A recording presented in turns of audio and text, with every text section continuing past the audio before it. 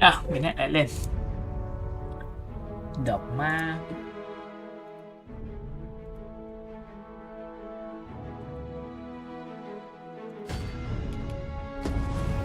Mình có làm vài nhiệm vụ phụ nên đang ở trên này. Đang đi tìm thằng Rogue mà không thấy thằng Rogue đâu cả. Hay là mình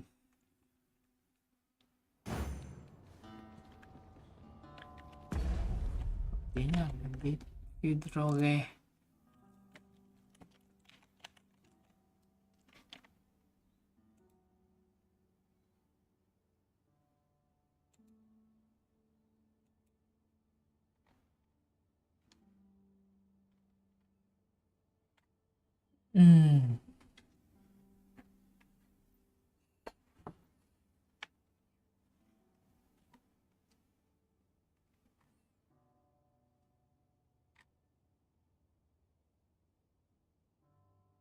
Đi xa vậy trời.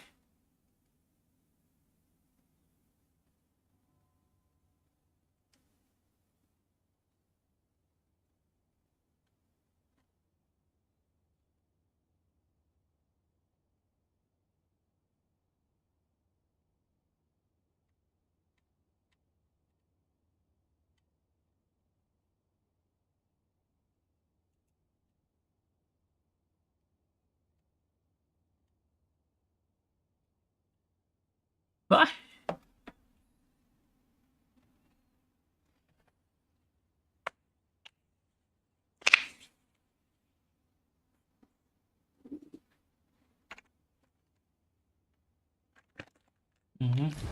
Đây, mình sẽ đi về hướng đông hả? Đi về hướng đông. Đây, đi về chỗ này. Đây, theo chỉ dẫn của kia thì nó bảo là chỗ này. That way.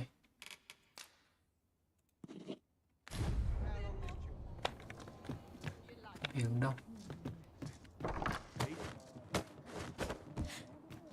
Đâu đây? Where am I?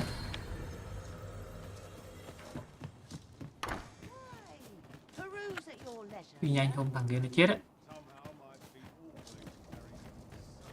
Chú thằng cháu cho ông Looking cái. to gain entry to Murden's Manor, are you? First, he'll sweep you a look from head to toe. That paunce. You'd think he... The flowers, from what I can glean, the petals absorb the sun. Isn't that unusual? Đấy, con này nó chỉ là cái đường mà được tạo bởi cái màu xanh.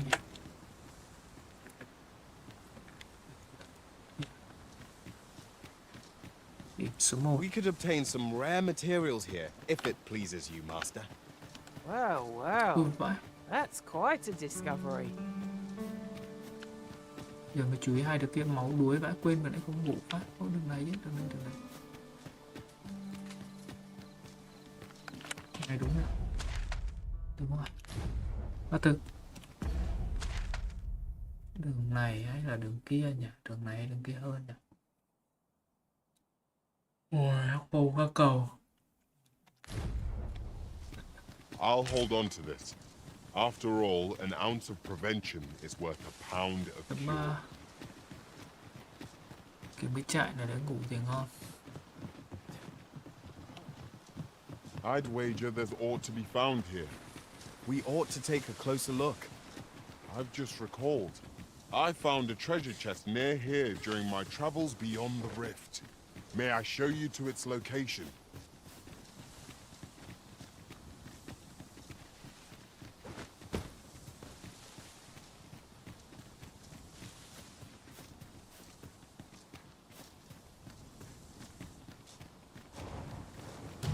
Harpies, Master! We have no means of exploiting our enemy's weakness. Đâu vậy?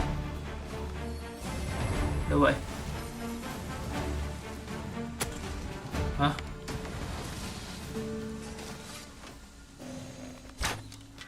Xong rồi á?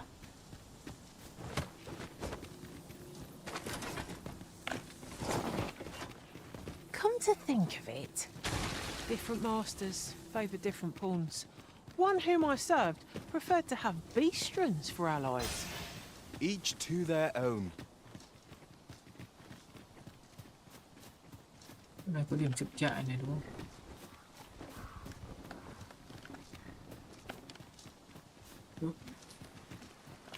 Ú 30 RC đó đã.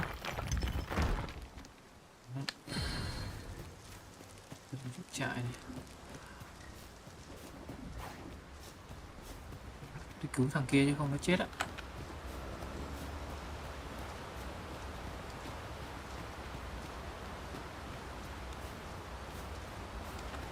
Đây, qua cầu đây.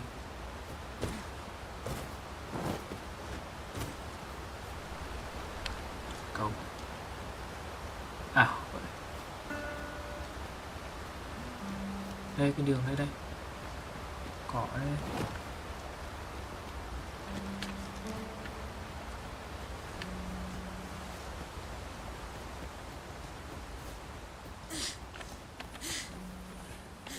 Hai người có đánh nhau chưa?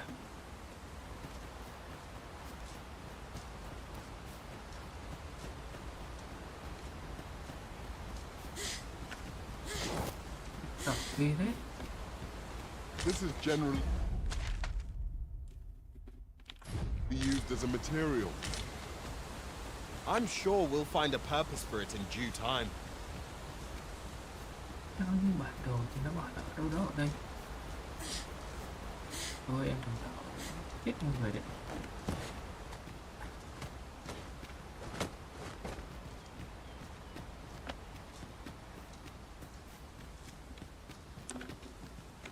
Đi đây.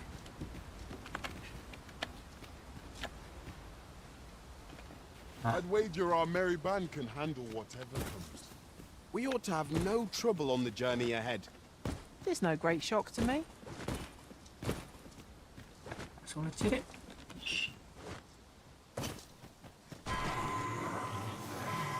Gì vậy thằng Ton? Trời ơi. Nữa. I am saved. Thank you, Arisen. Ma mày.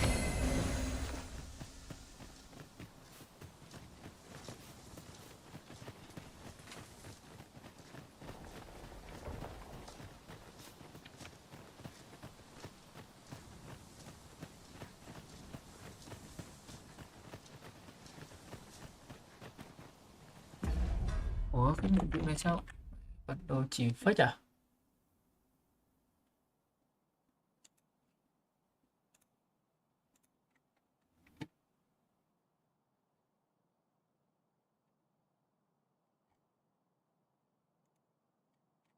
Tìm Roger là khó vậy. File Roger.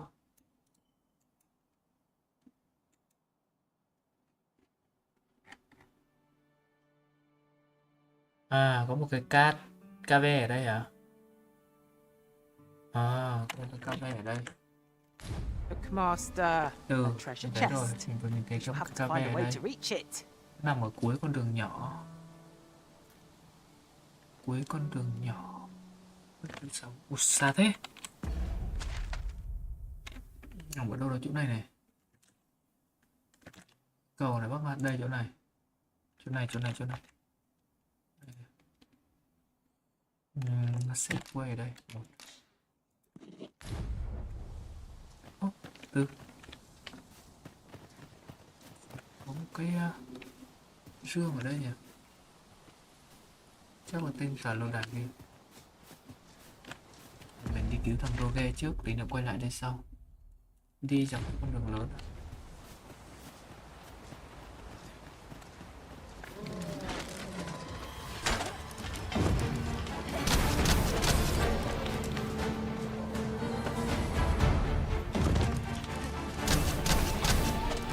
Care to feel the wind on your face?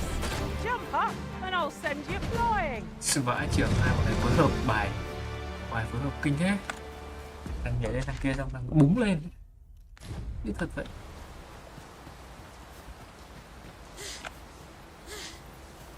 Ở đây em.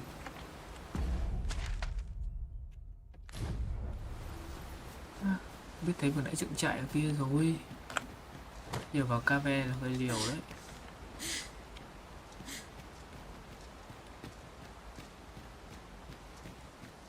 Giờ vào KV là hơi liều đấy. Đây.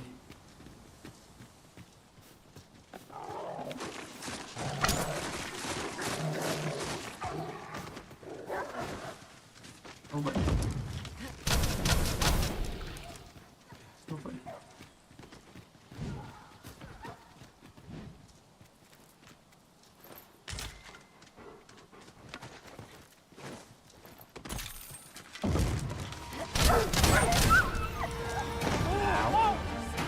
I can scarce feel my arms from an earth battle.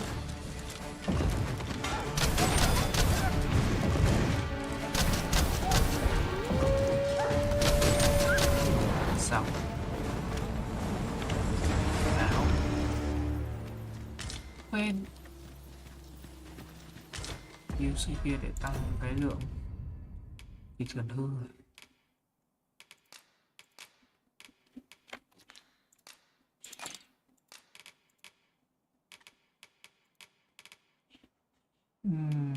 Sen vứt đồ ở dòng kia nhỉ? Cầm tao 2 cục này đi. Mày cầm thêm cho tao cái này đi.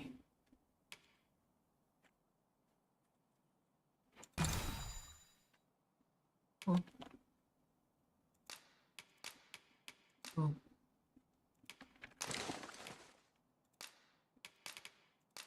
Ôm luôn. Ok.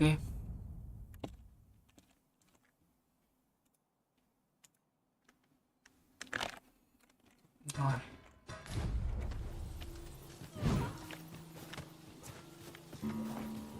Khô là ngon để được lâu này.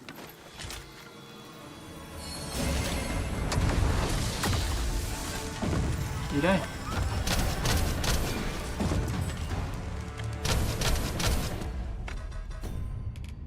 Ở ra là đấm nhau.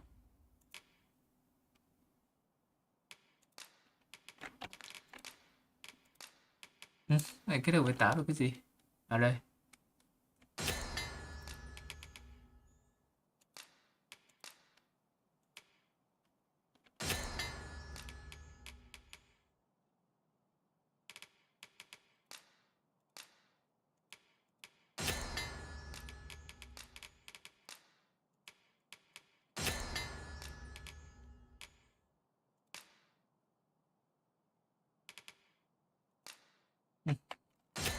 À, lông này kết hợp ra kia được ạ.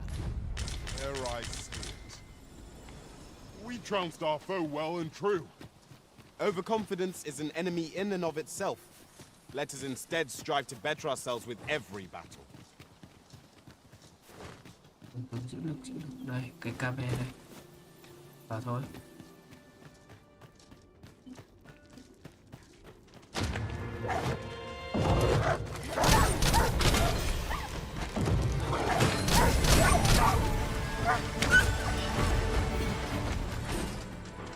Ủa, tưởng chết rồi.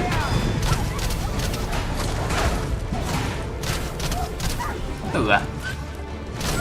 Tử à?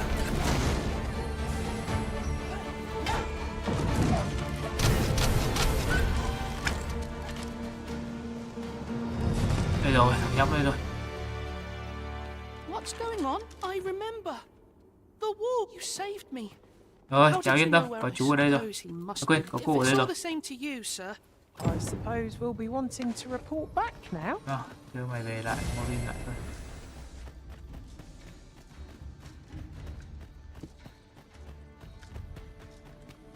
Let us deliver the lad to Sir Morris forthwith. Ah, yes. I know just where to find this person.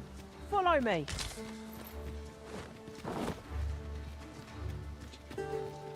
Đây, thằng Sabi bị thương để nó chỉ đường này. Sabi chỉ đường đi em.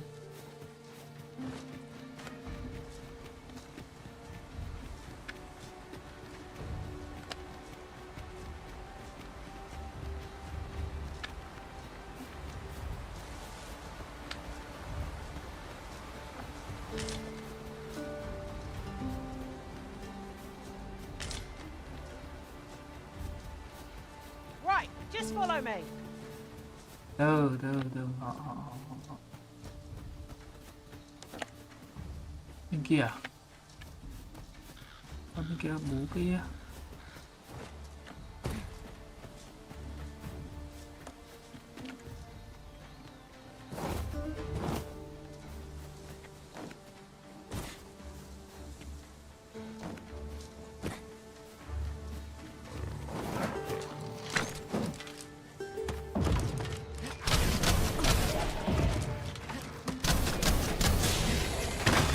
Well done.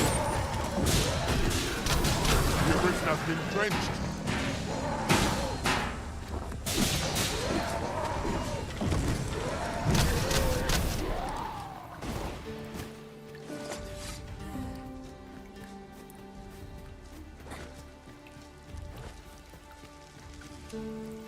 Cáp phát nè.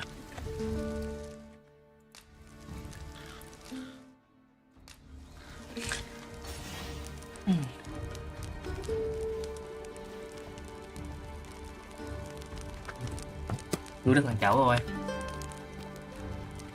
Bút phát. Đi đây thì mình cần học. Quả nấu nướng. Nổi vậy. I'm all for swapping stories, but perhaps another night. I can scarce keep my eyes open.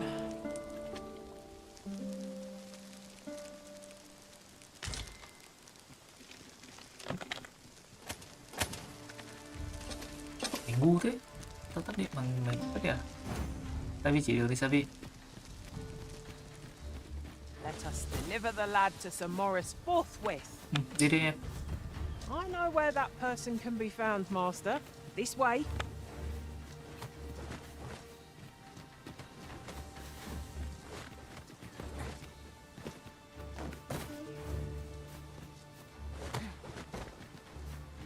Rồi.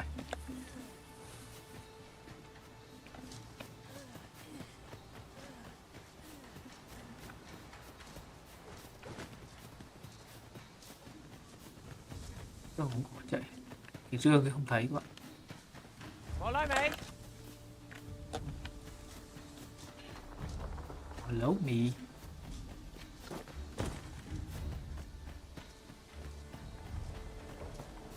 Chậm thôi. Tí có quái còn đánh được. Hết sức đánh quái mệt lắm. Mình cứ chạy đi.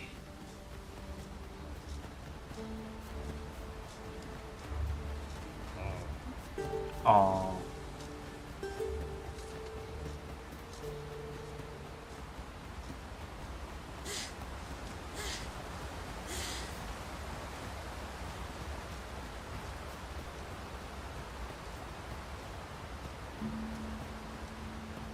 Đi.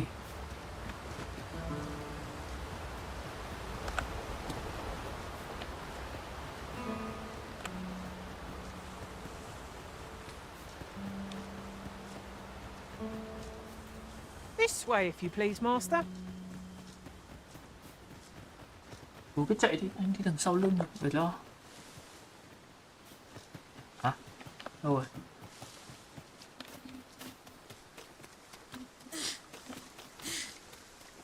Right, just follow me.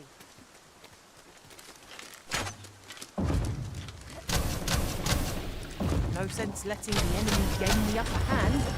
The early griffin gets the worm, as they say.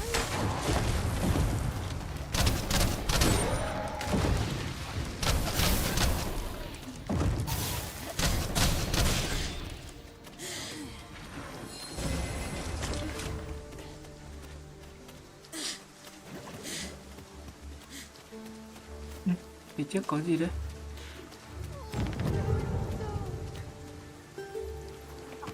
It's about time we pressed on. Dorian, Master. Fire won't do much good here. Best try a different tack.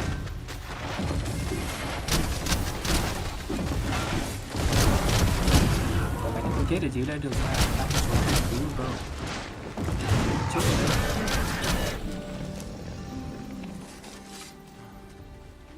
My thanks. Here you are. I wanted to show my...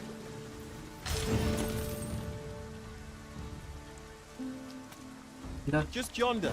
Looks to be a good spot for harvesting ingredients. I say we collect as much as we can carry. Giờ này tao biết rồi.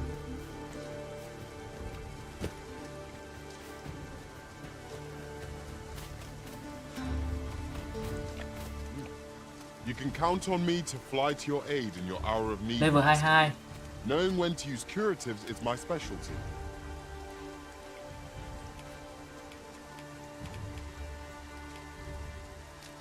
từ chúng ta cần phải có một cuộc họp.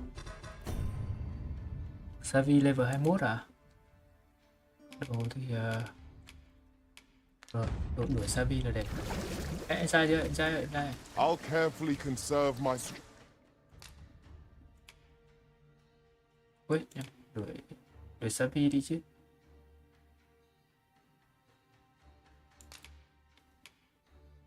strength. Cho Savi quả táo này. Yêu Savi All nhất luôn. told, I'm rather satisfied It will with be my... an honor to serve by your side.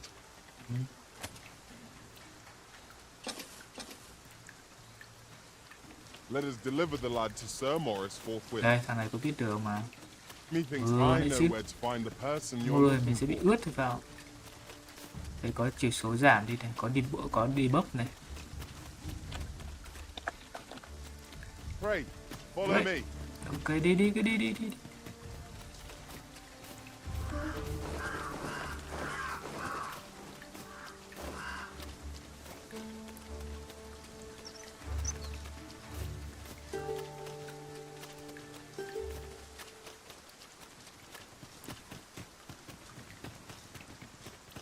Đây, thằng cháu ông mới về đây.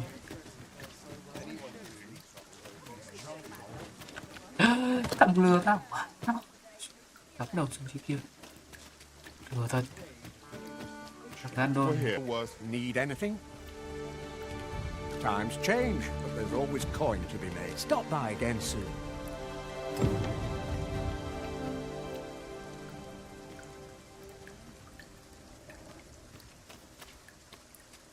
Got to keep it together. Rog, Hello, Grand. it's a Rồi, miracle. đây, chào với cháu về đấy. Oh, hush. You don't... Very sorry, Grandfather. I didn't mean to cause you grief.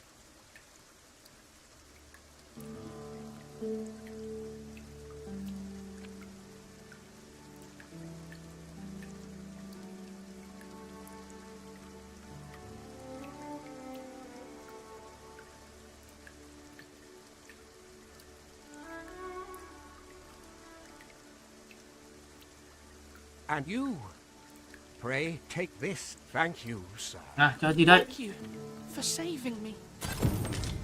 11.000. Còn ông cháu nha. Cái thịt này hỏng mẹ thôi. Rồi, theo quest này à? Cái này được rồi đấy, mình làm được rồi. Cái này mình vừa mới nhặt được cái đồ xịn xong.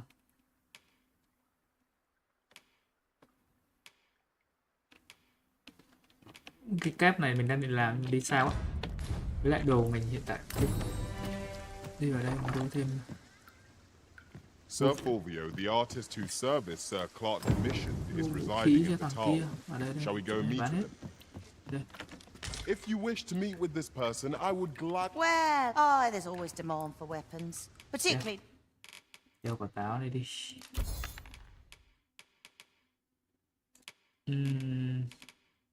Cái này nhận được khi nào đấy? Cái này chơi. Được rồi. Nào. near the border where quite... Bye. Đây. Thành gươm. Hàn băng chân. Gọi là cái gì nhỉ? Tuyết ẩm bảo đao.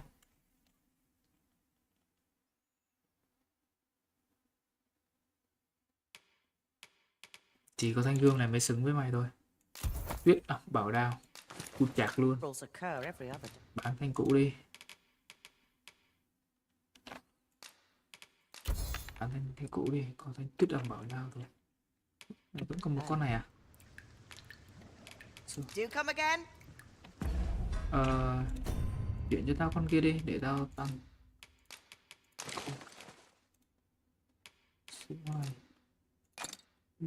Yes. Rồi. Này để cầm về làm nhiệm vụ. Cái này à.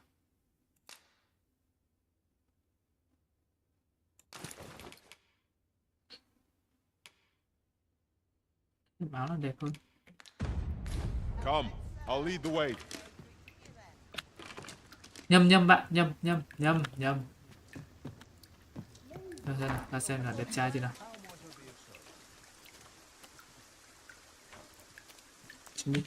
Then I shall remain by your side. Úi xội. Quả tuyết ẩm bảo đao.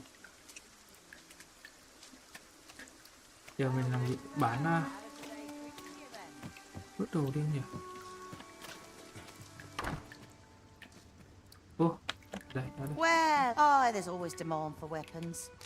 Theo bớt đồ đi không? Chẳng có cái gì. Nghĩ này sale, chắc sale đây thôi. Yes. Xương này thì nhẹ thì cầm theo được, còn mấy này nặng lắm. Những này đi ra farm được.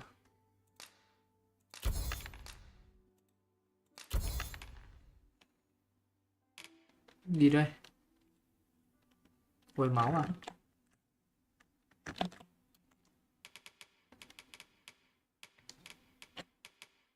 Particularly near the border, where Áo. Cung thì mình đang có cung xịn nhất rồi. Cái này là cái gì? Che mắt à? Bịt mắt à? 14.000 nhiều quá. Không mua được.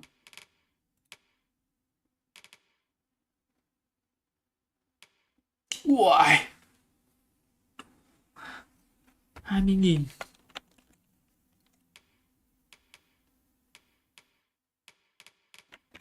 Bị nâng cấp thôi. quarrels occur every other day. Always a pleasure. Đây được rồi. Hết tiền rồi. Giờ mình đi đến phần, đi đến cái chỗ con bò xem nó có chuyến đi về cái không. Có chuyến về đây. Đi về hướng Bắc, Đông Bắc. Maybe I'll keep right here. Đây hướng này, vừa hướng này. Quên fix cái bản đồ này lại.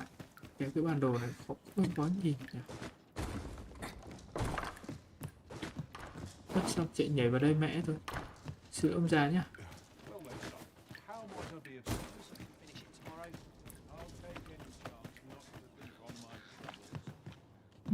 Có tiện gửi vào đây gửi ít đồ. Vào đây gửi ít đồ để về cho nó nhẹ người bớt.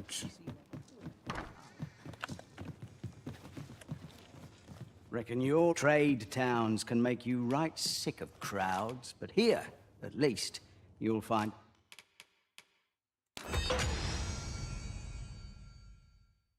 Rồi. Nó tự combine luôn mà.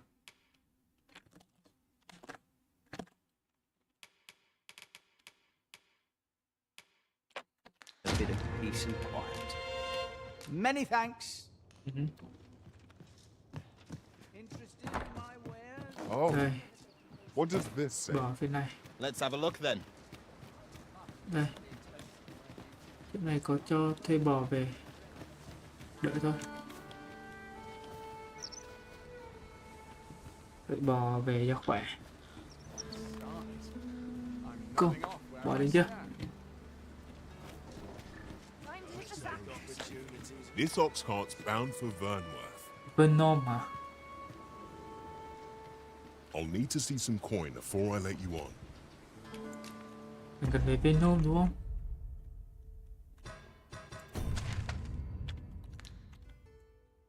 Thành của mình đây là thành gì? Cave. Ở Venom thật. Đi về Venom. This ox cart'll not take you anywhere till I've had my due. Ok. Về Venom thôi.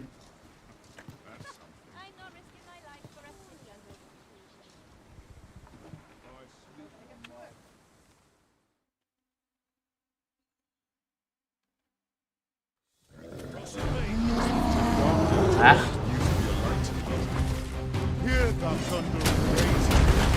Biết lại hỏng cái xe thì sao tao về? Đó này.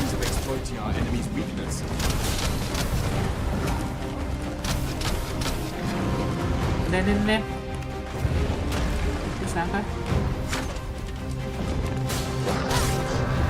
Còn con chó này nữa.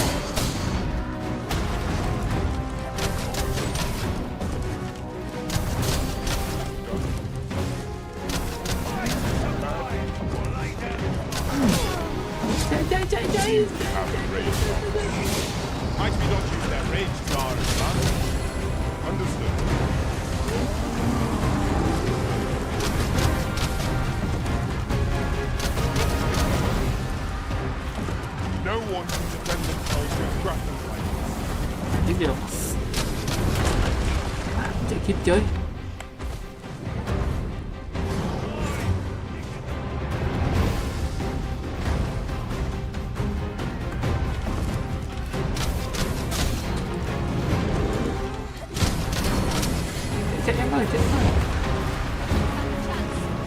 Sao nó toàn nhằm vào mình ra đánh nhỉ? If we're to have any hope of victory, Còn we must đã nằm employ trên đường. every tool and tactic at our Cảm ơn, disposal. ăn đâu.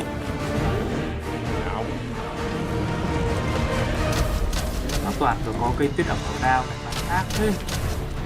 Nếu mình cũng có cái mà.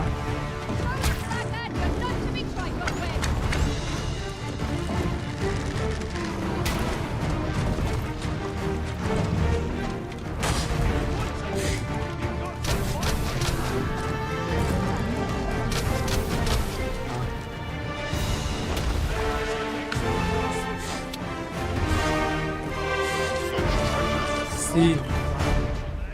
How exciting! Cái xe này My sao? heart is fit to burst. Đâu là cái xe lên được? À đây. Rồi, xe lên được. cũng lật xe lên được. Phải đi tiếp thôi.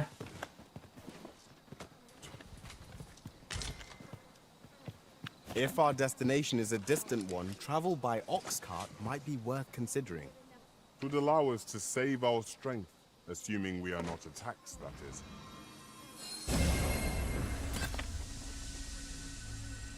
Lên xe đi. The foremost priority is to douse those À, flames. chưa xong hả? Gì nữa?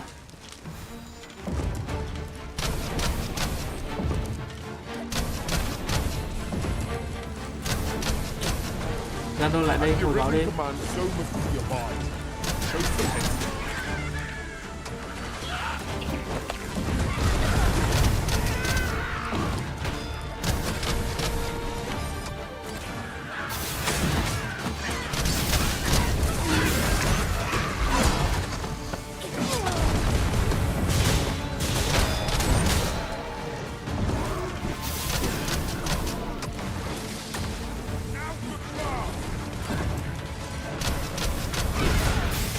Gì nữa?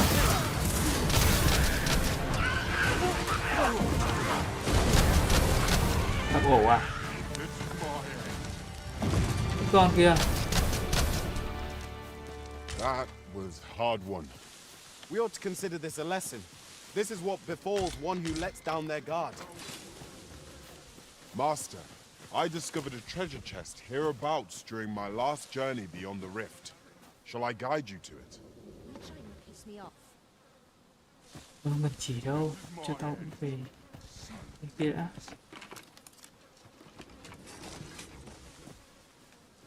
Hả? Không biết chết rồi hả? Đi được có nửa đường.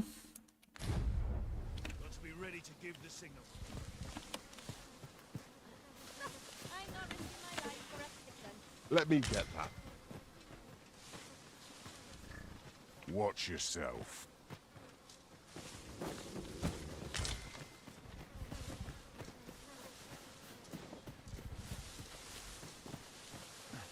Kia đâu rồi? I enjoy tackling fierce foes and prefer combat's thrills to gathering items. 23, I am confident 31, and may act independently. 23 level 31.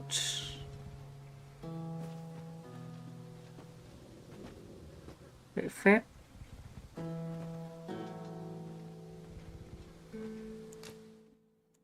Thay cho thằng này đi.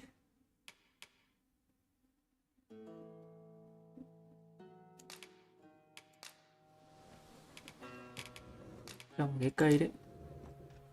I dare say. Ah, good. I see the Arisen's found someone to handle our busy work.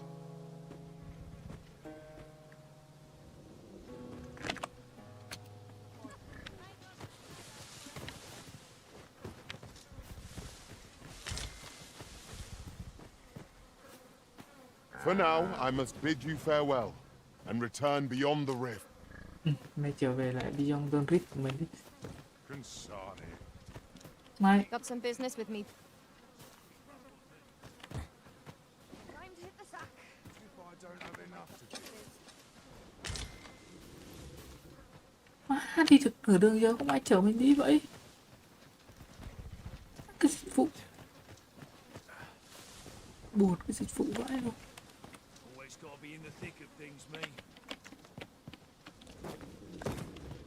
Giờ cho tao chạy được không?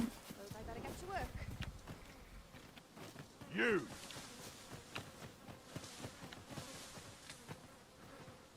Thôi chạy bộ vậy.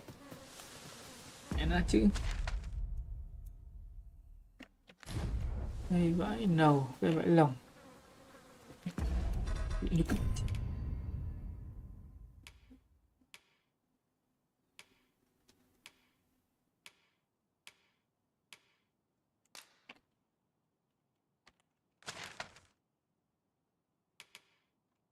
Này, mày này làm virus. Rồi, làm cái chỉ đường đi. An appropriate choice arisen. I'll gladly take the lead. Ồ, nó biết đường hả?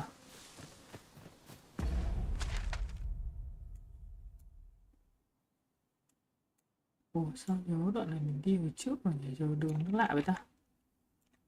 Đâm thẳng thôi, đâm thẳng theo đường lớn là đến thôi.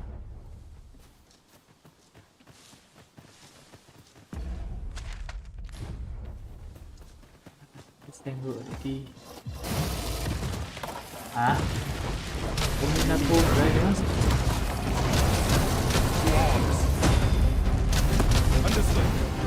Strike hard enough. Might not have to do this twice. A focused attack will end this battle. I am well aware.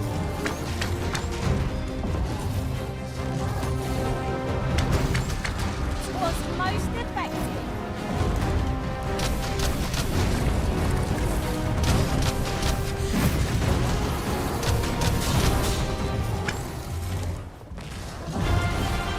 Đang đầu bên này tỏ nó ra tô nó lật đầu qua kia sang kia.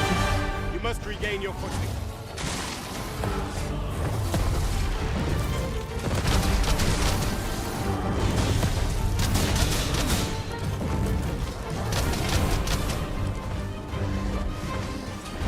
Thôi nói cho tao đi.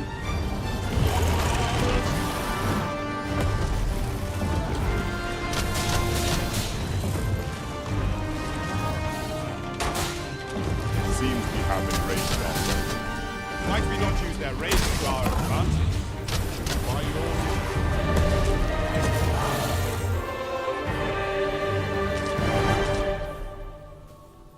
Thằng kia nó đóng băng con bò đứng im luôn mà. Đứng luôn mà.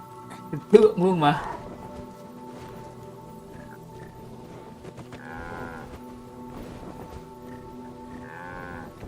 Đây vào đi. Vừa nói cho tao phát. Oh, very well. Back to your side I go.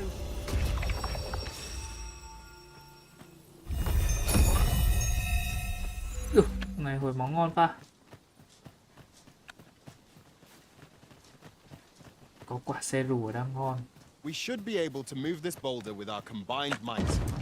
Would anyone care to push? This battle will empower the elemental magic. Nhiều quái lắm hả?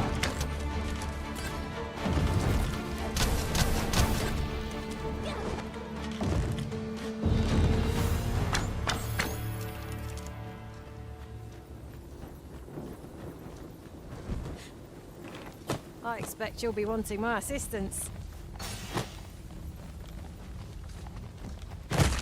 Ủa? Hả? What? Hả? Đụng cái gì vậy? Ma! Đụng quả đá chết luôn mà. Vãi, nổi cả game. Bị đá đụng chết rồi em.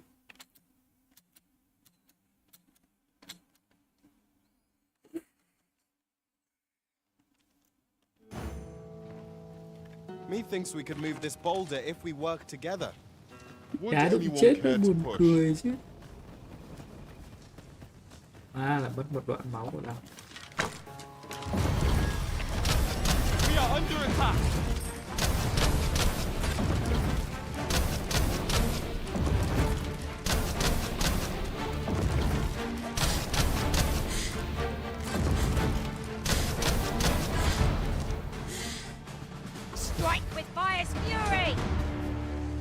Well done, Master. Phải bỏ cái animation đập lưng đúng không? No sense letting the enemy gain the upper hand. Ủa sao mà tự nhiên nó đang chết tự nhiên sống lại này. Nhiều lỗi vậy.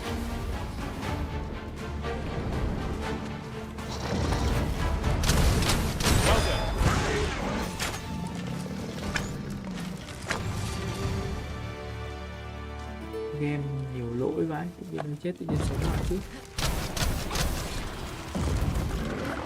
Have thoughts to fear. I'll protect you.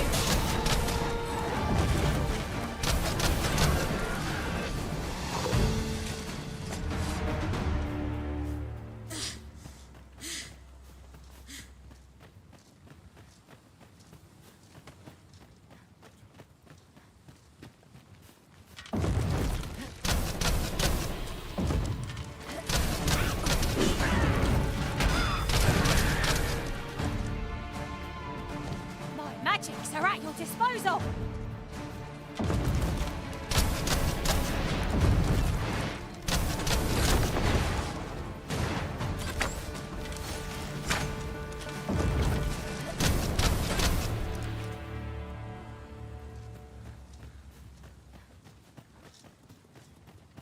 Về quê thôi. Oh, look. There are rare materials yonder, just waiting to be harvested. Well spotted. Shall we see what we can find? Để tao lấy. Yeah. Rồi, Let me get that. em này 0,5 cân nữa. 0,15 cân nữa.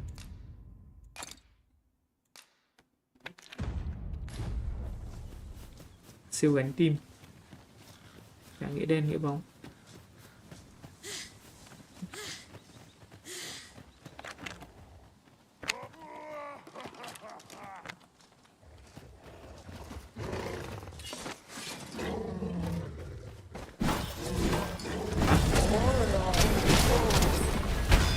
Có thằng ở đây.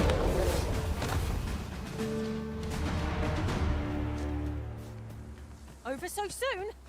Why? We seem to have come through unscathed. Overconfidence is an enemy in and of itself. Let us instead strive to better ourselves with every Còn xa vậy.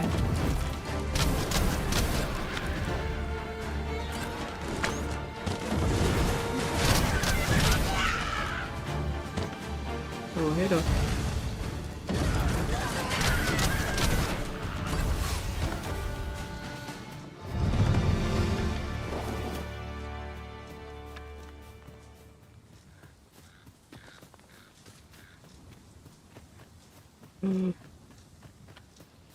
À, có thằng chó What kia is rồi đây. that?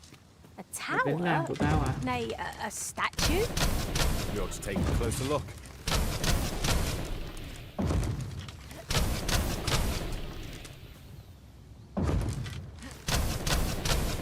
Really now? You mustn't shirk your Đi. duty, lest you forget 'tis the Arisen we serve here.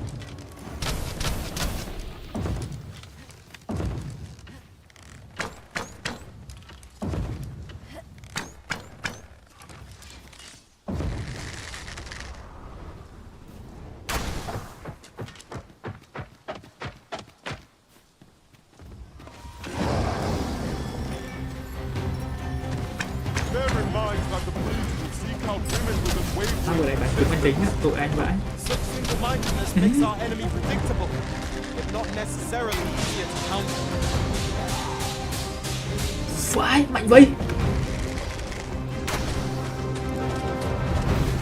This spell will empower you with elemental magic.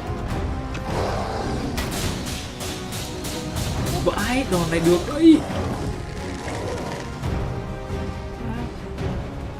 Nhưng mình nhớ tới anh chuyện em biết chuyện Toriro chuyện vào cái thằng mà đi săn thực phẩm á.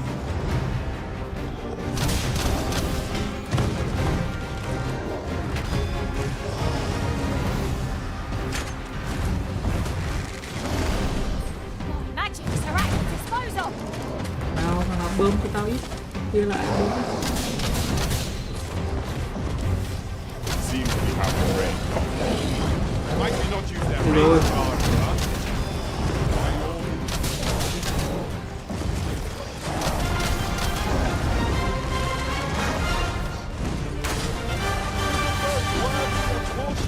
Not save our best will do.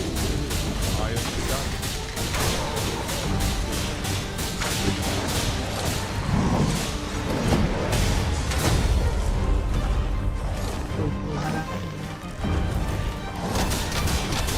I must admit that it feels wonderful to strike through. Mày thì chết thì cái gì nữa.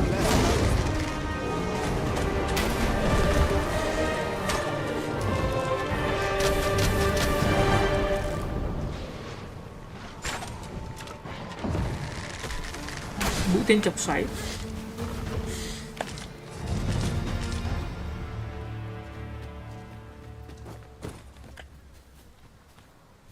Nó có quả xoáy ác thật. Chiu, chiu, chiu, chiu, chiu, chiu, chiu. Thôi về quê thôi. I've a knack for gathering items and am ever on the hunt for new finds. Level I'll gladly try 23. out any useful mechanisms I espy. Xin lỗi em nhé. Anh viện cung thủ. Anh là cung thủ mạnh nhất ở đây rồi.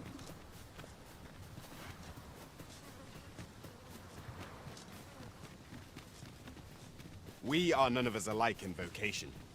One should think we'll be able to counter whatever comes our way. Let us utilize our individual strengths wherever possible. Goblins approach! We have no means of exploiting our enemy's weakness. Purity won't do the trick.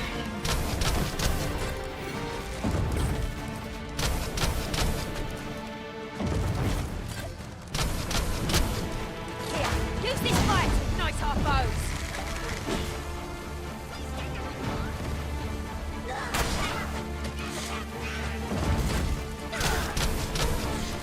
Ta bút lửa vào mặt ác thôi.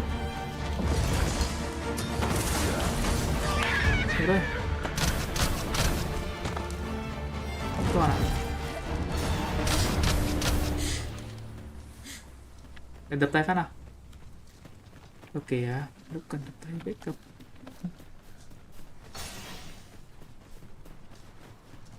Đưa em về quê, đưa em ra đồng. Có đồng cỏ trắng xinh.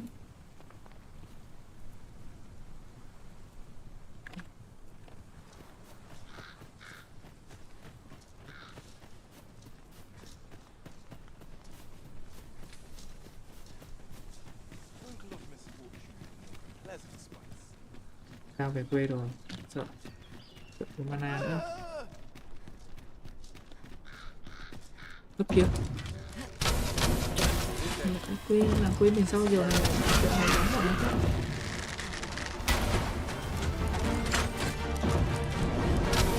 Magic's are at your disposal.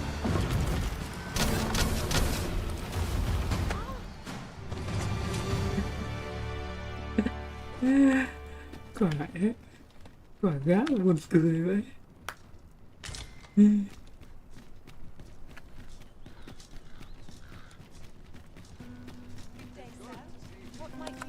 Thằng nó trộm này chạy đâu đấy?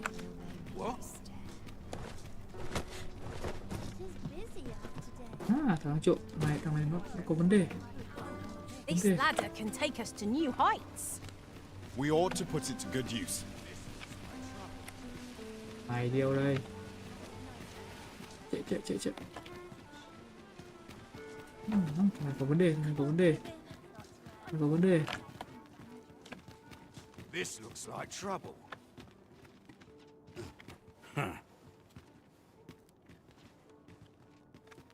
Nó chạy như điên rồi.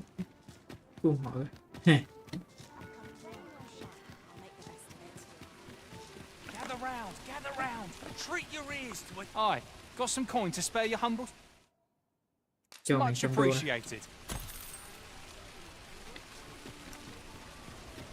Rồi, đầu tiên thằng này. Hoi, friend! There's something I've come to understand during my every last resident in Vic, for it made me. I want to live a life I tire of looking at this box. 'Tis proof that 'tis something. Here is the last of the. Now, I may not be able to wander. Thus, I cannot say when. Though, I feel. Till then. That was quite a gift. I hope that procuring it was not a burden upon the Ôi, lad. rồi nó trả tiền cho mình rồi, nhưng mà hơi thừa. Bởi vì mình có một bộ thôi. Welcome to Pure, and quality is what you need if you want to survive. Mình sẽ bán bộ này đi. Bộ này mình có rồi.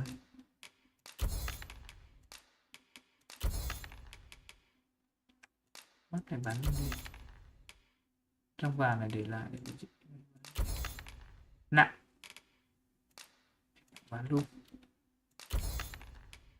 Yeah. Bán luôn. Nhẹ luôn. Bán luôn. So before you check the price, just remember. Many thanks. I appreciate the business. Ngày nhìn mặt vui nhỉ. Mặt cảm giác có thiện cảm mua bán vậy. Mình qua bên kia mình lấy lại bộ đồ rồi bắt đầu thực hiện cái kế hoạch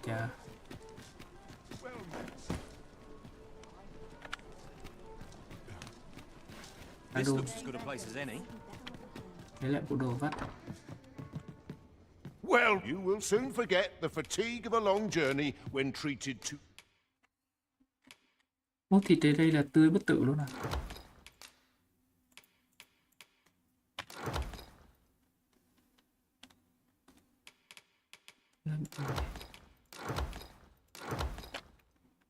The foremost hospitality in all...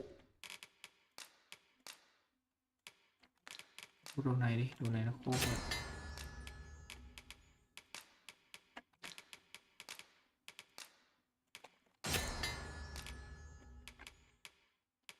Fernworth. Là cất mấy cái đồ cần thiết đi. Nặng quá. Cần cả. Much obliged. Chuyển đổi thằng để mình cầm hộ. Nhẹ. Mấy này nhẹ không? Kiểu mấy đồ nhẹ nhẹ trong gom với nhau thành đồ nặng. Cả cái này đi nhỉ.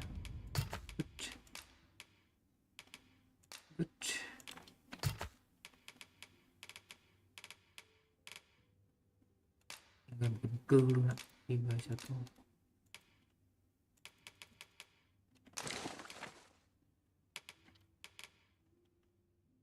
Hoa để lâu quá bị hỏng hết rồi.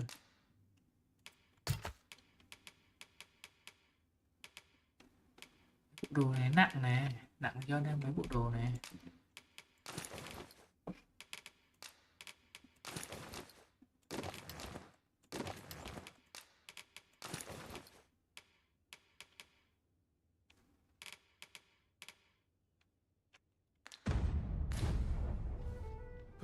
Tối à, chưa tối à?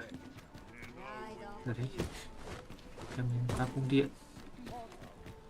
Mình biết mẹ bạn mình biết cái đường nó ẩn ở đâu các bạn ạ. Phía trong.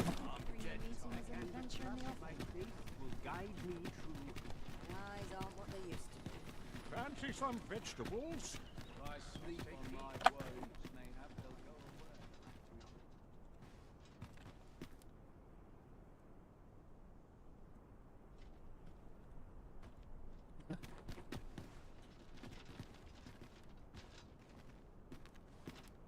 Ôi.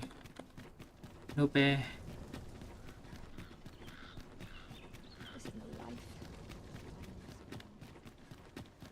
Nhưng mà mình có quản đầu buộc hai vãi giống đầu mình buộc vậy. Nên thỉnh thoảng mình buộc tóc cái này bạn. Ở đây một phát. Đợi một. Rồi chưa tối lắm à.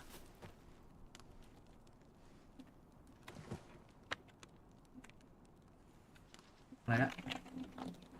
Các đệ ở đây nhá. Vào trước có việc. Do you know how long you'll be? I only asked so that I might adopt the most effective stance. Em Eric có quả mũ chất nhỉ? Phương miệng. Đây. Cứ tìm mãi, hóa ra là nằm ở chỗ này các bạn. Đây. Đường. Đây.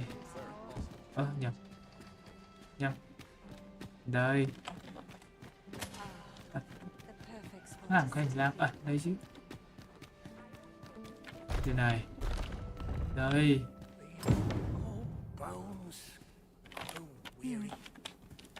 The latest tidings from was a tragedy to those. I thought to myself, and indeed, still, that I would see the.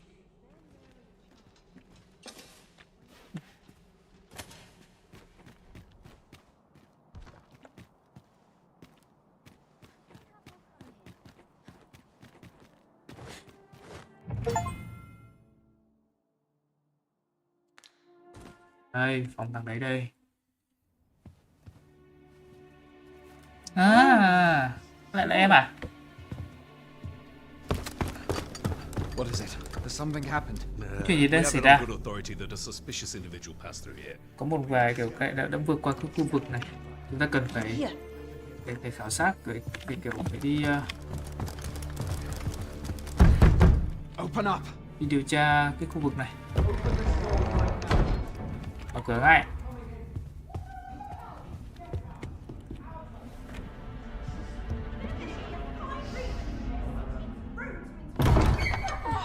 You're dressed rather austerely for a patron. My ồn ào quá đấy. apologies, Lady Wilhelmina. Rất là xin lỗi thưa bà. Nhưng mà tôi được báo rằng có một nhân vật nào đấy lạ mặt đã xuất I hiện was ở đây. out front till but a moment ago, and I did not see so much as a shadow. Be that as it may. You are excused. Leave this place. You invite Cút khỏi đây đi. wrath upon yourself. Tao chẳng thấy ai ở đây I will cả. summon you if aught is amiss. Tao sẽ gọi mày nếu cần thiết.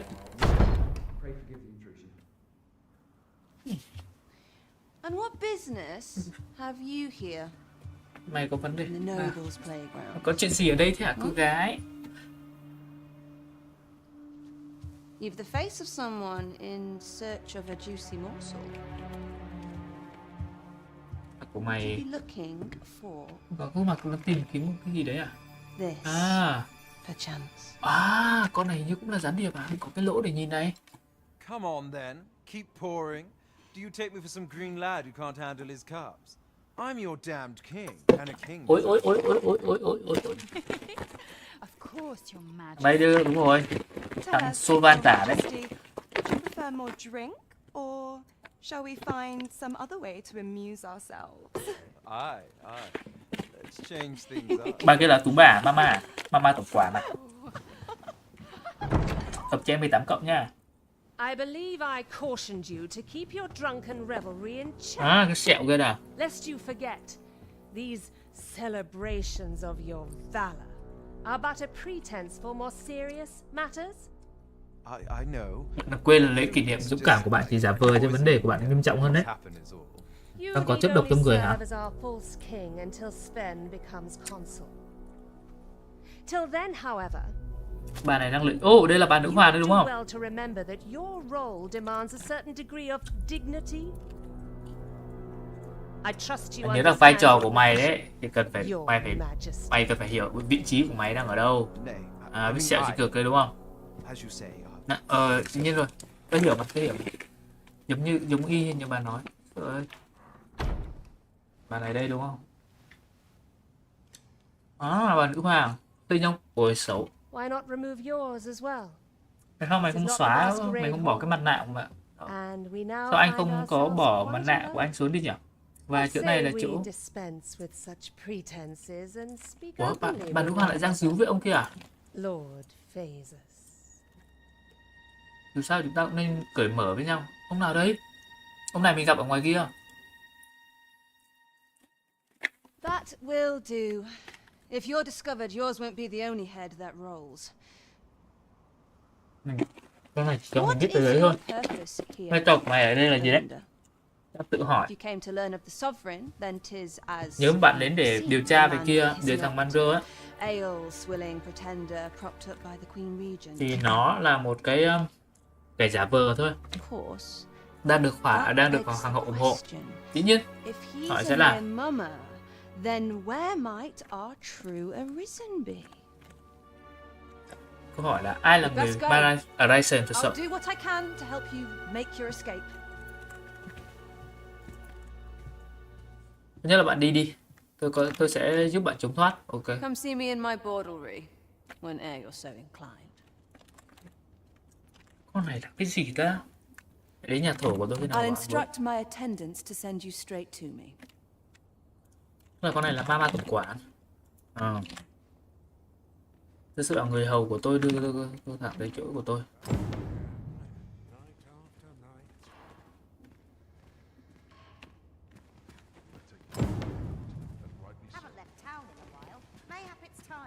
Đây là kỹ viện đây đúng không? This is one step.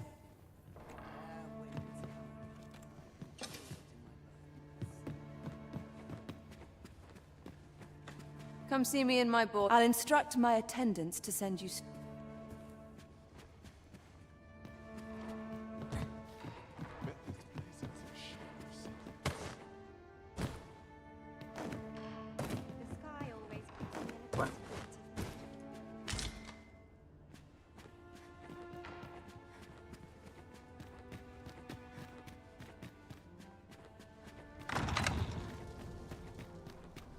Is this where you've been all this time?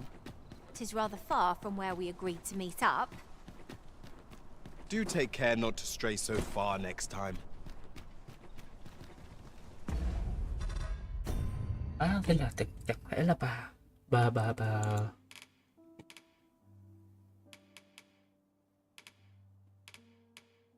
bà hoàng hậu là răng díu díu mập mờ với ông kia.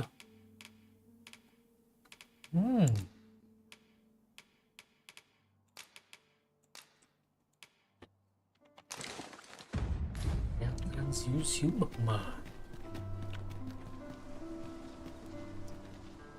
Dẫn đường đi.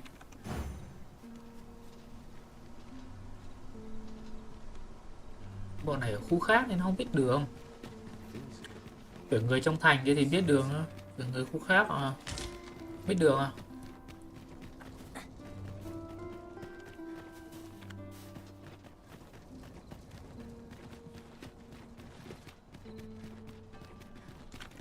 Đây là đến bên kia mà. Đây là này. Úi giời, bậc thang nó đập vào mặt. Mayhap this ladder is here for a reason. Ah, excellent find. Xương này.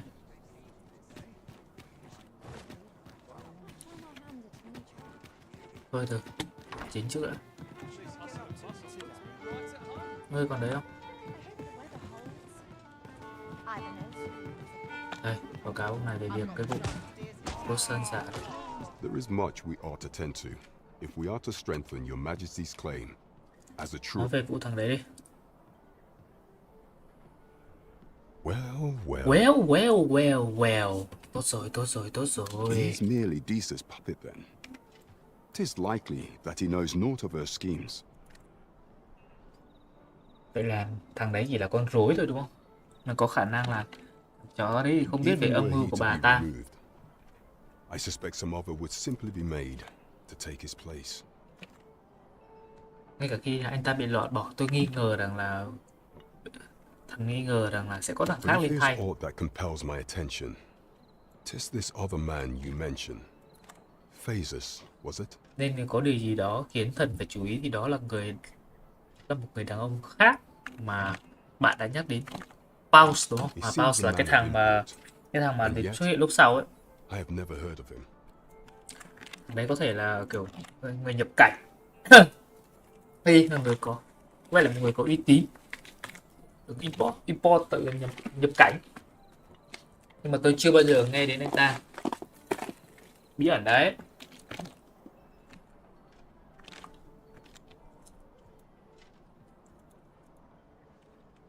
Okay. Pray, allow me to investigate this matter further. You've done well, Your Majesty. Thank you. Cho phép tôi được điều tra vấn đề này thêm. Anh đã làm tốt lắm thưa bệ hạ. Queen Regent Disa appears to be working in concert with this Phases fellow. But what precisely is their aim? I know not. There is much we ought to tend to. If we or shall change, if Your Majesty has any unfinished business to attend, very well. The coronation is to take place on. Đến buổi lễ thôi.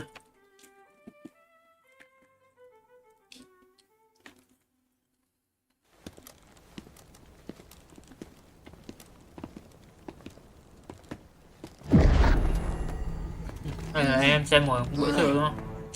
Đến buổi lễ thì thằng Bon của mình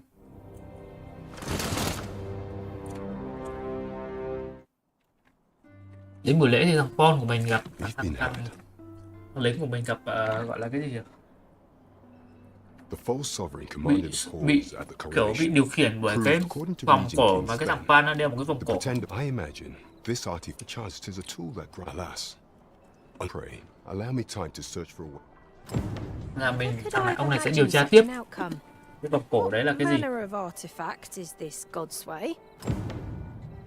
I suppose 'tis pointless Bây to giờ mình đợi ponder. thôi. Let us await the results of Captain Brant's investigation. True enough. Quay lại nhà của bà kia. Mình có một cái chỗ ngủ ngon. Rồi, đây bà này.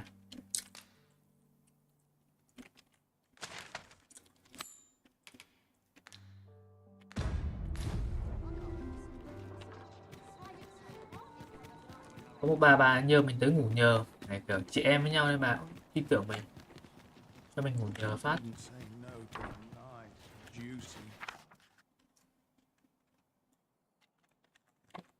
À, gì đấy? Một Sven gửi cái gì đấy? Xin lỗi tôi vì ghé qua không báo trước, tôi quá các bạn nên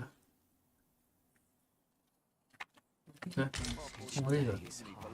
Trải nghiệm rồi thôi, ngủ thôi. A good sleep will ensure we are prepared for the morrow.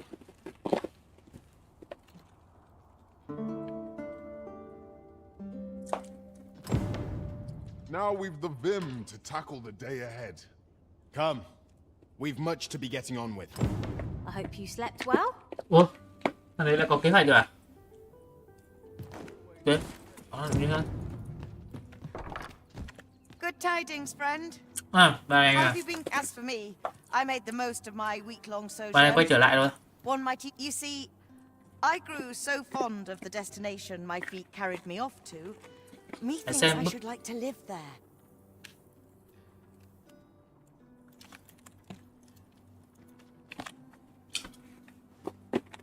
Là đấy, tôi càng yêu thích cái đích mà tôi đến. Tôi thích, nên tôi nghĩ là tôi thích sống ở đó. Bà này... And that's when I thought, mayhap you've grown just as fond of this dwelling. Fond enough to purchase it Mà from me. nhường nhà này cho mình à? Và đó là lúc tôi nghĩ có lẽ bạn cũng đã trưởng thành ở nơi này. Muốn nói là tôi không thể đưa cho bạn được. Mà nó bán lại cái gì, mình đi bán cho mình cái gì vậy? Tôi không thể chỉ đưa nó cho bạn được, tôi cân nhắc phí rời riêng của mình, tôi sẽ bán nó với ai sẽ lấy nhất. 20.000. Mua nhỉ? Đầu tư mẹ căn nhà đi. Much obliged, friend. I hope you're as pleased with our deal as I am. Suppose I'd best be off. I've my own home to get to. I hope you'll be happy here, friend. Yeah, mình có nhà của mình rồi. Methinks this will be of interest to Captain Brant. Shall we go inform him? Mình có nhà trong game rồi. Yeah, đây là nhà mình.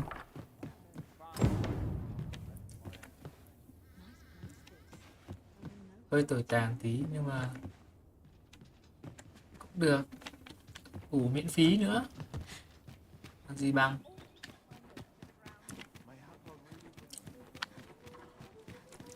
$20.000 là rẻ rồi.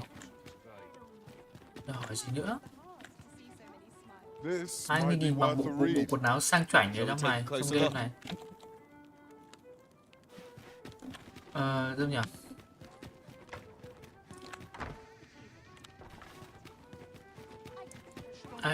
Thằng này biết đường mà sao vừa nãy em dẫn đường cho ta? Person we're here to meet is nowhere to be seen. Shall we come back later?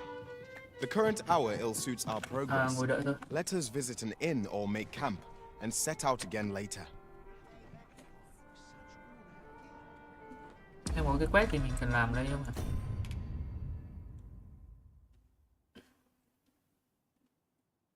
Cái này thì mình đang làm. Mình đến vui đưa đồ, mình có cái đồ xịn ở vui, mình đến vui đưa đồ, hình như thế làm gì này thì phải.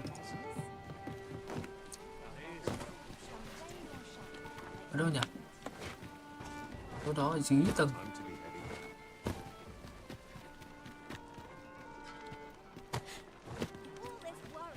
Nằm ở đâu đó ở dưới tầng. Bên này, bên này. Không, bên này.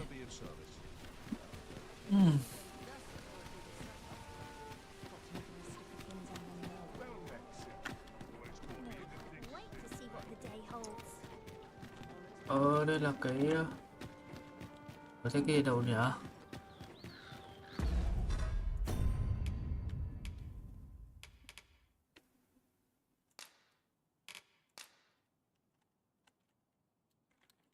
V I đâu rồi? Our errand is nearly done. Đây phải đi địa chỉ. We ought to make the delivery now, lest it should end up lost or misplaced. Indeed, you are correct. We found it. Good tidings, sir. How fares your retrieval of Đây. those plundered weapons? Cái triệu sinh này. Marvelous. You have acquired both an archer staff and you may now change your vocation as this. What's more, I bear glad tidings. 'Twould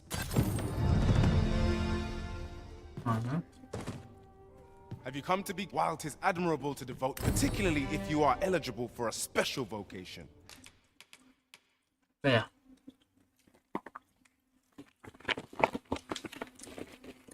Achi Stave.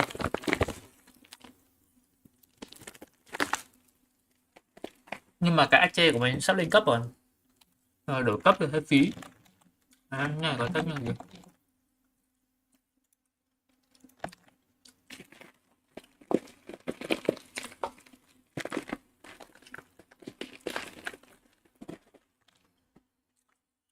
Có chữ like chữ Achi vào đây. Archer. Rồi, mình sắp lên cấp rồi. Heretofore unseen opportunity. Have you found any of the items? 5 cái mới được cái này hả? We discuss perchance.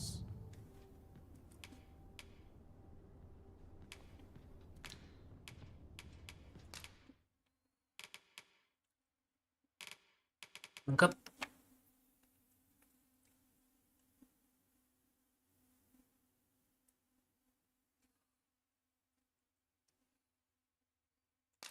Nâng cấp rồi.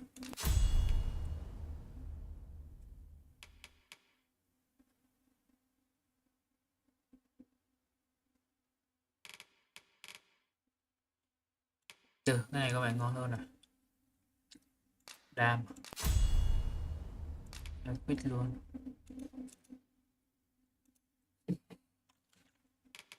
Đấy.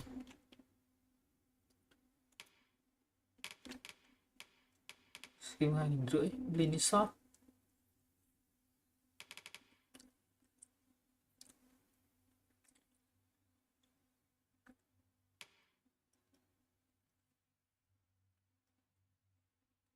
Mình không thể bắn liên tục như này được nhỉ?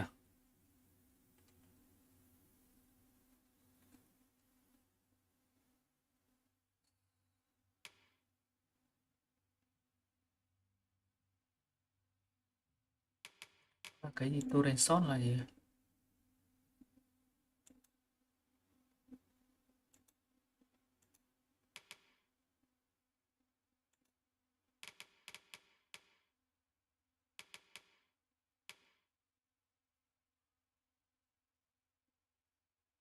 Này mạnh vãi, này bắn trong rồi giật đam. Kinh vãi, ép.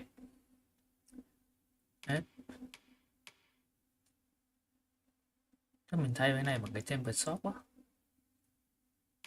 Deadly Arrow thì cũng ngon nhưng mà không có nâng cấp, bản nâng cấp tiếp theo.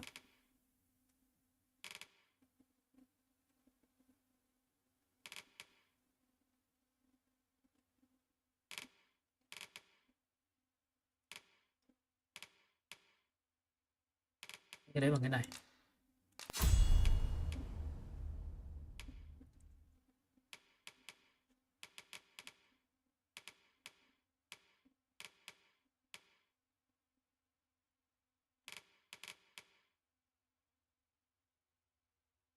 Này rồi nhá. Deadly Shot không lên nhá. Temper Shot.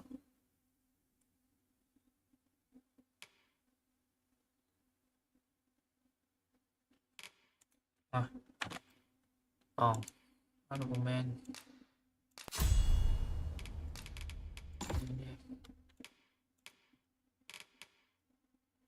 thôi.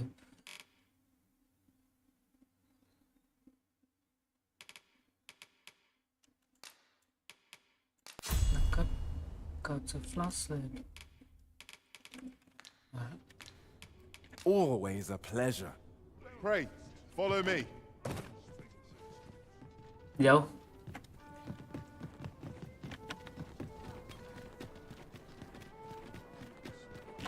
Quán từ từ.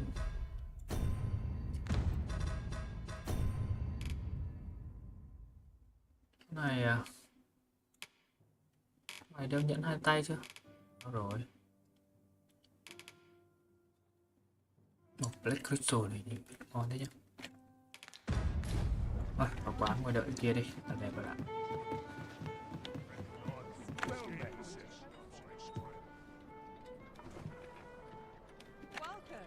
Ok, nhầm C với X. C. Rồi, tối rồi. There is much we ought to tend to, if we are to strengthen your Majesty's claim. Regarding the matter of the Godsway, I fear there is naught to be done, save for your Majesty to venture to Batal, where you might uncover the false sovereign's secrets directly. Về vấn đề thần đạo, tức là cái vấn đề Godsway ấy, tụi em là không còn cách nào khác ngoài việc bệ hạ phải mạo hiểm đến Batan, nên ngài có thể trực tiếp khám phá ra rồi, mình phải The đến đấy. sigil upon that letter from some days past bore the crest of the Batali Palace. Surely there's ought to be found therein. Dấu hiệu trên bức thư cách đây vài ngày mang biểu tượng của cung điện Batan. Không chắc chắn thì có thể được Yet tìm thấy trong official đấy. dealings twixt Batal and Vermund are suspended. Về đến Batan rồi. Passing through their fortress will prove a difficult task. Tuy nhiên, trên các giao dịch chính giữa Venom và Batan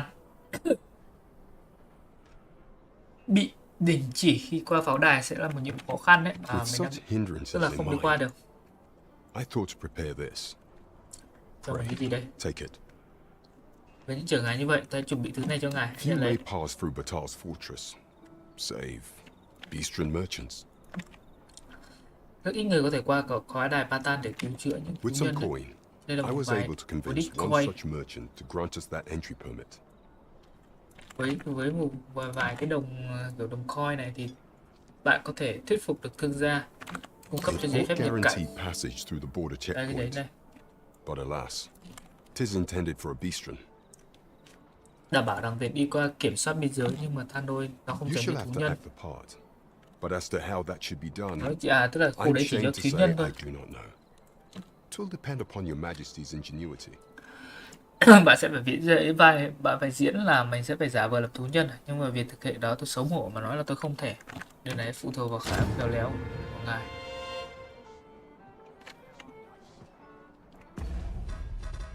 Không cái gì đấy?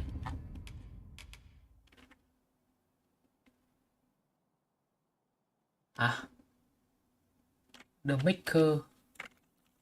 Maker tức là đánh dấu. Điểm đánh dấu, cái này là điểm để đánh dấu hả? Khi được đặt ở bất kỳ vị trí nào, có thể quay lại, việc sử dụng này sẽ đưa bạn đến đó ngay lập tức. Ok.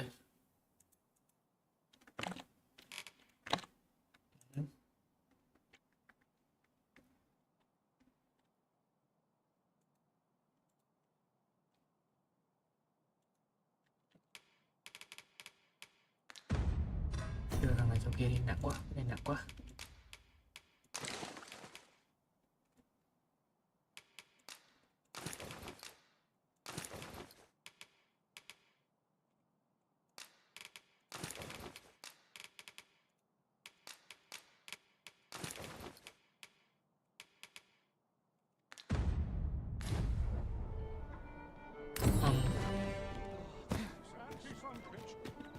Might not one of the bandits in Vernworth's jail know of the methods employed by thieves and their ilk? I can guide you there if you wish. True enough.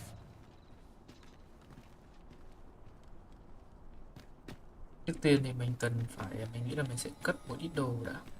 Mayhap you'll think this a trifle, but the events of the coronation are as vivid in my mind as if they occurred only yesterday. We must needs uncover this secret power that allows for the command of pawns.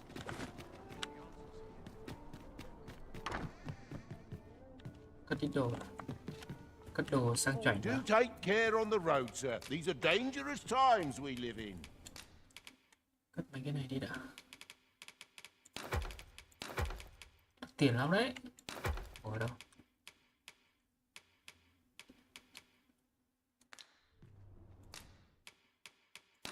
Cất lương cái này đi.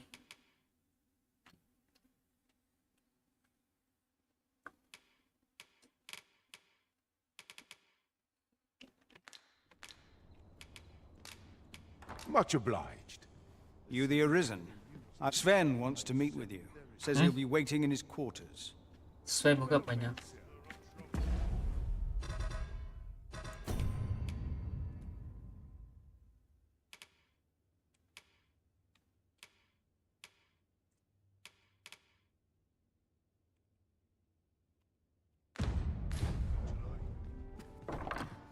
You the Arisen? I've been looking. Sven wants to meet with you. Says he'll be waiting in his quarters. Đợi ở chỗ. Bắt chờ đợi chỗ. Đợi cái chỗ góc đấy hả?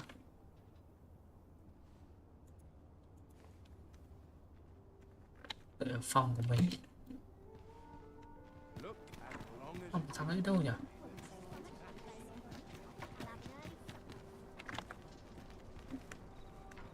There's a ladder here. We ought to put it to good use. Ê ông ơi. You the Arisen? Sven wants to meet with you. Says he'll be waiting in his quarters. Phòng của thằng nhà thằng Sven ở đâu nhỉ?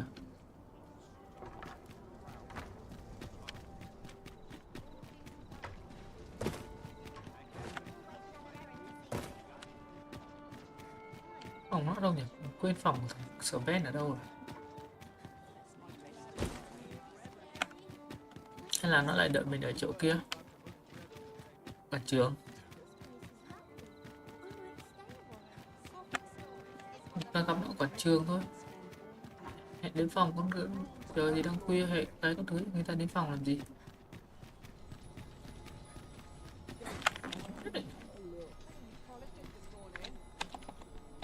Hay là nó crush mình rồi. Yeah. Look as long as you please.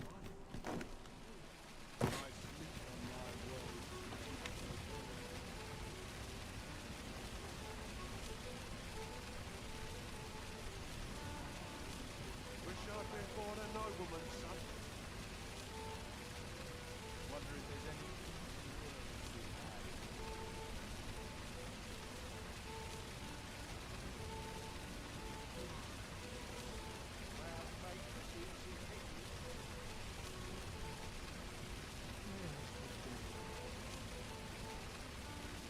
Giờ mình bên lại xem lại stream mới thấy vỡ ảnh nhỉ? Mờ nhỉ? Lúc chuyển cảnh mờ vậy.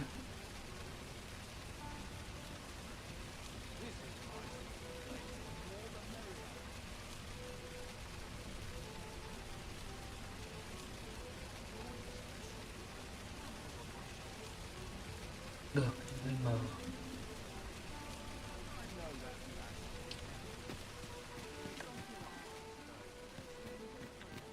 Sẽ ops đến Patan cho dễ đi.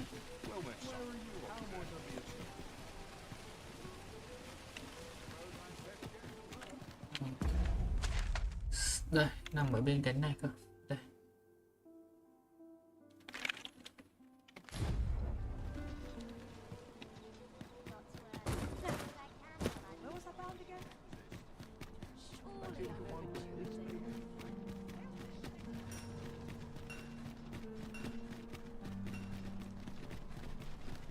Có xe ngựa đến Bahata.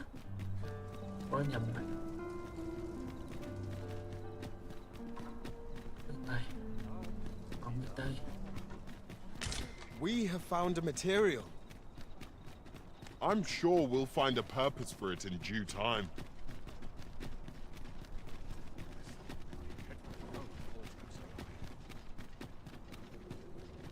Xe ngựa tới kia.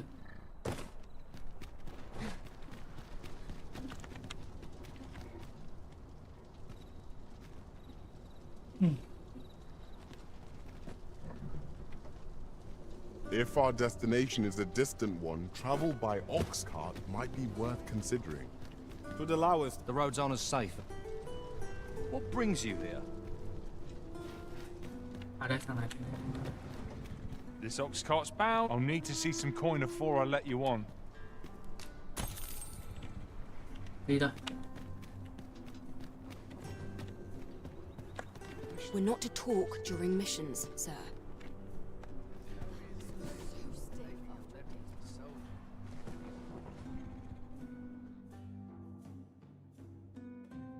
Đến nơi yên bình nha, đừng có đi đường. Come on, Cướp.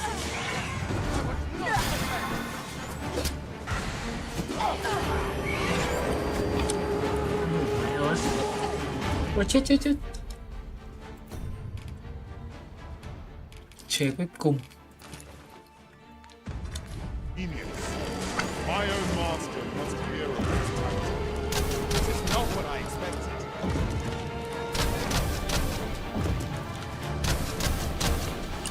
Không thấy gì cả.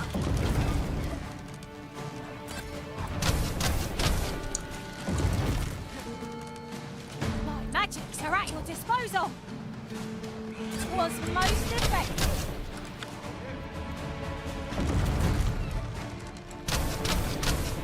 Không thấy gì cả. Rồi.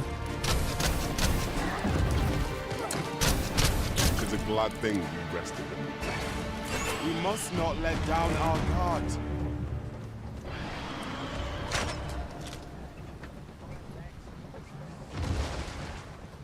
Shall answer for this. My fate is sealed. Chưa con này không? Is this some manner of trial? Do not test me. Stand strong! Is this some manner of trial? We'll pull through yet! A fine place to harvest some ingredients. No harm in thinking of you. Tất nhiên ổn rồi đấy.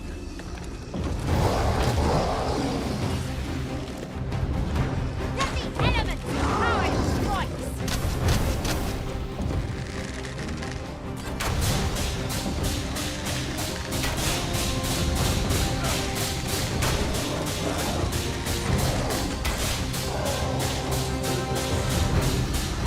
Continue our onslaught and Cái đầu the nó demon đi will đâu? soon topple. A focused attack will end this foe.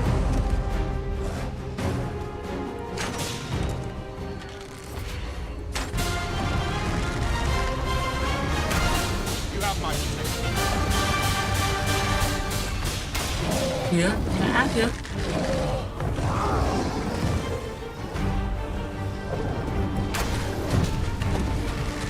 We're still in the fight! Đi để tao bắn trúng cái đầu nó coi.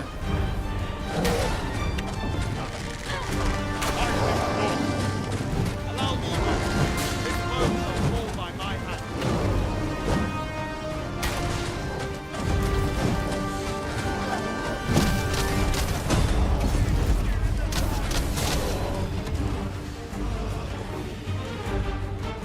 If we're to have any hope of victory, we must deploy every tool and tactic at our disposal. Leave an opening. Focus your attacks. A focused attack will end this foe.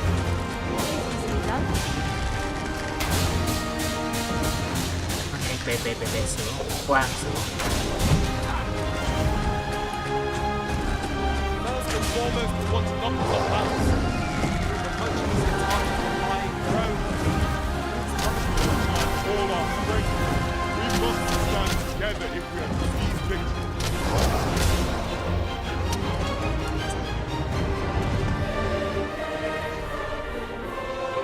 Đi xuống không lên được bạn.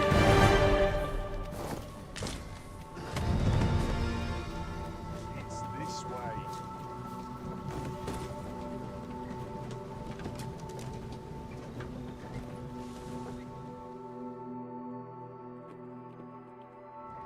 Ông này sướng thế còn gì. Trên chuyến đi là còn bảo vệ bảo kê I don't know cho. about you, Master, but I'm worn out. Mightn't we have a rest before pressing on?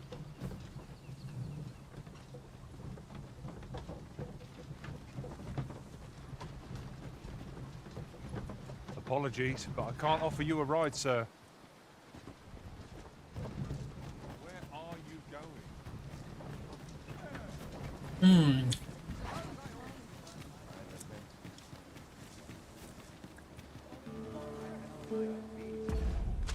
Bây giờ mình sẽ đi đến Bertan. Nào, đọc quét nào.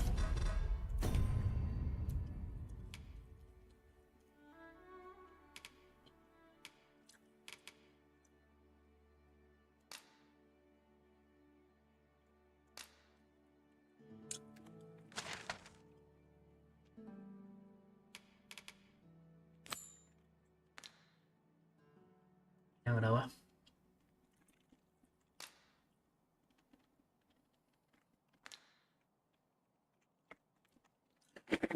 Bây giờ các bạn gần mà. Nếu có xe ngựa đấy thì tuyệt. If we seek further,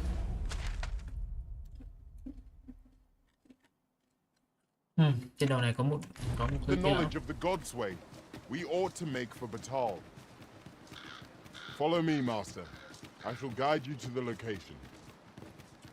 A guide is most welcome. Now we shan't lose our way. Ủa, nói ra vậy? Seems there's no room for argument here. I shall obey, but I won't pretend I'm happy about it.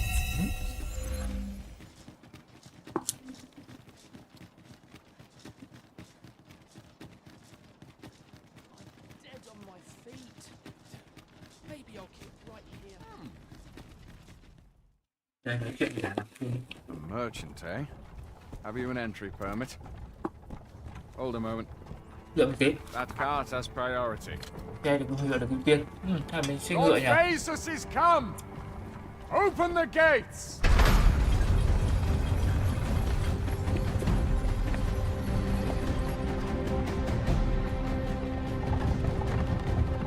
Ô, cái thằng cha đấy này. Trong thằng thế mà chém với lại như có nghi lén chém con hậu ấy.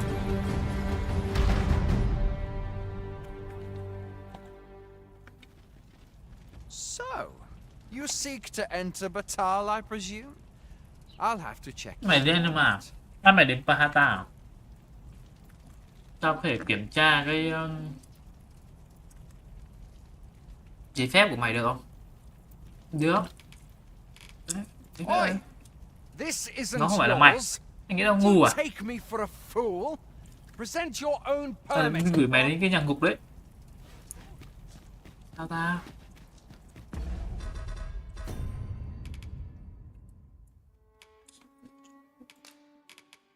Từ mình phải đeo. Đây phải đeo kia nhở? Cái mặt nạ nhở? Đi qua đấy được nhở? Mayhap this ladder is here for a reason. Ah, excellent find. Không.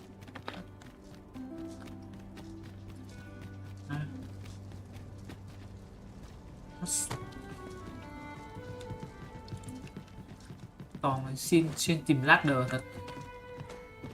Không có ladder nó biết.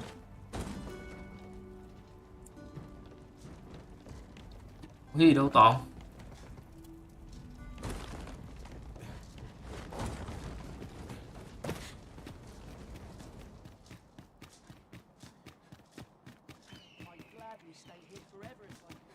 Thế là mình phải chấp mặt nạ nhỉ? Đi đến nhà nghỉ lấy cái mặt nạ đó.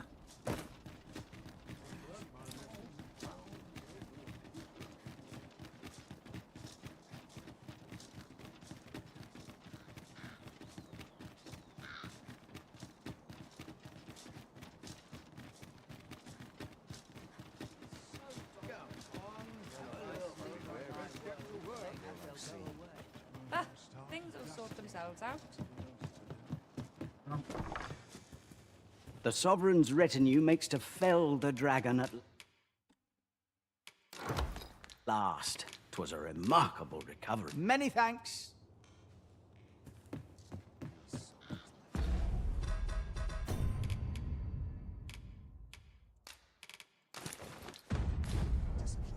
This is quite a quandary. Ảnh không giống thú nhân nữa thì thôi á. 100% thú nhân luôn.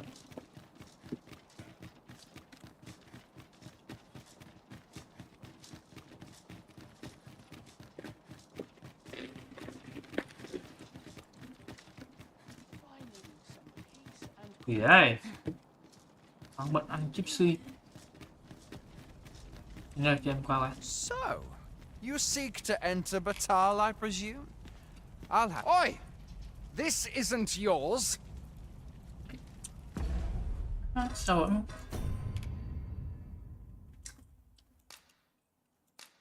Đây xem nào.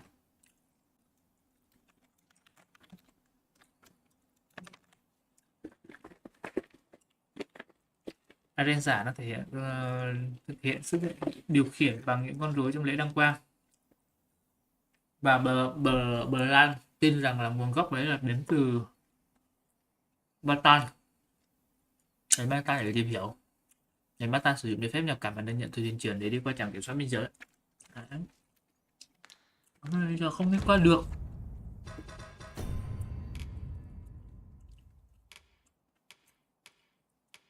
Trùng đầu các kiểu rồi.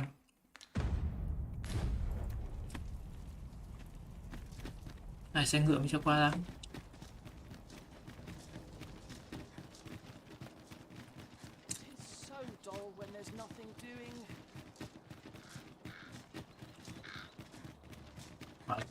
Looking to gain entry to Myrddin's manor, are you? First, he'll sweep you a look from head to that ponce. You'd think he'd know not to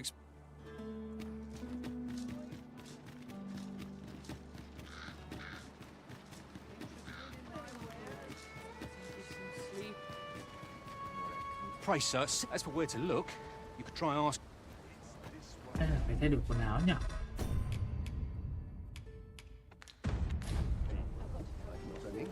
Quần áo rồi. Cái quần áo nó là vấn đề đấy. The Sovereign's retinue makes to fell the dragon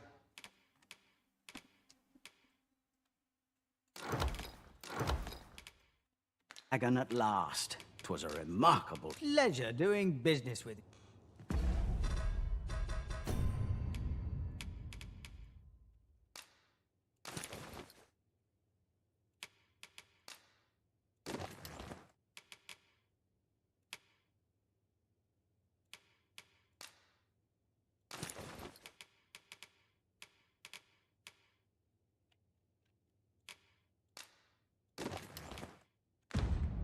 Nhân rồi đấy.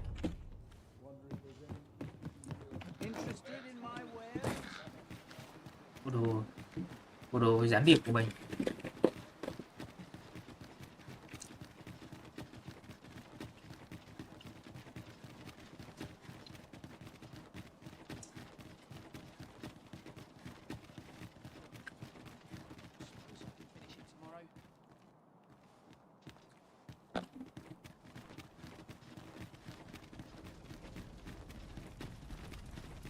So, you seek to enter Batal, I presume? Đây, thì Oi! This isn't yours. Do you take me for a fool? Present your own permit, or I'll have you thrown in jail.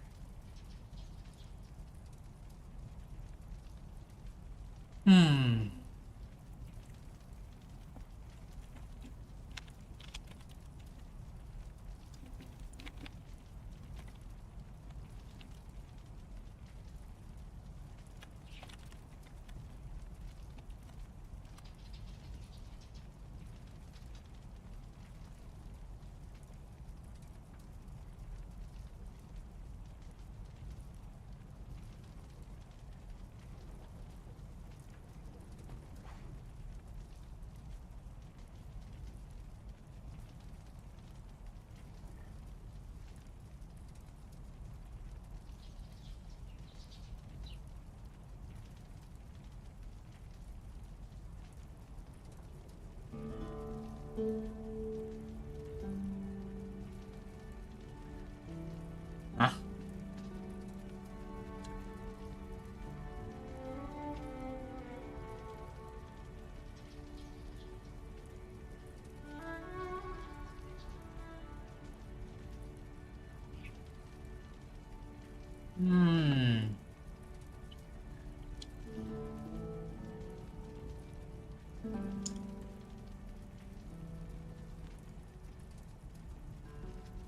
Đây, làm sao để mở ra cái cửa này?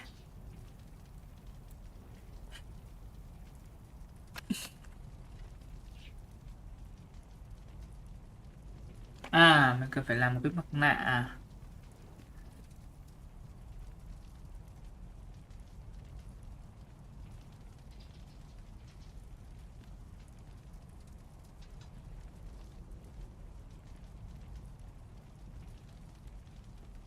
Mình cần phải làm cái mặt nạ piston. Ok, phải không?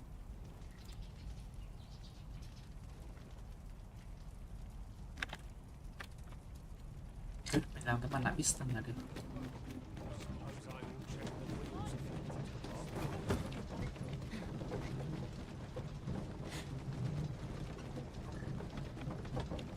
Thử cái này xem được không nhé. Thử cái này xem được không nhé.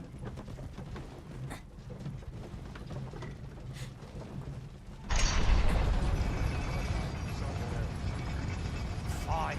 Out of the car, all of you.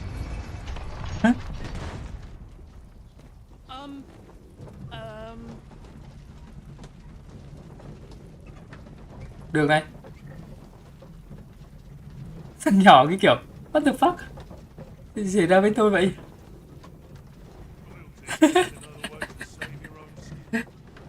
Nhỏ How dare you?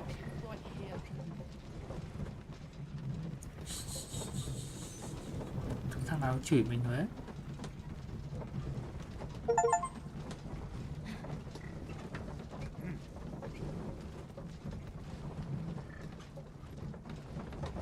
Rồi, làm nhiệm vụ cho nó đúng cái chất, còn đến lúc qua bên kia bọn kia lại ghét, nó lại không thích cứu nhân, không quay đầu về được.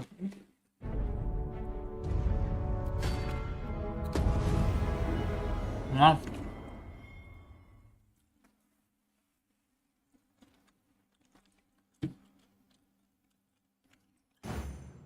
If we seek further knowledge of the God's way, we ought to make for Batal.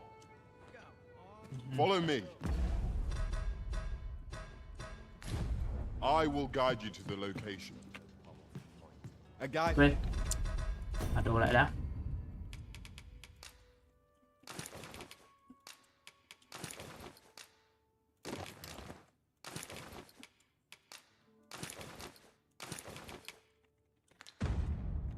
Is most welcome. Now we shan't lose our way. The Sovereign's retinue makes to fell the dragon at last. 'Twas a remarkable recovery. Các bộ này đi. Really, the man was burnt to a crisp. Many thanks. Rồi bây giờ mình đi làm mặt This cái journey will piston. be a long one. Mình What biết cái say mặt we piston. Mình employ biết an ông này. ox cart and save our feet the blisters? It is the Arisen's choice to make, though I certainly wouldn't begrudge the chance to put my feet Là up. ông nhà cái hẻm hẻm cơ.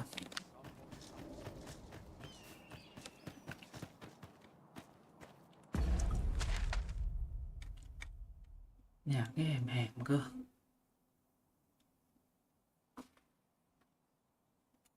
Nào nhà.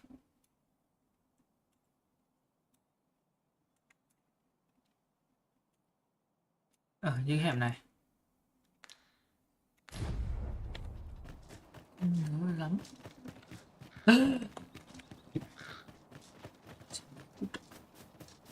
Cúc kinh luôn ạ.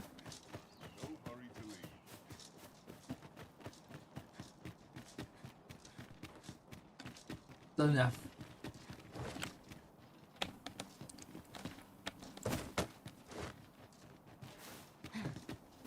Nè.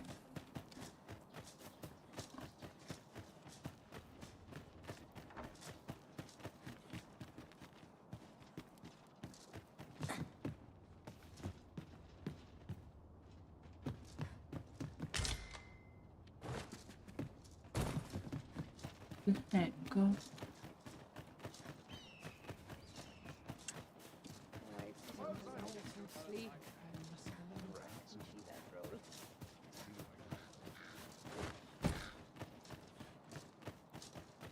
Might as well take a look while you're here, then. Mayhap you'll think this a trifle, but the pain I experienced at the coronation was beyond imagining.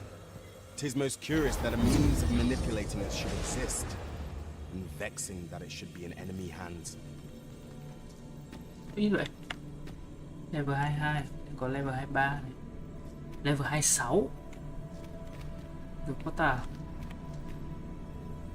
9 15. Được cần thiết lắm.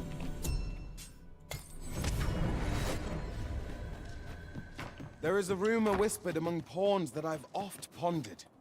Would you... Larcenous deeds are the ken of bandit. Cái kiểu là lúc cần thì đéo thấy đâu. À đây. Welcome. If you think me a liar, then buy something and see the truth.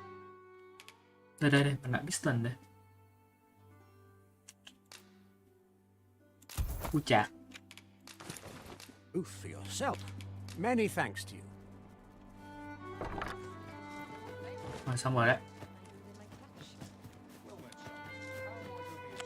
Rồi qua cửa thôi.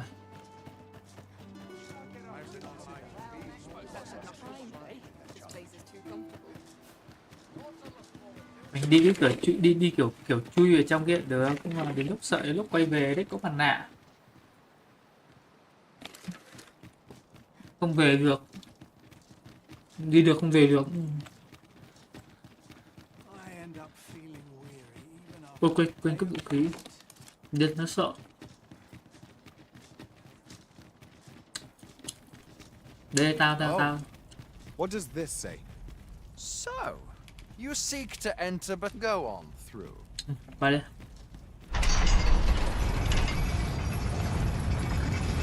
Yeah. What to make of this? I lament this calling. Cất. Ra rồi.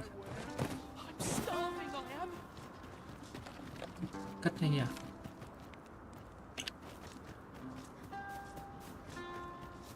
What to do? A group of... They call themselves the Coral... And worse still, what say you? Would you lend your aid in catching them? Many thanks, sir. I should be glad you all begin by scouring. Mayhap you could learn aught by... À? Nhận nhiệm vụ đi kìa.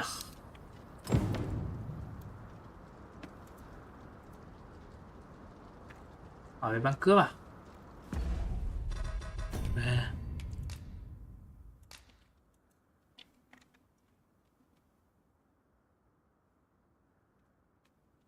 Hỏi xem nó đang trốn ở đâu à? Về nhiệm vụ chính phát à? Cái nhiệm vụ phụ mình làm khi nào mình xong? Did you know?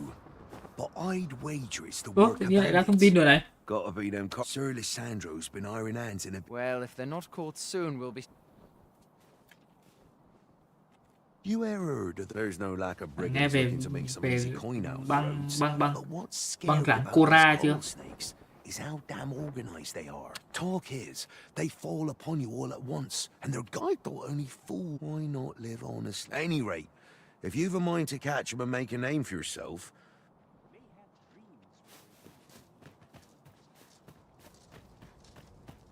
Let's see. Where to next? It's been a hard day. Cái mặt nạ đi à? Cái mặt nạ xấu vãi à? Interested in my wares? Well met, sir. Need a room for the night?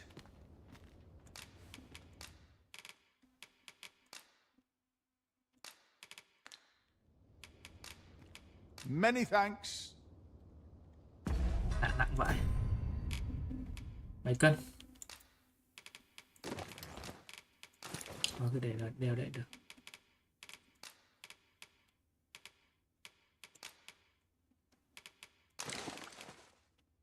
Tôm đeo đi.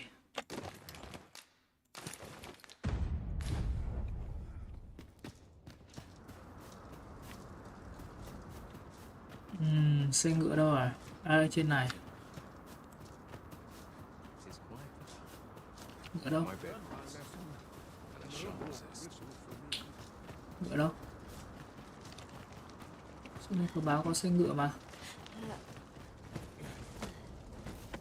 Ngựa đâu?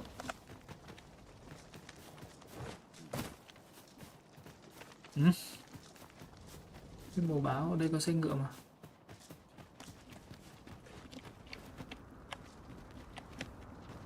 Crace, mayhap you could learn aught by speaking with some savant. Ở đâu? Thế cho mình đi ngựa rồi, bắt mình phải chạy bộ đằng đầu thôi. Đi bộ vậy. Ra đâu dẫn đường em?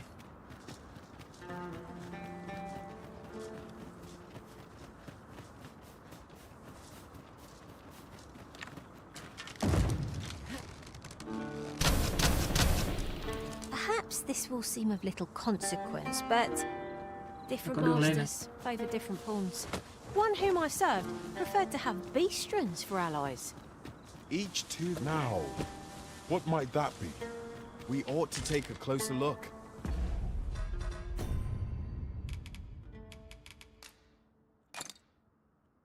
Còn 15 cân nữa.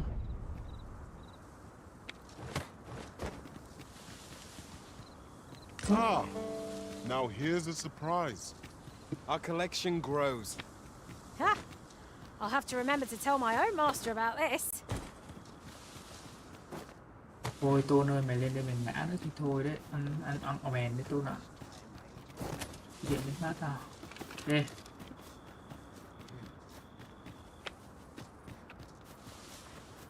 I suppose we might as well gather what we can. There's been more trouble, as it seems they've slipped past this check. If someone doesn't put a stop to them anon, they say you should be thankful for your life. But the trouble happened due south of here. 'Twill be those corals.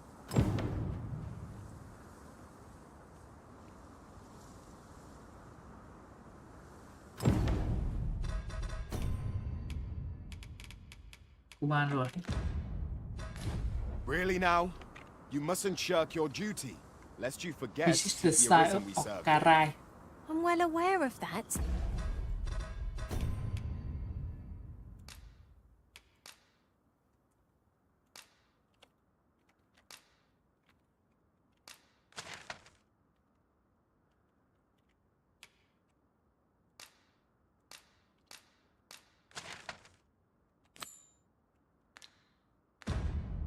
Thank you.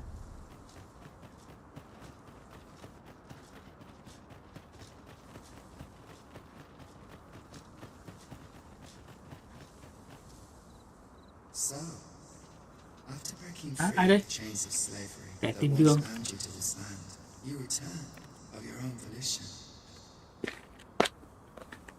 Người tìm đường. Vì vậy, bạn đã thoát khỏi xiềng xích nô lệ trói buộc vào vùng đất này. Bạn sẽ trở lại với yêu nước của mình. This is good. I am relieved to see that you are fulfilling your Điều đó thì tốt lắm. Tôi đang đáp trả lại, đang kiểu cảm thấy nhẹ nhõm. Tôi thấy rằng bạn đang hoàn thành trách nhiệm của mình. It would be advantageous for you and your pawn to visit the Rockmasters Borough. Đây là một vài lời khuyên cho bạn, những cái gọi là tín đồ của bạn khi đến thăm hang chuộc đá. Methinks 'tis where you will find that which you seek. Farewell. Tôi nghĩ đó là nơi bạn sẽ tìm thấy những thứ bạn đang tìm kiếm đấy. Hang chuột đá.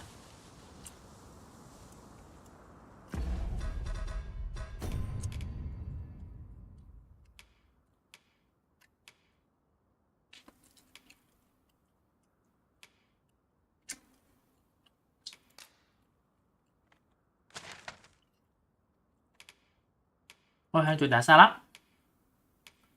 Là chưa đã. Nhắc mình nhớ xem map này. Đi đường nào đấy?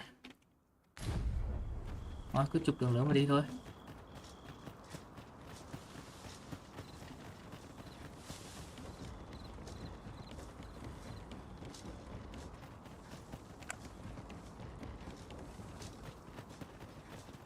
We are none of us alike in vocation. Look out! Knackers! Ice is our ally against such speed. Keep on the horizon. Now strike the ground. A wise.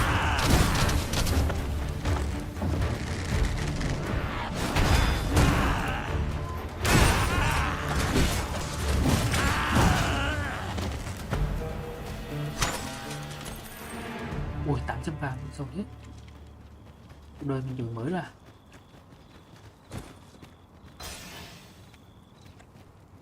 chém tao không? Over so soon? Why? We seem to have come through unscathed. Overconfidence is an enemy in and of itself. Let us instead strive to better ourselves with every battle. Đường đất đỏ nhớ Đắk Lắk thế. No sense letting the enemy gain the upper hand. The early griffin gets the worm, as they say.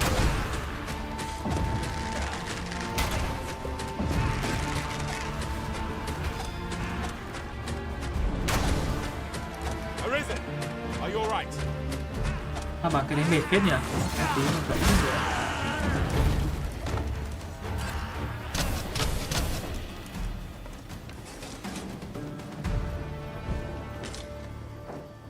That was impeccably timed, Arisen. Tiếp rồi. Bắn có 2 nhịp mà gãy mẹ rồi.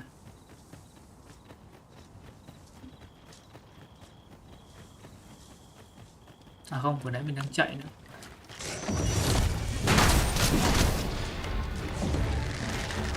These beams are only truly defeated when their skulls are smashed beyond repair.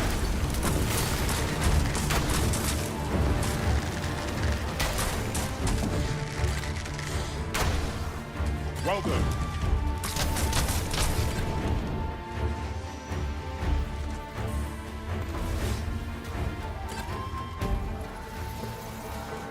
My magics are at your disposal. Tưởng là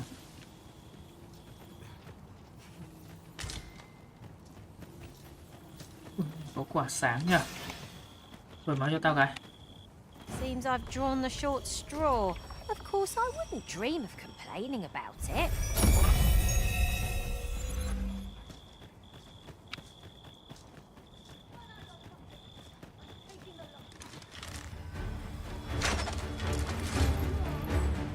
Hết.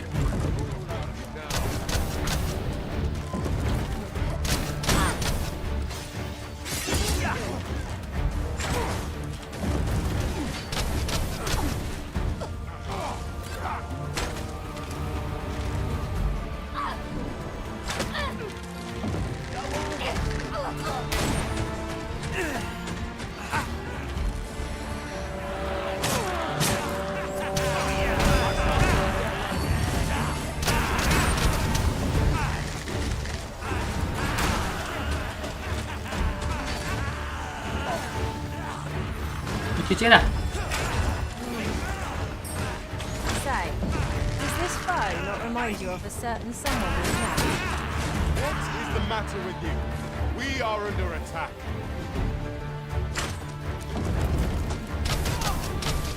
This calls for a curative.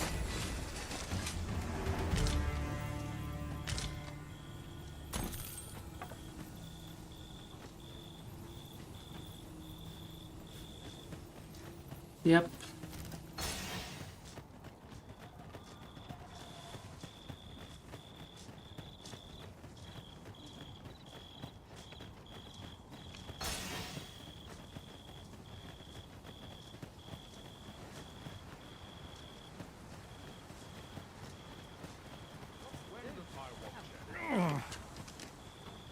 Okay. Who are you? What would you with me? Don't ask me. They were on us before I knew what was happening. Couldn't even come to think of it. 'Twas as we passed the crags to the west of here that they all came out at once. That's all I know. I thought I'd come back, see if aught was left. You know what? I just They came all as one. They came all as one from the crags to the west. Phía tây à? I sure do hope the other.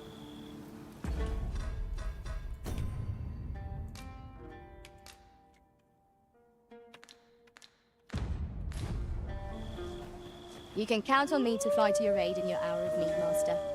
Knowing when to use curatives is my specialty. Kiếm sĩ, nghe vào 24. Ôi, biệt radon. Từ radon, người giao hết đồ ra đây.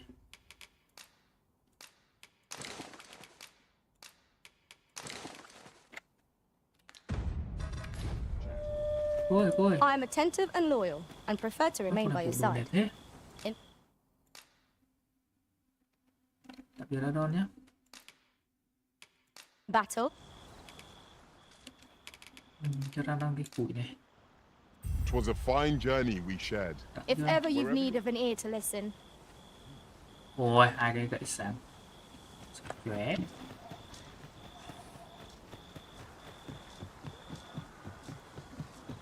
Đi đúng đường chưa? Đúng rồi.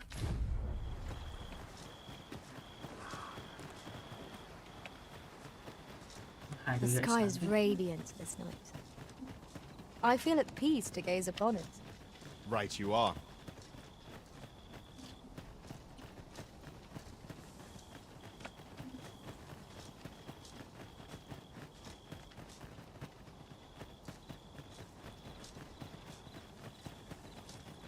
Yon ox. First blood's always the sweetest. Bọn đây à? À, bọn đây cướp này. Bọn cướp bò đây. Ồ. Halt, I say! Who? Fight. Ai vậy? I'll have you. À, bọn đây trong này à? Pursuing yon bandit may well lead us to the fiend's hideout. Come, Master. There is not a moment.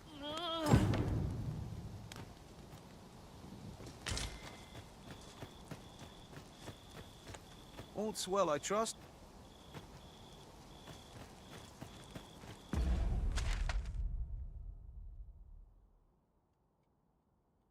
Nào ta? Cô có cái campfire đây này. Chạy đây đi. Chạy đây. Làm bữa thịt thỏ.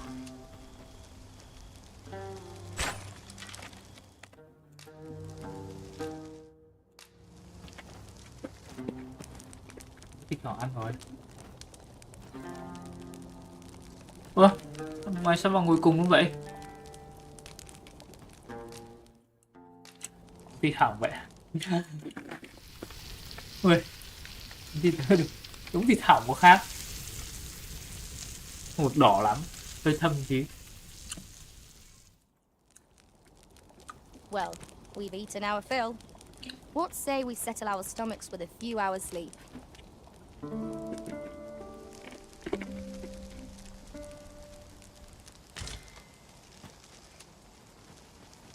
Nó gọi là trực thế nhỉ?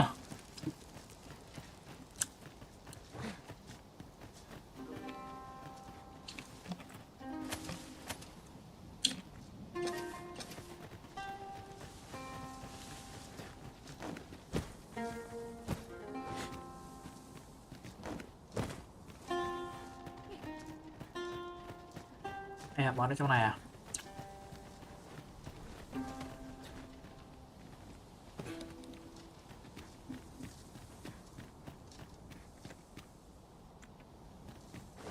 You're welcome to take whatever you like from my pack, Master. I'd gladly see you put what I find to good use. Nó ở đâu nhỉ? Thì nó chạy vào trong này mà.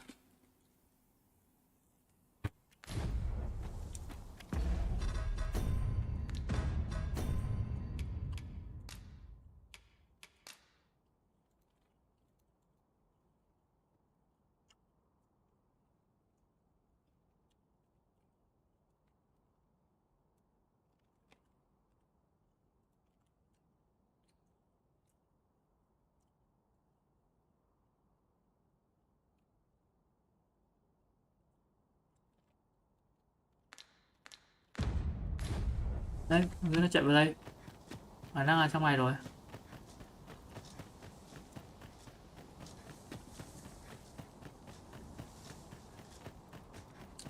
Ui, phòng vẻ thế. Chỗ này không có rồi này. At once, Master. Đập đi.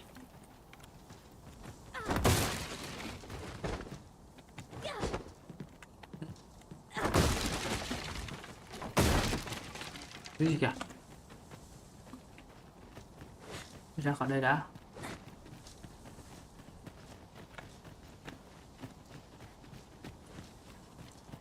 Quanh đây thôi.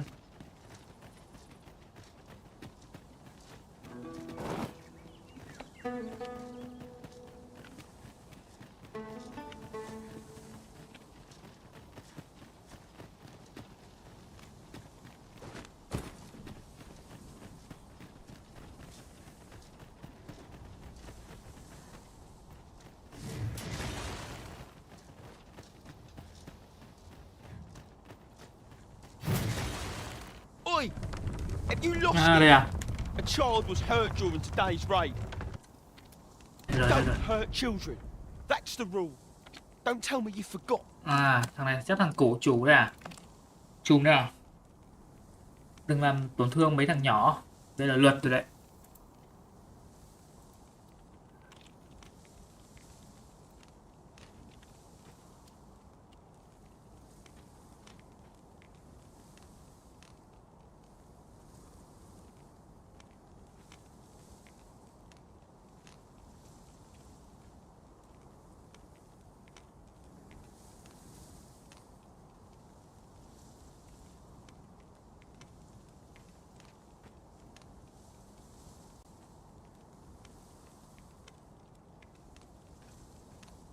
Sorry.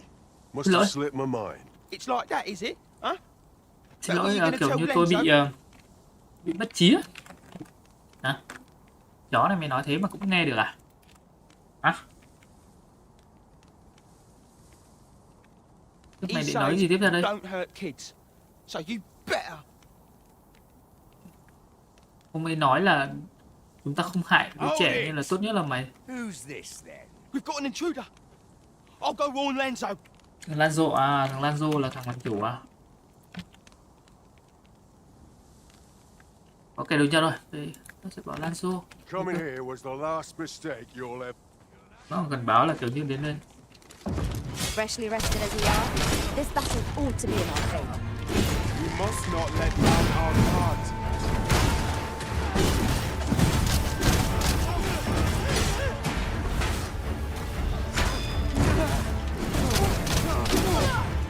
Nhiều quá, ít dị ứng thôi.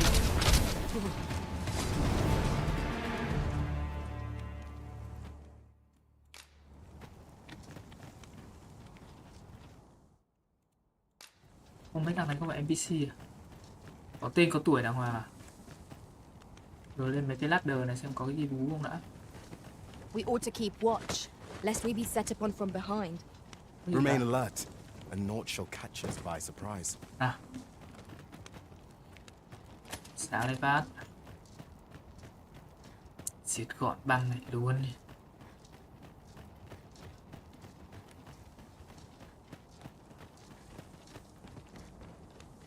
Wow, rộng thế.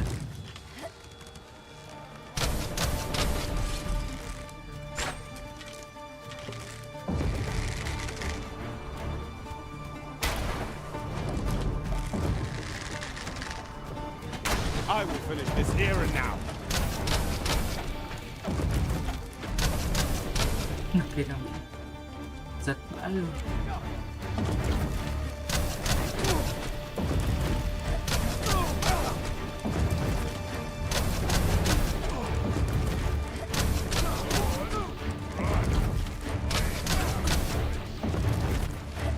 Chạy đâu bạn? Xuống thôi.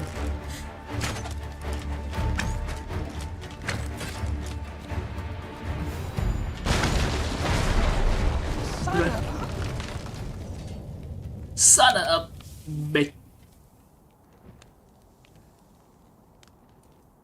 Cái gì xảy ra vậy? Tụi bọn nó ở đấy à?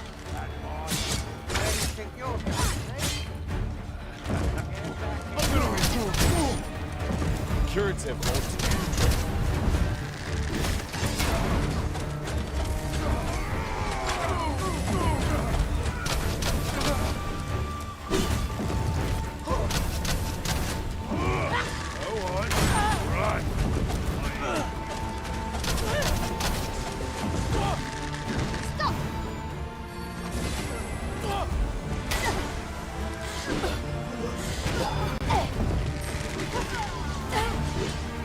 Này cho nó, ôi chết rồi, mình không nhìn thấy. Mình đánh mưa đấy. Rồi đấy, đến hết là bọn mình có. Cái nó bị tơn liên tục là bên mình đánh dễ. Khống chế á. Xỉu vàng thế. Giàu rồi anh em ơi. Mày tưởng mày là cung thủ à? Mày tưởng mình là cung thủ. Mày tưởng mày cung thủ à? Ở trên này nữa. Chết chết đi.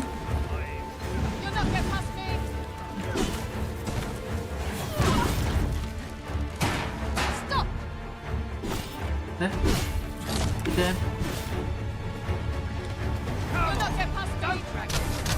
You see, this... Listen, you are full of surprises.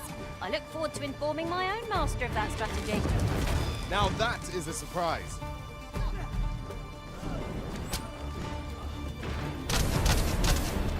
Em đi, tôi nói cho ta cái. Room for argument here. A shallow bay, but I won't Cái này be còn happy about it. This spell will empower the elemental magic.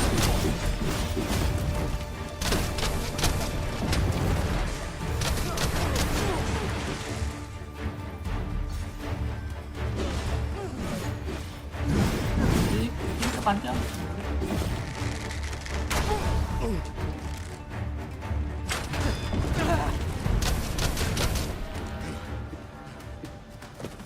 Kiểu cái khó control thật. I knew that I could count upon your strength, Arisen. Lên lại đi. Chiếm cứ điểm trên cao thì dễ đánh hơn. Chỗ này hết rồi. Nộp cái hòm đã. One never can have too many of these. Rồi, lên ma tôi 10 cái. So we pelt one at the next foe we encounter.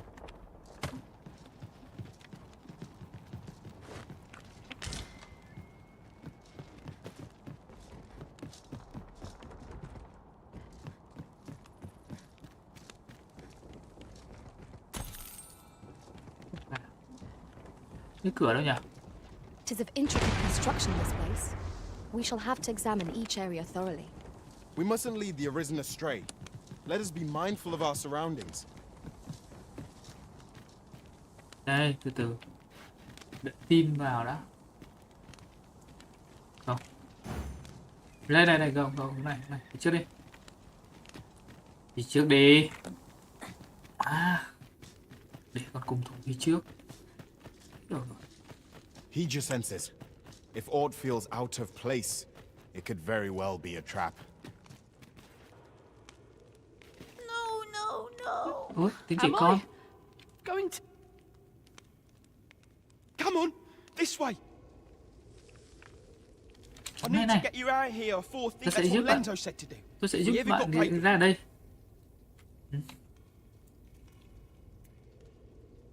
Sao bọn này mẹ tốt với trẻ con vậy? Nuôi trẻ con thành hệ cấp tiếp theo à? Tôi cần đưa anh ta ra khỏi đây trước khi mọi chuyện trở nên đờ mỏ. Đó là điều đang phải làm. You'll keep us all safe. I'm sure they're already here. Run for it. Chạy đi, đúng rồi.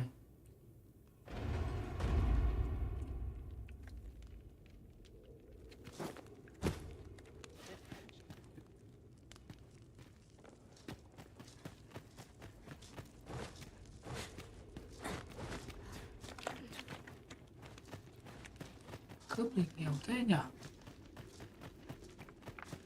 Có rương hay gì hết vậy? Cướp nghèo các bạn. À đây rồi. Này chứ. Đúng vậy. We have no means of exploiting our enemy's weakness.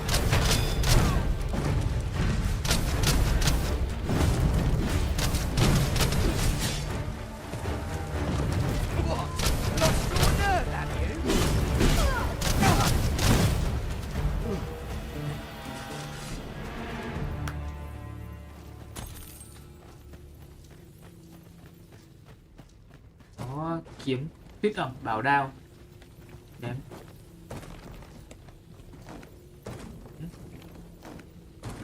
Không lên được.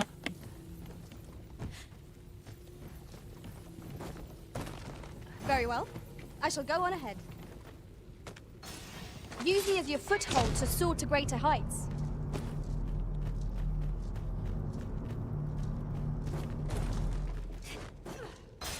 I happen to know a skill for just such an occasion.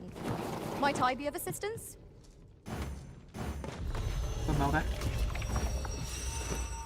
This calls for a curative. Ra đây, it's me. Ra đây.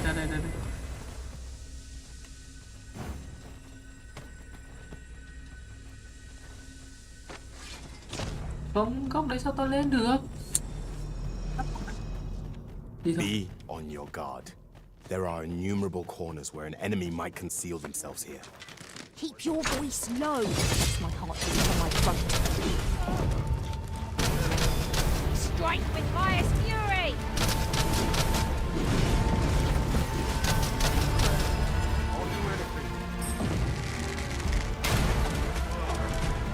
Get back here. Ăn cho được chết. Không được gì không? Dạ.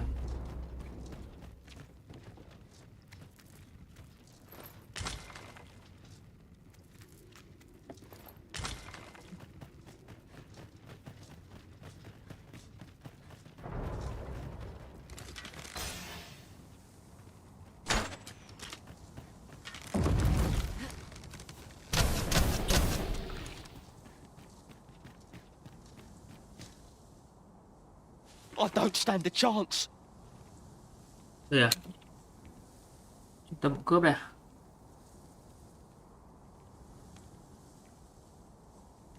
My thanks. Cảm We ơn. shall accompany you now. Cảm ơn vì chúng tôi sẽ hợp tác với bạn. Those coral snakes must pay for their crimes. Give no quarter. This appears to be the coral snake's hideout. If we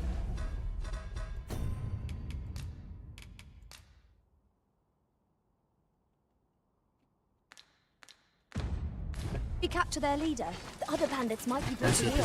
Mày đến làm gì như vậy? Right you are.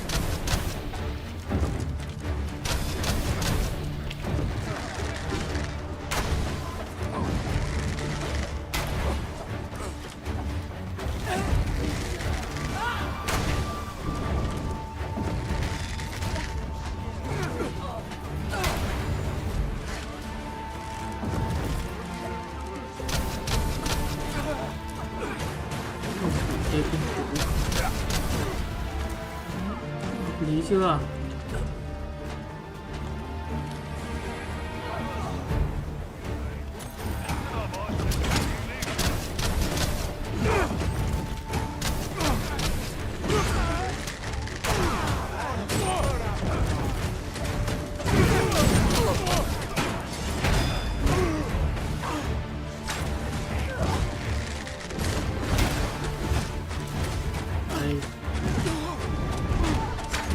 Đang đến chết luôn. Khống chế. Khống chế. Not an enemy to be taken lightly. We must strike boldly with presence of mind. Ah, yes, now I see.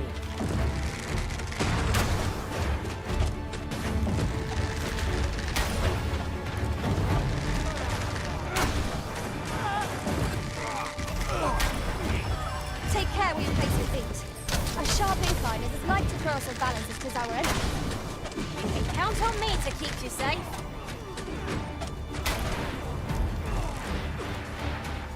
Chỉ thật. Quá quả đấy, cứ tăng tự giật liên tục. Ê, chưa xong đâu. Từ từ đi tự biến nào đó.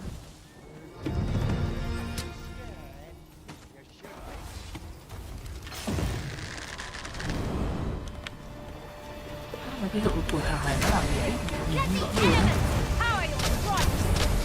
That was the flames before it is too late. Có.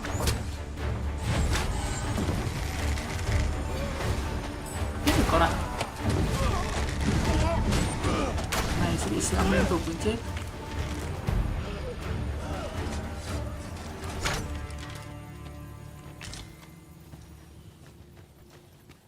Tên nổ à?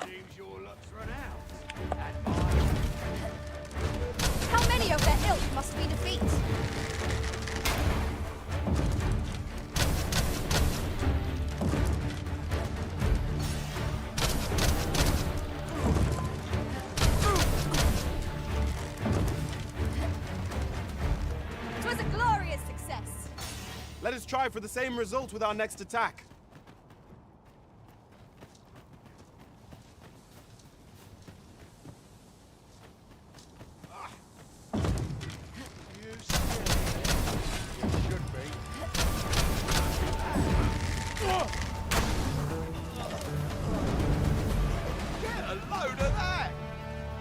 Ông mực. Cái chàng không ăn mừng được nhìn khốn vãi sự. Mayhap this ladder is here for a reason. Perhaps new discoveries await us above.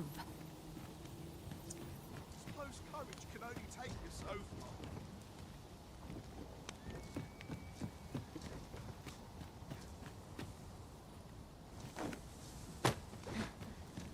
far. Hơi quê.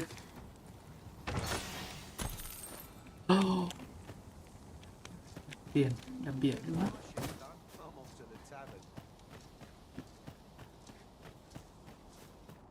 Trên này còn một cái vùng nữa này. I'll go and open the chest.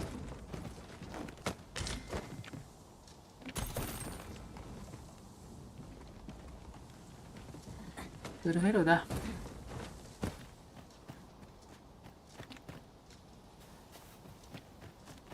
Clear chưa? Có vẻ như là clear rồi ấy.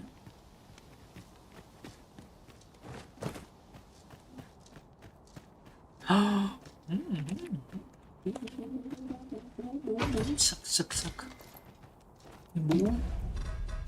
Cái mũ.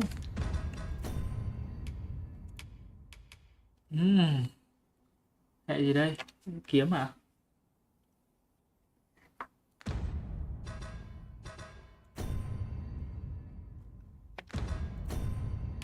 Khi với thằng kia thử. Tôm thử. Cái đội mũ này vào xịn hơn không? Mũ fake.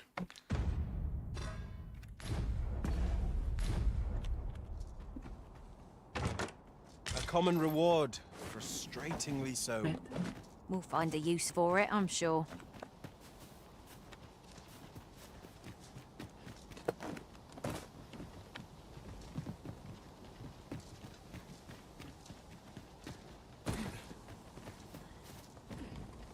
Mở đi.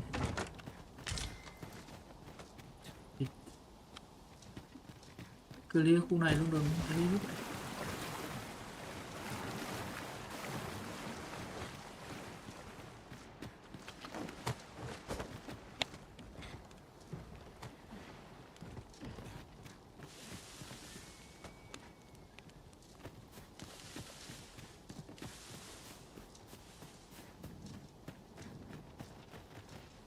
Có biển báo nguy hiểm.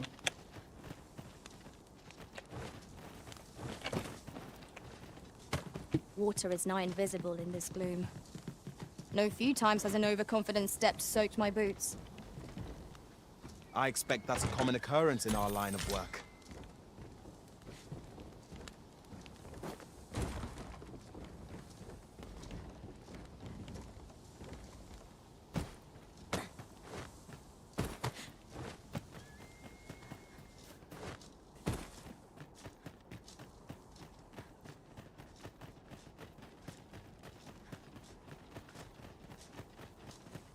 Thằng kia chạy. Ôi, thằng này vẫn sống à? Tưởng là đã chết rồi.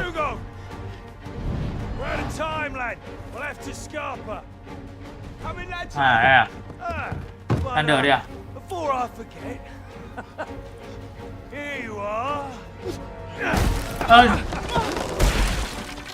Đó vậy.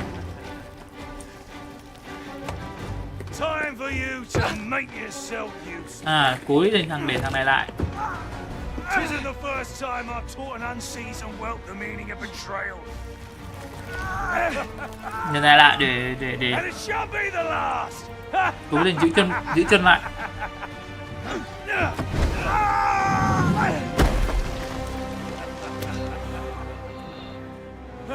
Goodbye, lad. Don't be sore. You were a fool, but a useful one. Tôi thằng kia thế, bị chửi đấy chứ. I can't believe it.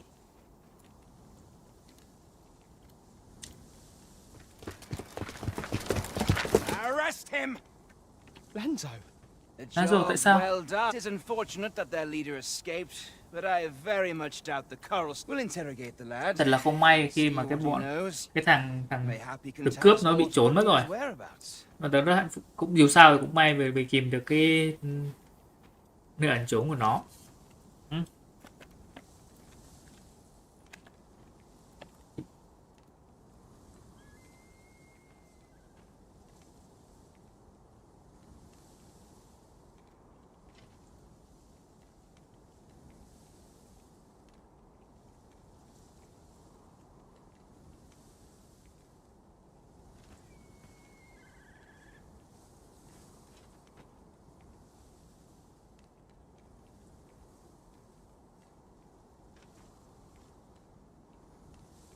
Không may là thủ lĩnh. Ok, chúng ta sẽ thẩm vấn cậu bé xem có biết gì. Có lẽ cậu ta sẽ cho chúng ta biết về cái chỗ ổ đằng kia đấy.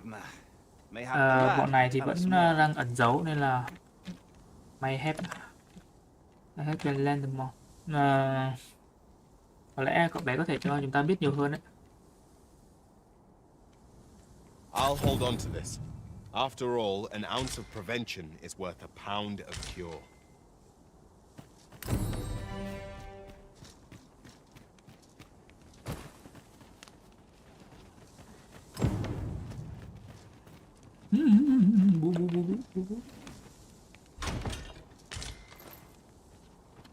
Cặp song đao.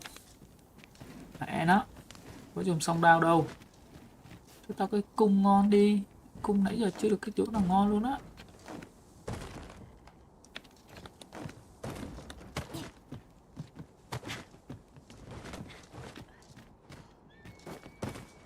Nhiều toàn rồi.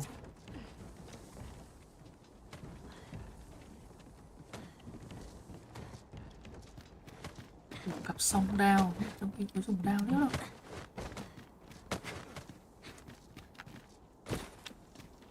Cái không trèo lên đây mà truy đuổi nốt cái đám cướp đi nhỉ? Dễ treo mà.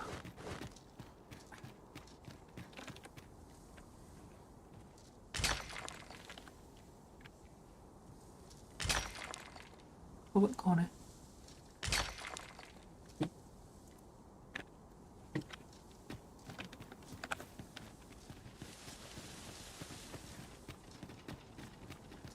Oof. My pack's grown rather heavy. Perhaps 'tis time we returned to our base of operations and deposited some of our finds.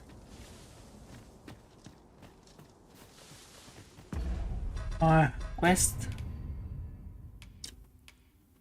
Quest cướp là xong rồi đúng không? Quest này.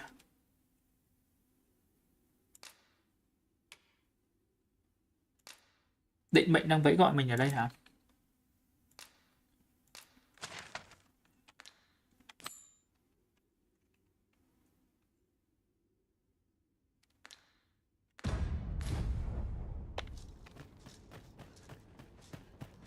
Nhiều hang thế.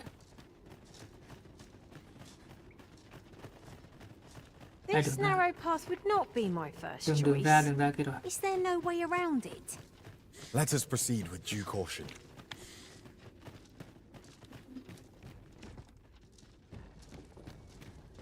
There's something down there.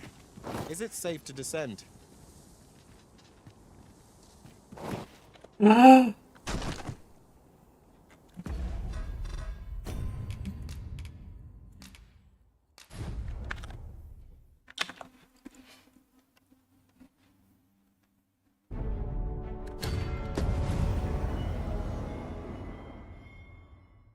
Nhảy khéo.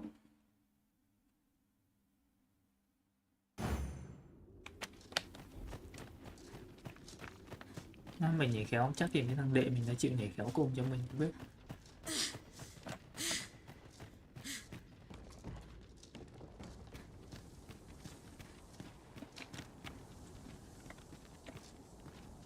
Một cái serum nào ta?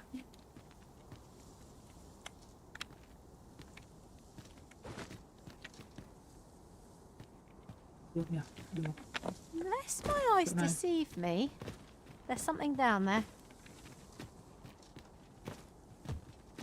Đây chỗ này.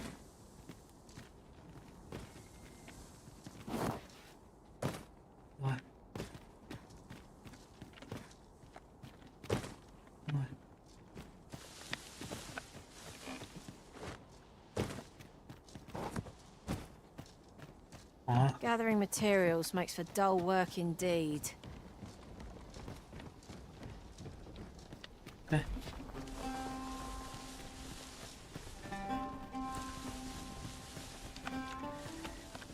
Chạy phát không nhỉ?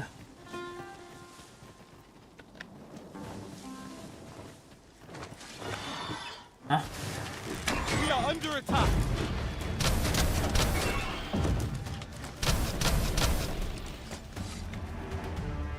Người lạ ta, chị có đập tay cái không quê.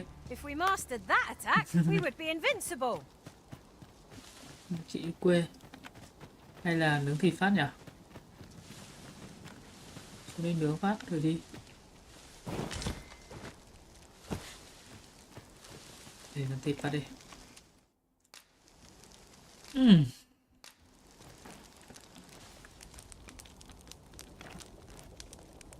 Book.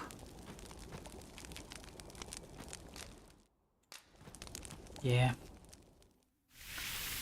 Thịt tươi, tươi.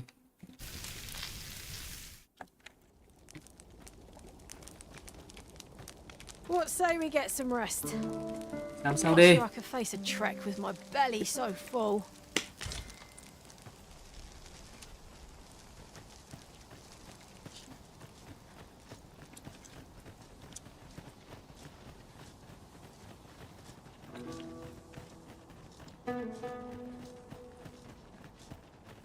Come to think of it, no sense letting the enemy gain the upper hand. The early griffin gets the worm, as they say.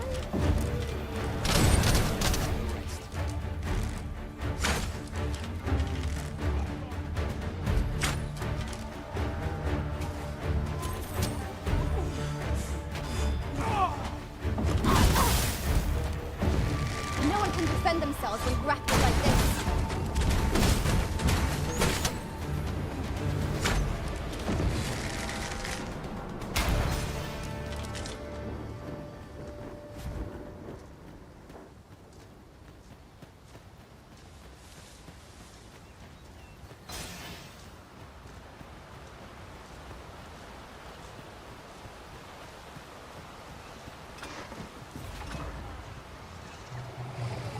You ought not to go charging off alone.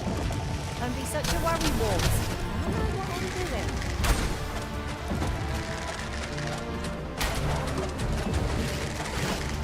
Các bọn này như màu tím nhưng nó mạnh hơn đấy. Well done.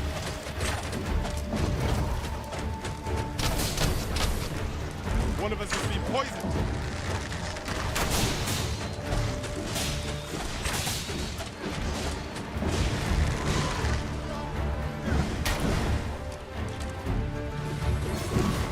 Magic are at your disposal.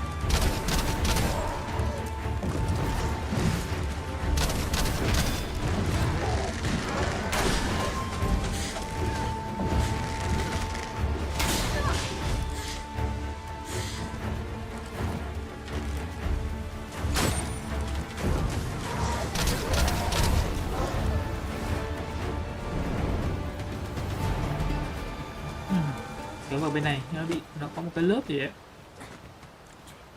Đúng đường chưa? Rồi đi đường lớn đi, đi đường nhỏ đâu. Đường nhỏ mấy lắm.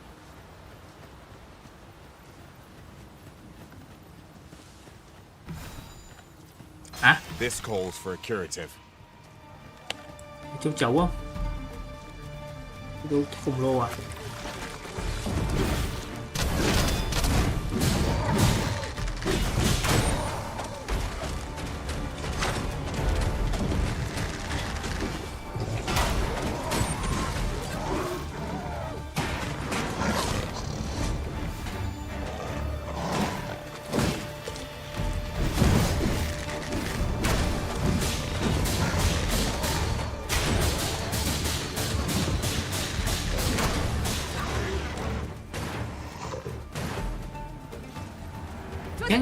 Ching. Let us aim for greater precision with our next attempt.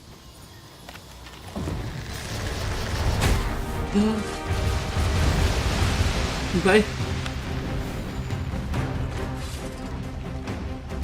Nào vậy? Đây hả?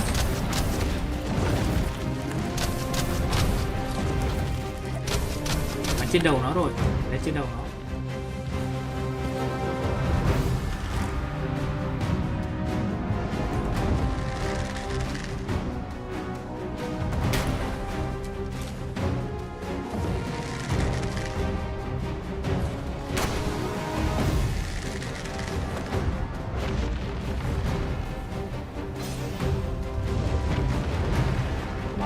Đây rồi.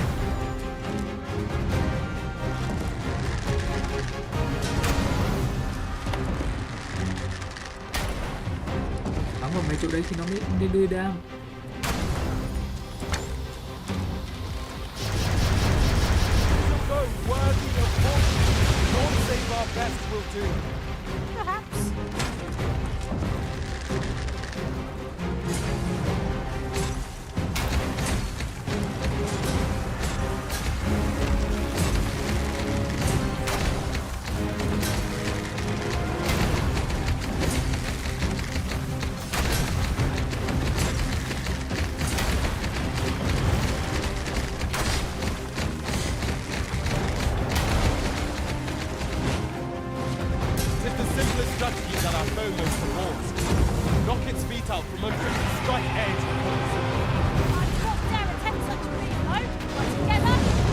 Gì vậy? Băng mã.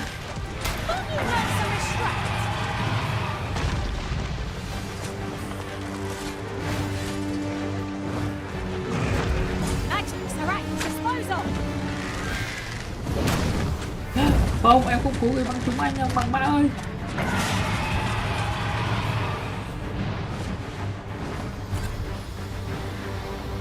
Không biết bắn thằng nào nữa.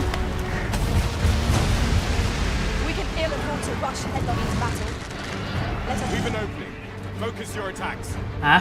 The moment of victory is at hand. Let us Cuối finish cùng mình định bắn ai đây? Đánh ai đây?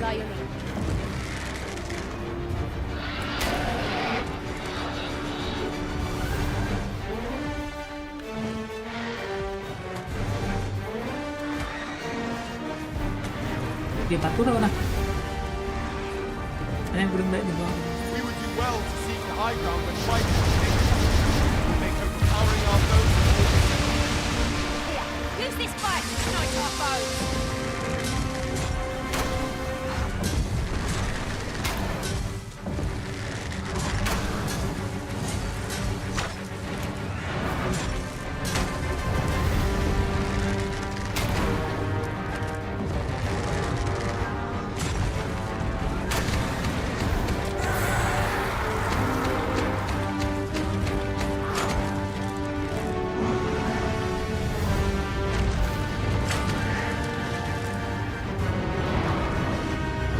Đừng di chuyển.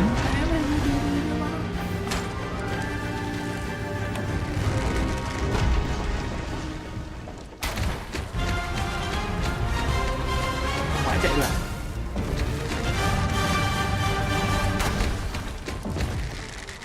This foe is nigh unstoppable when he's dropped. We must do all we can to prevent him from losing its temper. Let me fetch that quickly, or else fight with guys.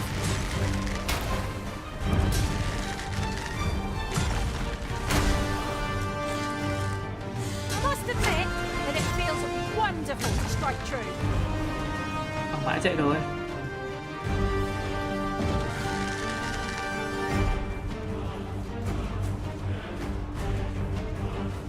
Thời điểm xuất hiện tiếp theo của nó kia.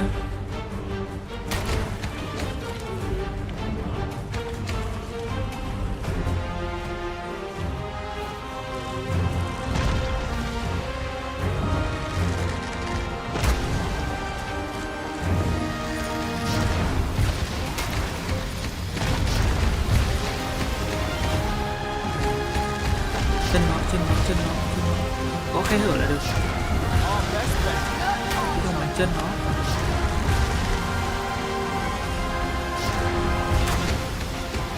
Chứ bằng chân nó.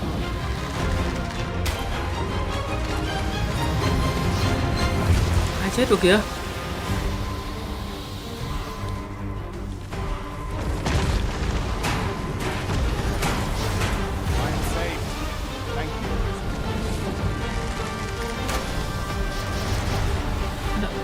Kia có đánh thật. cuối không có điểm yếu.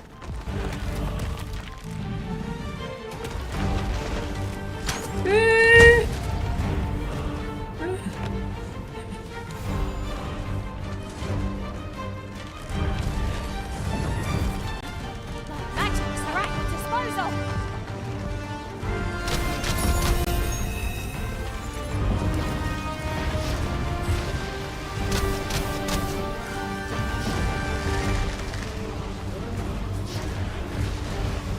Đi rồi. Quay lại đây con chó.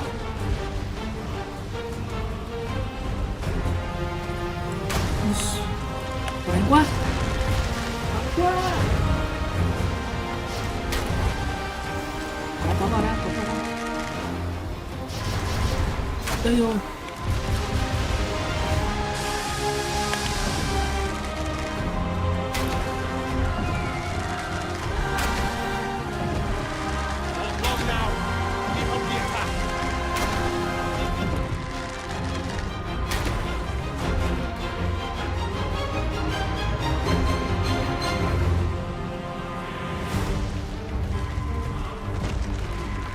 Agas hả? Agas đứa rồi.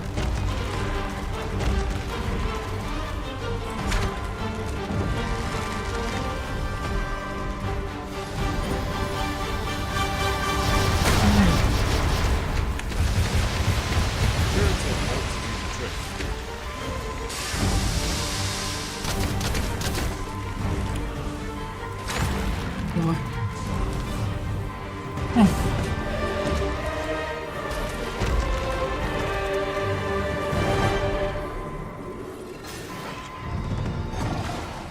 Ôi.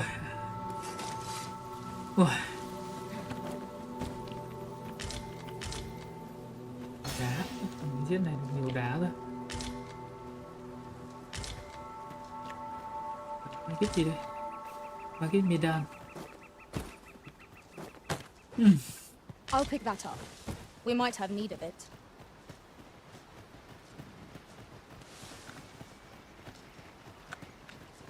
Oof. My back's Vừa grown nãy vừa rather ăn kia heavy. xong. Lessening our load will Chạy help ra to ăn keep us xong. light on our feet. At times, I find myself wondering why we must fight against our fellows. Indeed, you are correct. Let the elements empower your strikes.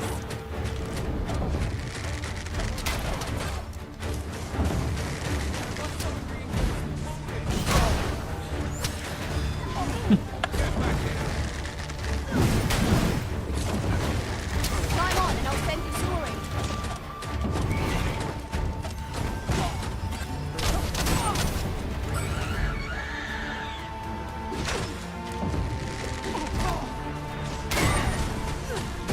Xuống.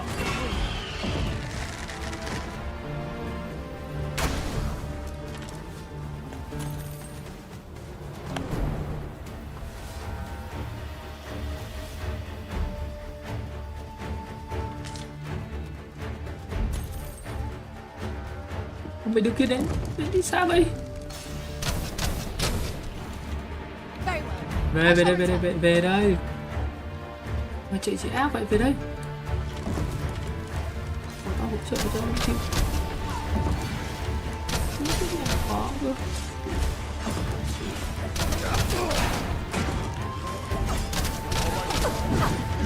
Đi rồi. Đi cả. I'm near. Aptly said. Douse the flames before it is too late.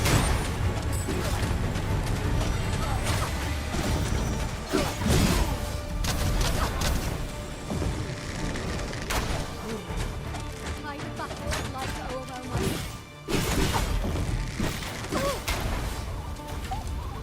Đâu nữa? That battle took more out of me than I would have liked. Okay, We were overconfident in our abilities. It is a painful reminder that fortune will not always favor Máu us. rút hết rồi.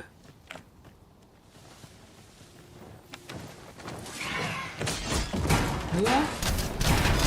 Strike with highest fury.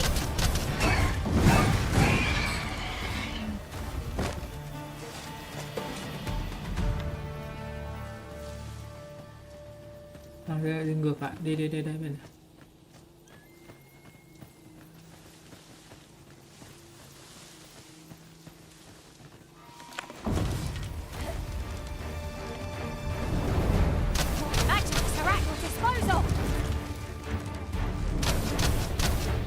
Tự nhiên màn hình bị đẩy phát khác vậy.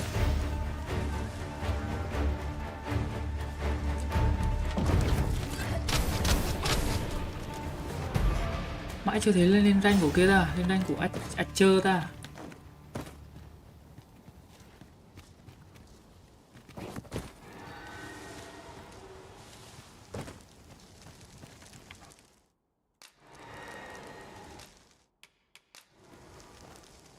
Nghỉ ngơi phát nào.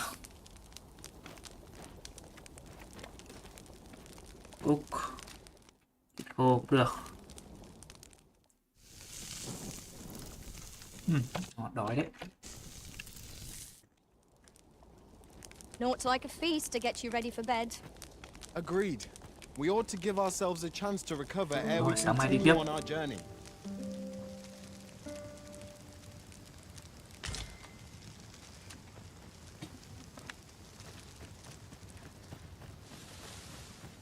Mày đợi mình tụt xuống van rồi à?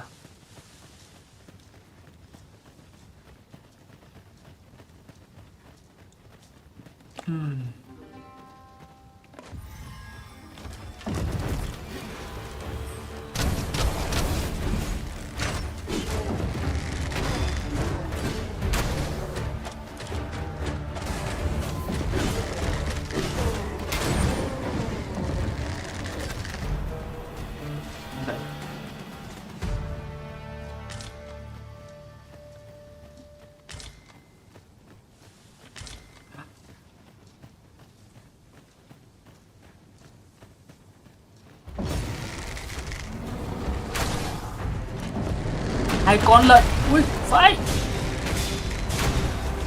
Cái gì đây? Cái gì đây? Cái gì đây?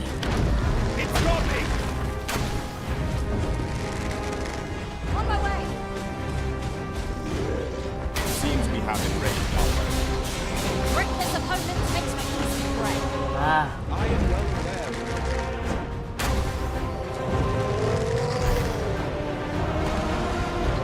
Chết to rồi. Xuống đi. Was most effective. Thank you. All right.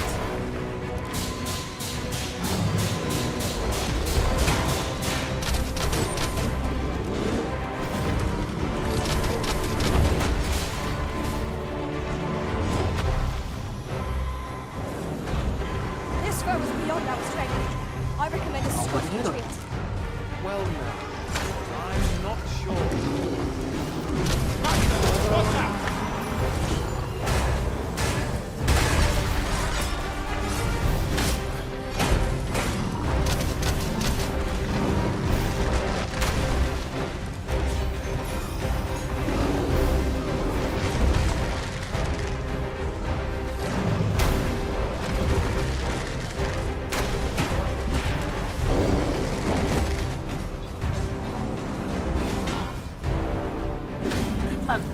Sướng quá. Rồi, cô bạn rồi.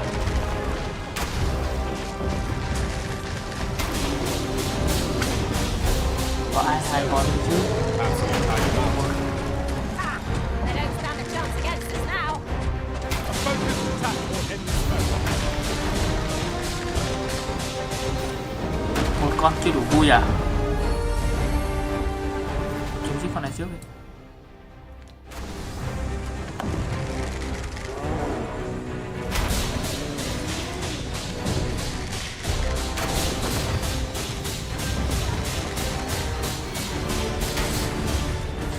Chết.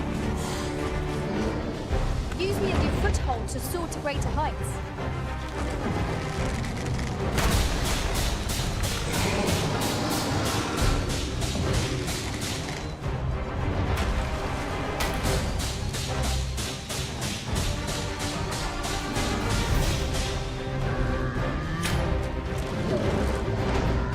Có cái bàn lên đây xem.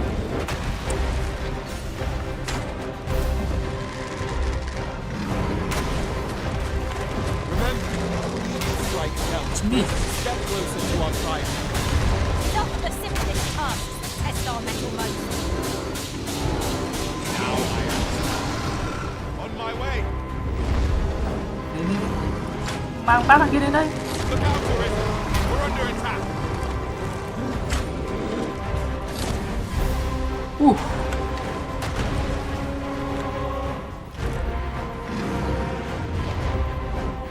Are the rest of you faring all right?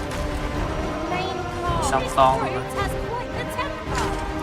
Might we not use their range to our advantage?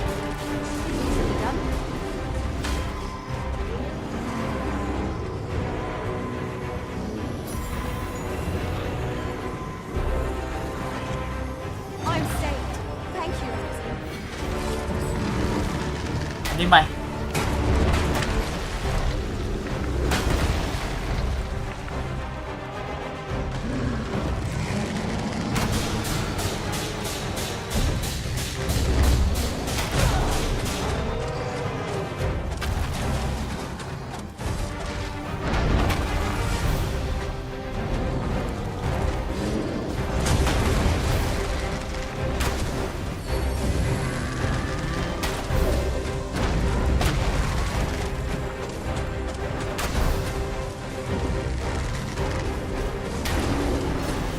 Quay mặt lại đây các bạn.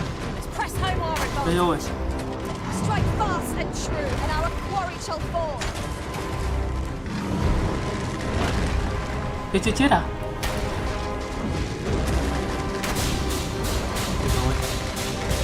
Đây rồi.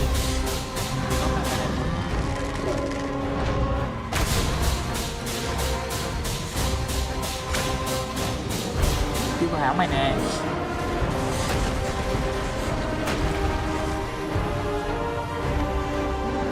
Kìa.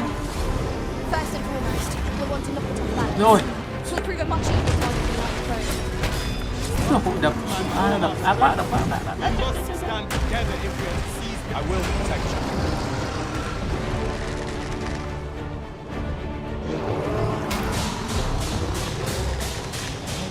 Nó mày đẹp.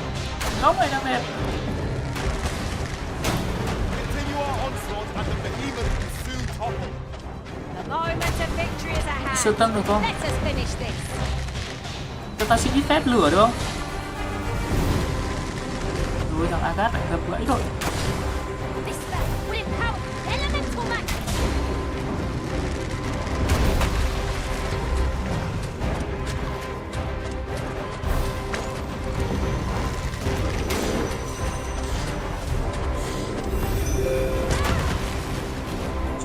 Xuống đi.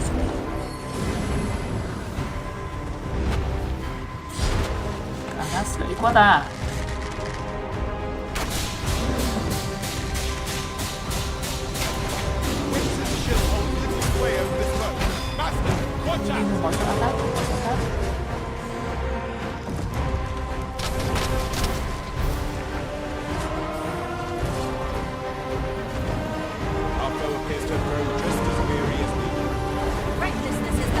Kịp rồi. Anh hết là perfect warrior.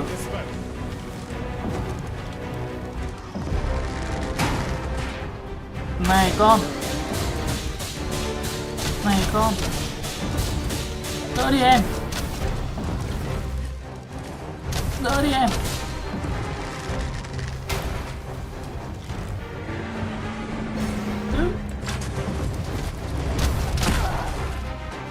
Sao mọi người trâu lớn. Đi đâu con chó. Đỡ dậy đấy.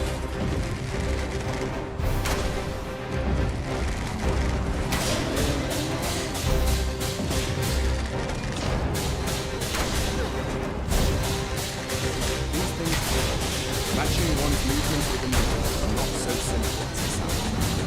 Where is it? Are you alright? Không fly tí nào cả. Tôi lại còn bằng mã vào nữa.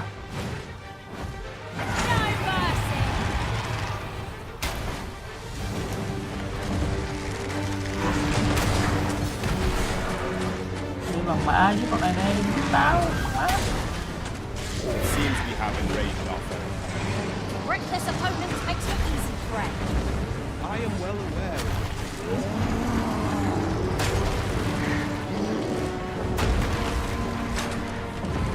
Here, use this fire to ignite our foes.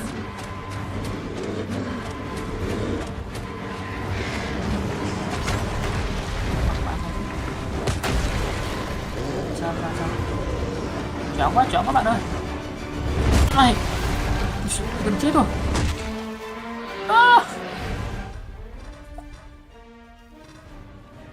Căng quá ta.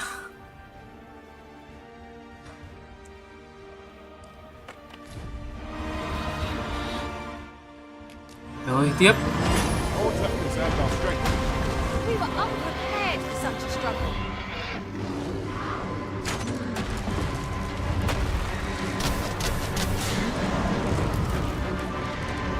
Look out, Arisen!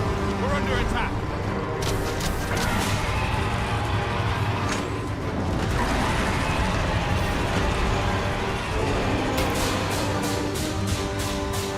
Agat chết rồi. Agat cái.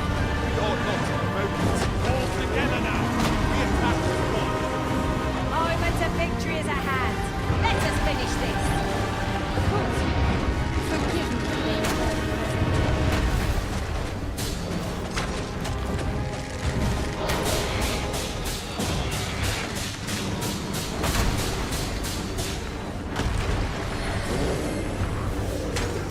Ủa, hình như là phải đánh chết một thằng à? Sao mà thằng kia nó cũng sống được à? Mày chết chắc rồi con. Mày chết chắc rồi con. Một thằng. Thằng thứ hai vào đây. Bằng mã của tao. Bằng mã nào?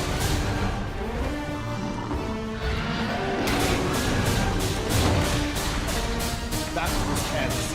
No bullets. Tao né. Cứu tao.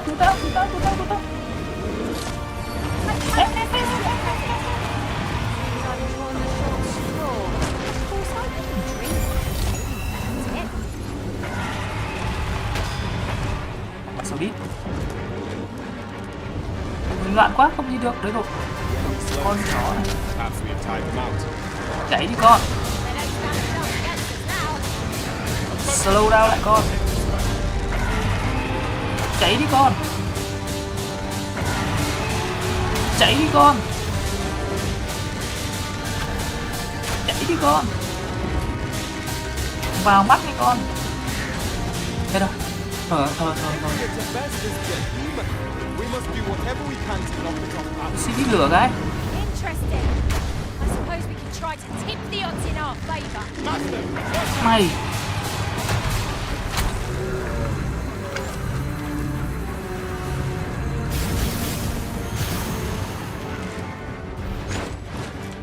Đưa được bằng bão.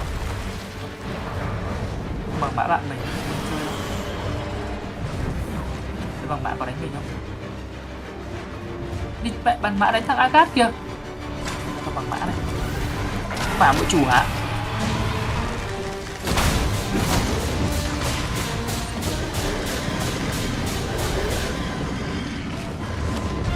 Đừng có sẫy nữa.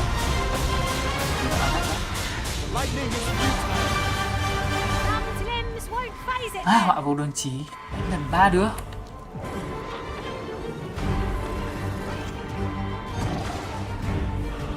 Rồi.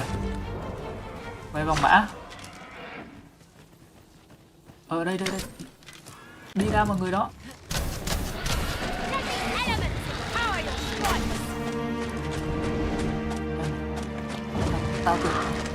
Tao tưởng có ra cho mày.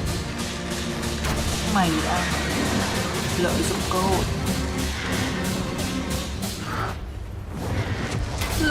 hội. Này. Đánh tao này. Bằng mã này, ngay mắt này.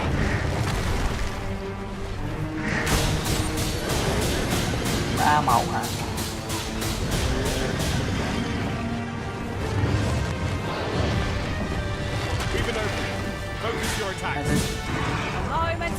Cũng nợ mới. Giải quyết một lần đi em. Mới được một lần đi em.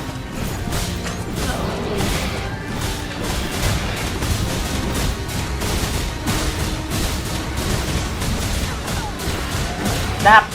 Đạp. Đạp.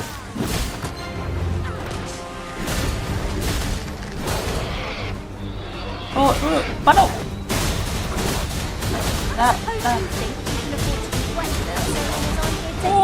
Ôi, sao lên đầu nó lúc nào vậy? Con chó sói nữa. Sao làm vấn đề thế? Còn một thanh máu nữa thôi. Má, con chó này cắn. Con chó này đúng là chó thật.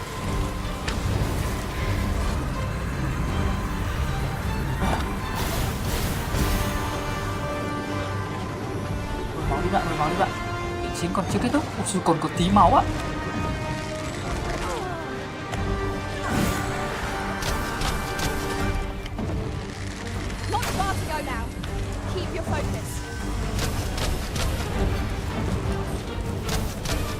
Đam liên tục cho bằng mã nó trốn á.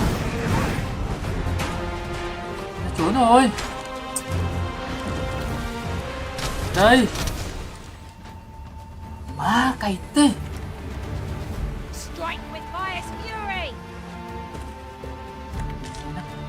Trốn mẹ nó mất.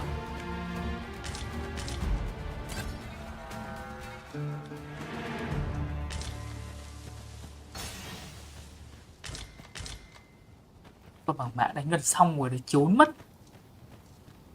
Cay con chó cái thật. Con chó nó chạy ra thì phải đang đánh, con chó nhảy ra đưa đam, đéo đưa đam được cho bằng mã. Pushing on without rest isn't ideal. So, Batal has a number of these statues as well. Kia có chạy. These statues make fine landmarks, as they are not easily forgotten. Would see my fight is not yet done. To arms. No ball here.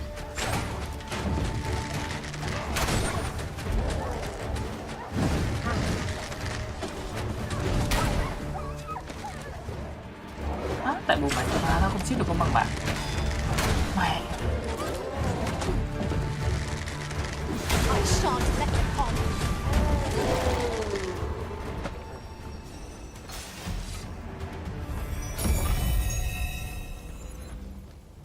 Kia ăn đồ ăn đi mấy chú.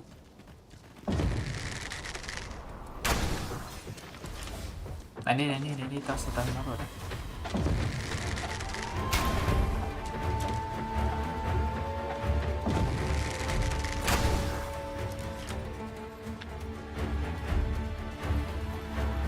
Magics are at your disposal. Me.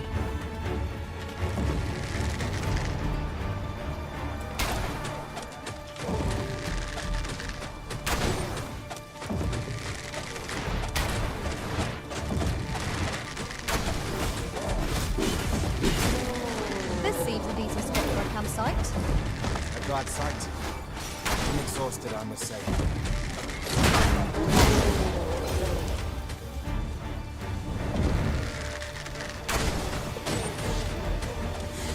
Thôi, không biết nướng hay đâu.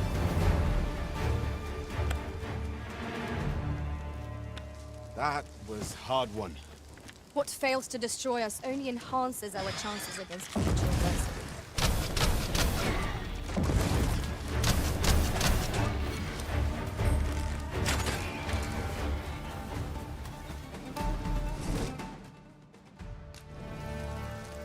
Căng thẳng quá. Đánh nhau vậy. Đến tụi tụi.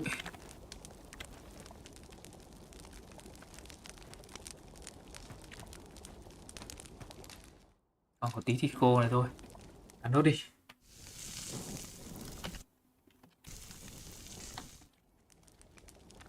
Well, we've eaten our fill.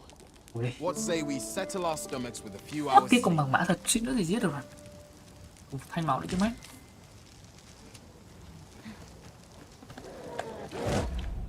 Thì đây vừa mới sáng dậy xong và về lại.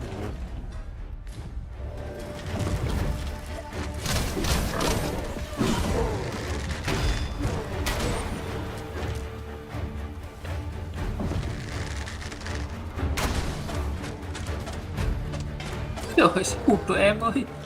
Bọn em phối hợp để chết anh.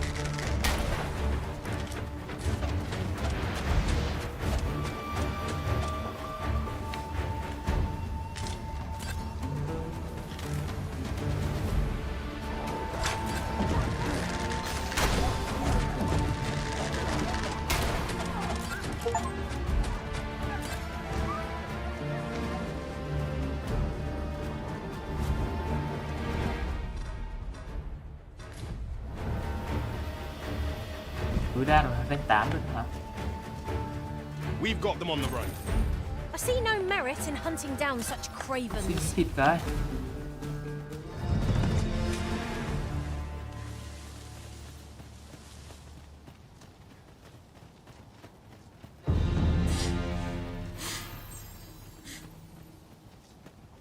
Bằng mã. Được rồi. Vừa nãy tao bận chưa 3 con, bây giờ mà tao mà full máu thì chưa biết ai thằng nào ăn thằng nào đâu nha. Đâu. Được tốt vô danh. Our party is well balanced. I can see no weaknesses that might be exploited. We ought to have no trouble on the journey ahead. I suppose 'tis so.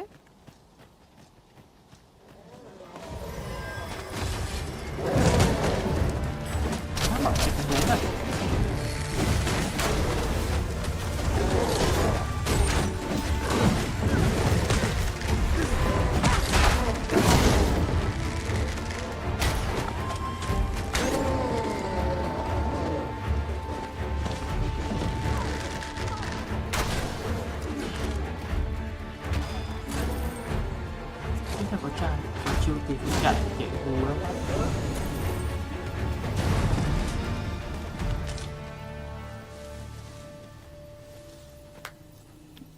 Rồi đi tiếp.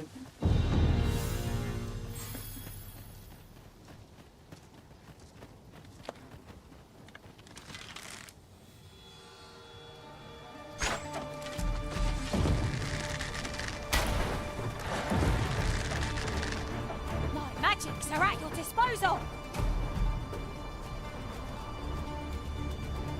Do not despair. I'm coming to your aid. Go where your help is needed.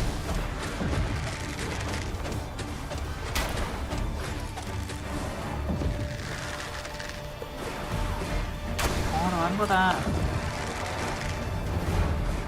Khó đoán quá ta.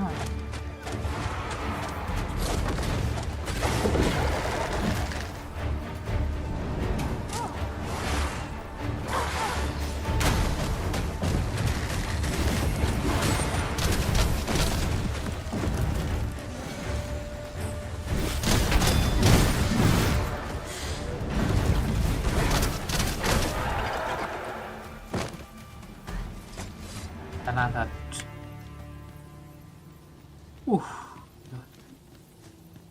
Chặng đường đến Batan. Hết thịt rồi. Miếng thịt phát.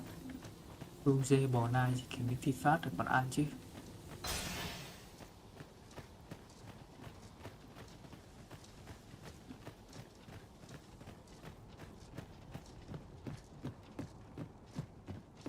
Rank cao nhất rồi thì có lên được nữa không nhỉ? Lên level được nữa nhỉ? Dạng kiểu rank up lên ấy.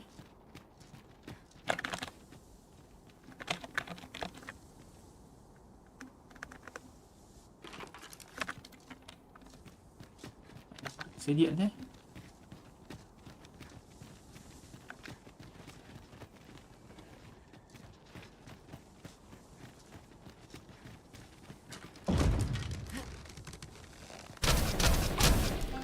As a matter of fact. Well met. Does that make you... Mày có phải là Arisen không? I bear you no ill will. My name is Manella, and I Tên của have tôi the là honor Manila. of serving as a go-between twixt Her Majesty and the guard. Come, let me buy you a drink. Ok. Mà nó cho mình uống. Nó mời mình cốc nước.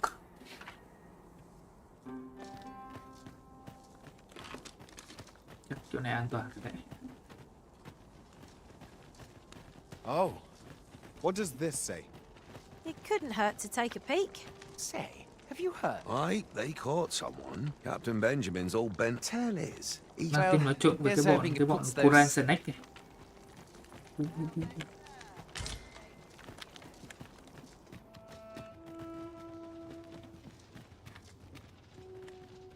This tavern, aye, even pawns. So long as they've coined for their ale. The people of Batal view pawns with great prejudice. They're even forbidden from setting foot in the capital.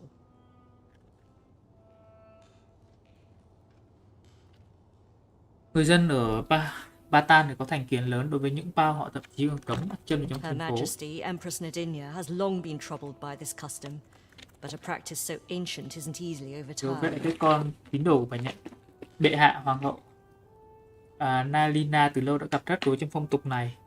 Họ có một cổ tục, tức là đây là phong tục từ rất là lâu đời rồi, Many are không thể unhappy about the lật được. existence of this tavern, even though it lies outside the capital, simply because it was established as a place for pawns to gather.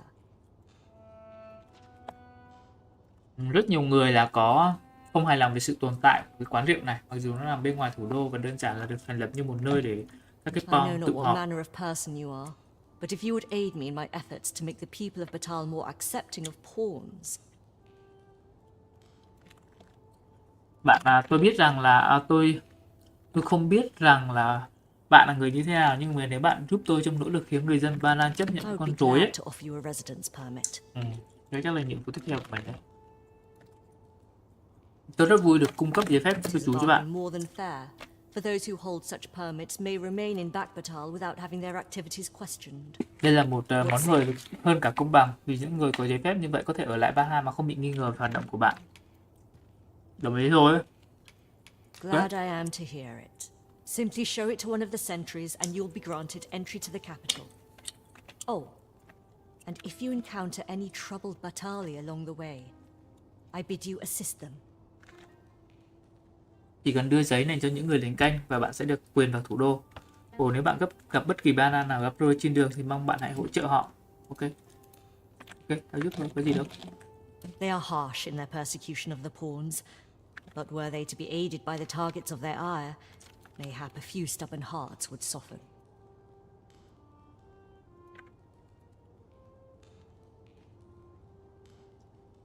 Họ rất khắc nghiệt trong việc những việc đàn ái những con po, nhưng nếu mà họ được các mục tiêu giận dữ của họ giúp đỡ, có lẽ vài chiến binh bướng bỉnh sẽ mềm lòng. Tức là kiểu như bọn nó đàn áp thì mình bọn nó đàn áp bọn po thì mình sẽ đánh lại, và khi mà kiểu cứ đi đánh bò thì bị đánh thì dẫn đến là bọn nó sợ dần đi, đúng không? Tôi biết đó là một kế hoạch đơn giản, nhưng đây là kế hoạch duy nhất có thể làm đối với tôi. Chúc bạn may mắn nhé sơ.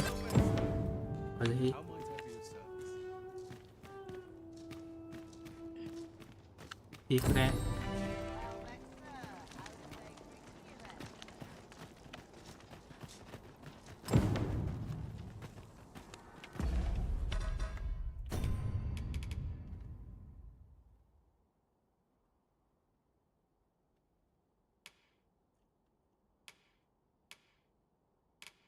Vụ này trước.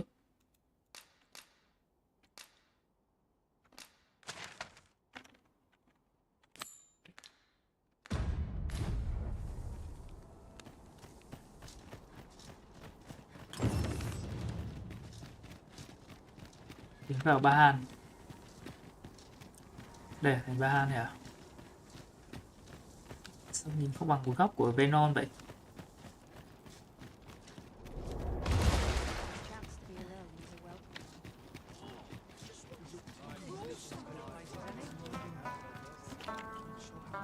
All knowledge of this, God's way, stems from the forbidden magic research laboratory, which can be found here in Batal. Mà tất cả kiến thức về cái God's Way là bắt nguồn từ phòng thí nghiệm nghiên cứu phép thuật bị cấm, có thể tìm thấy ở Ba Han. You would do well to first travel to the Alta Batal coast and seek a man named Ambrosius. Tuy nhiên rằng là trước tiên bạn nên đến bờ biển để tìm kiếm một người có tên là Bronius. Đây là một kiểu nhà nghiên cứu. Phòng thí nghiệm này anh ta chắc chắn sẽ trả lời nhiều câu hỏi của bạn. An ox cart ought to make our journey. Ok. Chỉ số đẹp chưa? Tội đất dùng.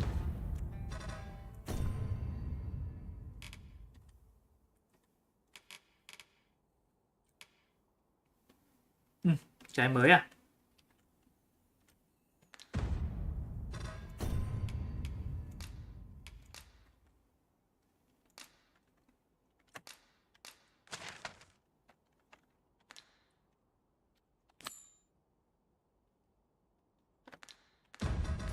easier.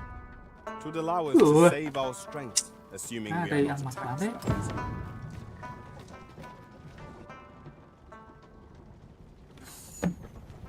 Bắc Batan, thủ đô của Bata.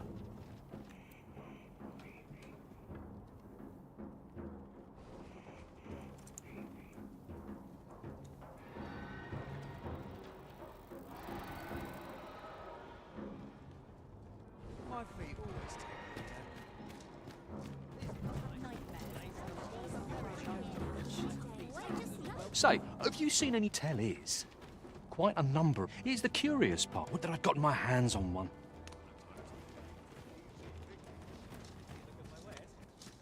Đi xem có vũ khí gì không. Nghĩ là vũ khí ở đây chắc chắn sẽ xịn hơn ở kia rồi đấy.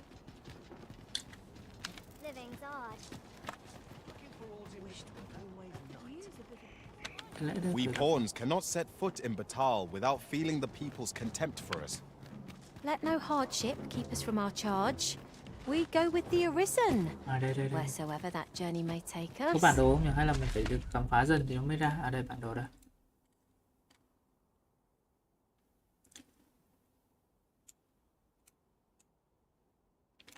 Bây giờ ở đâu? Nhà nghỉ đây. Đây, tiệm rồi đây. Quay lùi lại. Quay đầu lại, từ ngã ba tiếp theo để rẽ trái.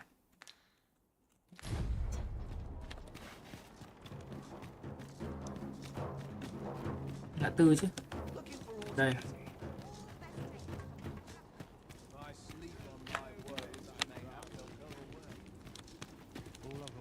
Quần áo này. My services don't come cheap. Ủa. Cái cung tiếp theo. Dragon Berlin.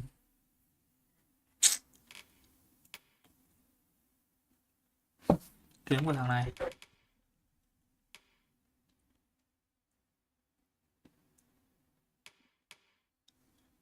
Nhưng mà kiếm này không có hiệu ứng. Ui. Truy. Chết tiền. Bán được cái gì không? 10.000. Cút đi. Tao không chơi. Này nữa. Mắt. Đây xem vào.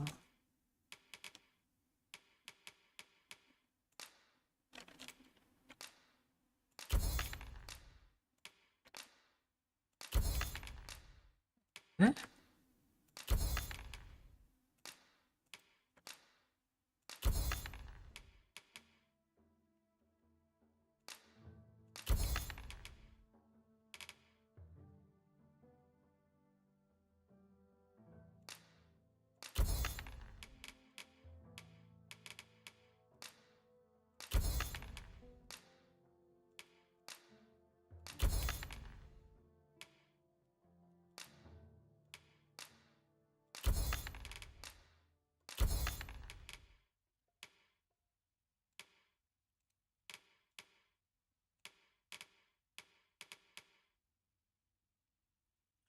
Thằng này sao nó nhặt được một cái medal nhỉ? Tí phải nhớ xin lại chứ không quên là mệt đấy, mất ạ.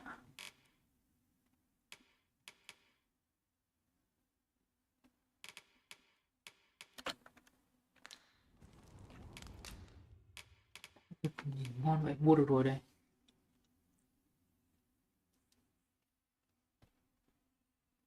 Nâng cấp từ từ vậy.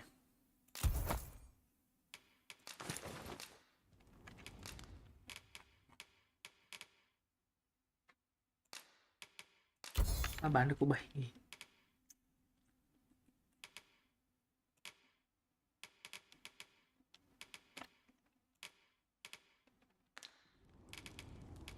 Come again when you've more coin to spend.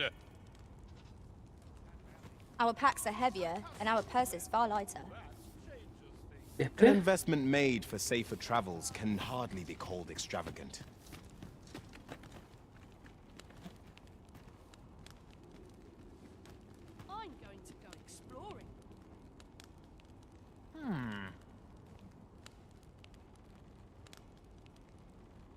Go on, have a look. I'm in no hurry to leave.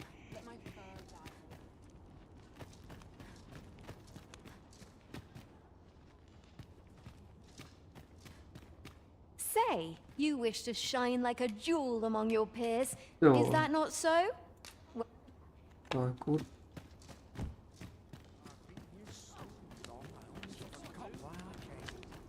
Thằng nào biết đường dẫn đường tao tới đấy được không? Ở đây không có local à? Đi về bờ biển này á. Chỗ này có ox không?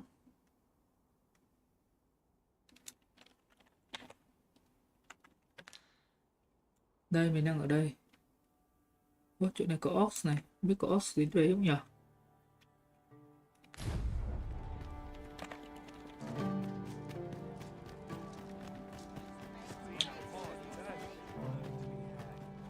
À, đi vào cái tiệm này xem. Boy, no need to overthink it. You can change it on a whim. You've not to... Không có gì mới ta.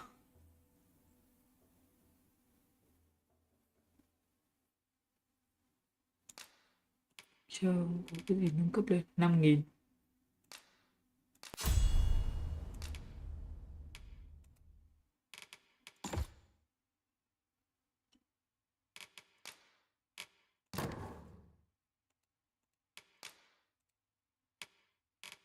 Là gì đây?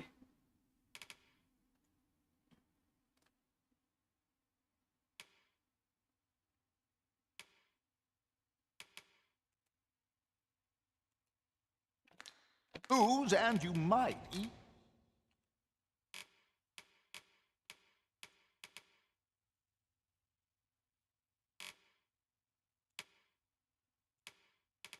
Cấp cái này lên thôi.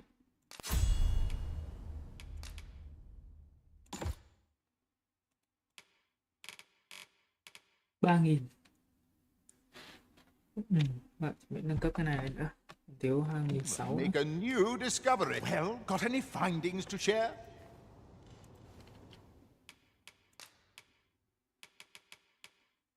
Năm cái mới được à? Many thanks.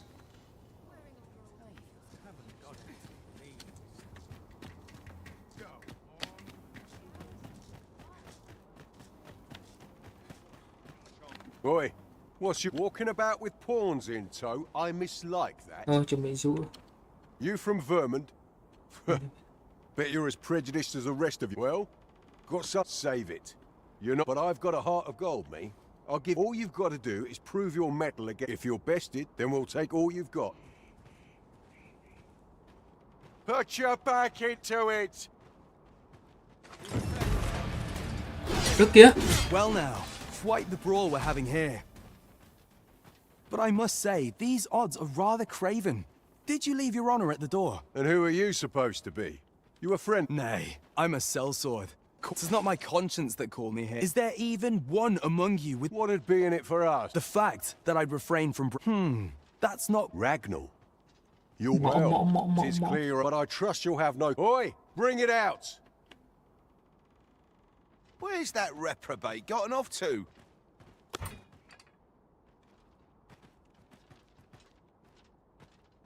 We'll see if you can escape me a second time.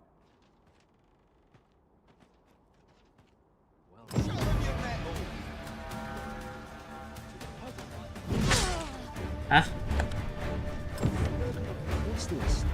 Are we leaving already? Cái gì đây? À, đánh nhau được à? Đánh nhau được. Thế bị chế phát cái thế.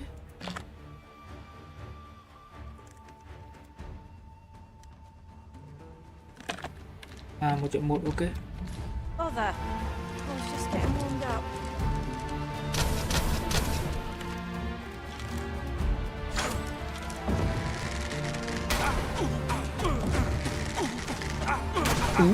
Chết đi em.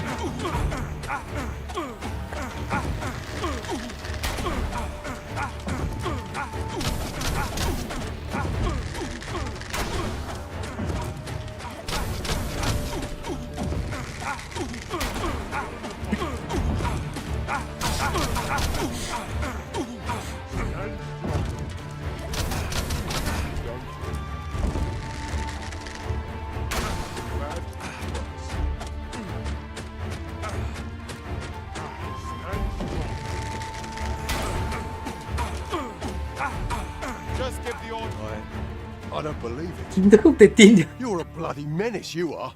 Come on, you lot. We're leaving. Cô đề. Thì chết luôn mà.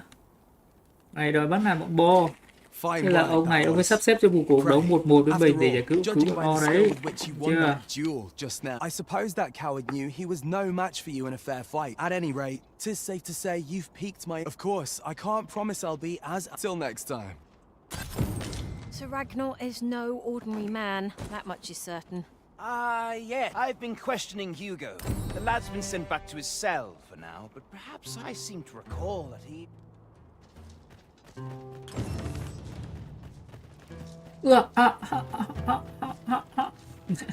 Buồn cười vậy.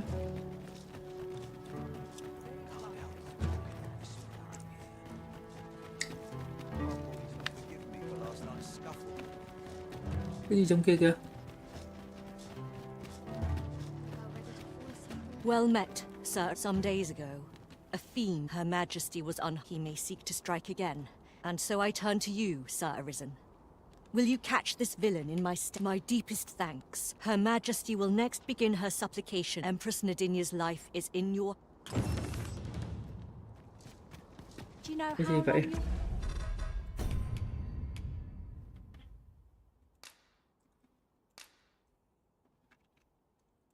Đến vào buổi sáng.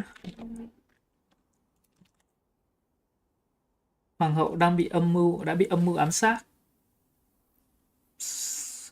Melena đang nhờ bạn giúp đỡ bắt giữ tên sát thủ trước khi hắn tấn công lần nữa. Đến cung điện Femia vào buổi sáng, hay ghé thăm cung điện Femia vào buổi sáng cho hoàng hậu cầu nguyện giúp đỡ Femia. Ok.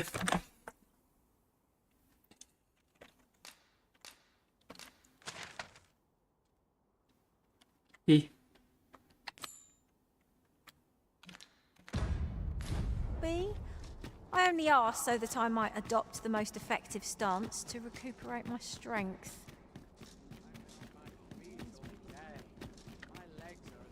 Lại tao đi. Có cái ghế ngồi nào đây nhỉ? Đợi tới sáng mai nhỉ?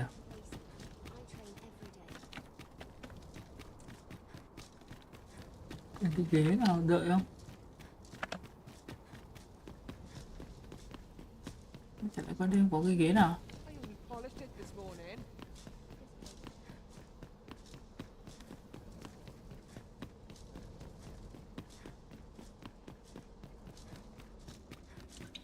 Cung điện rộng thế.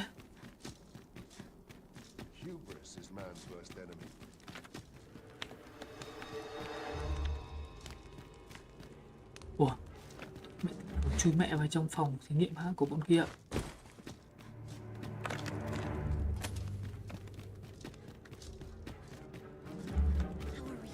Good day, sir.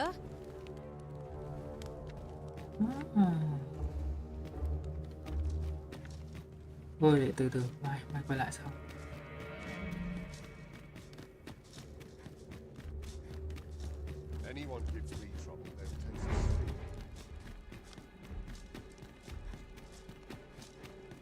Giờ mình kiền là kiếm một chỗ ngồi. Từ từ.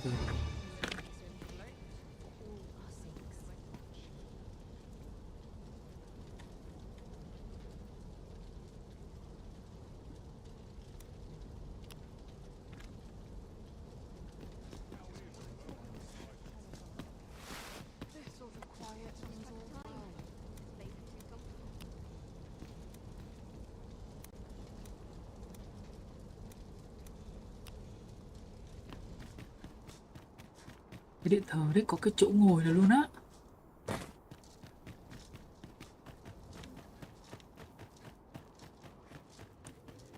Đấy, đi kiếm cái ghế ngồi các đệ ơi. Mỏi chân quá.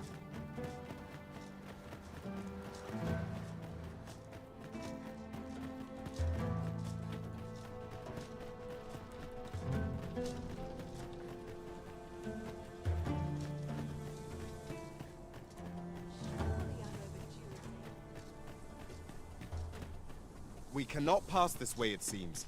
Let us scour for a way around. Forgive me if I do not jump for joy.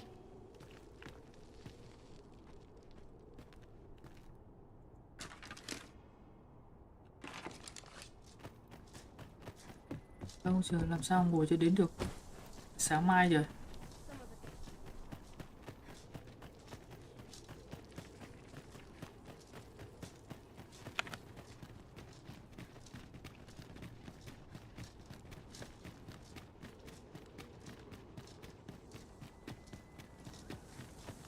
Không thấy một cái ghế nào luôn mà.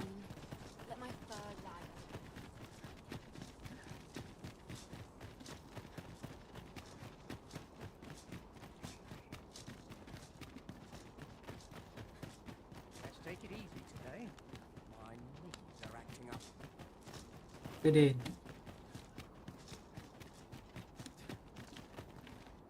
Ui, đẹp vãi. Wow.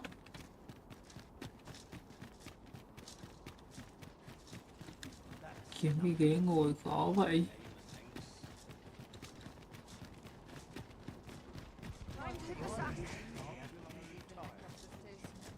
Is this a challenge arisen to see who can keep pace? Đây rồi, đây rồi. Let us endeavor to keep up, though we are less fleet of foot. Ghế ngồi khó vậy. Mai thôi. Quay lưng lại. F. Đây. Hai vòng của Pháp nhỉ? The world's changing. Not sure how much longer I can keep the Innova. Shall we get some rest then? Buổi sáng mai. Đẹp.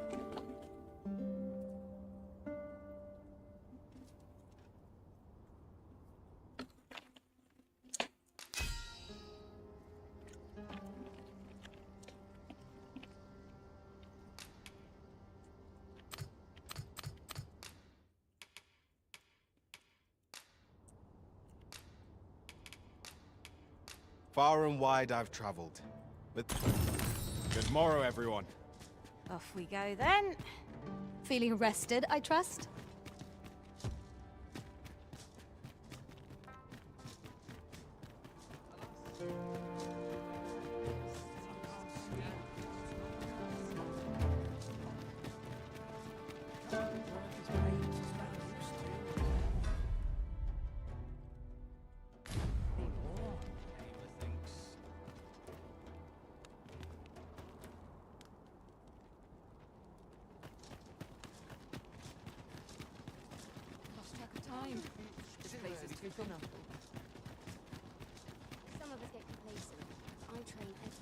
Have no fear, Master.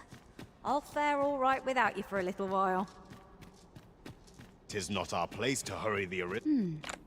Sir Arisen, Sir Ermhild, 'tis my pleasure. Well met. Your assistance is most welcome. Indeed. We are well glad of your aid. Ere Her Majesty's supplications begin, we would, however, prefer that this Empress Nadinia shall commence her prayers any moment now. I would ask that you safeguard her with your life. Ok, bà kia sẽ đi cầu nguyện bây giờ. Ta cần phải làm. Mình cần phải bảo vệ bà đấy. Hả?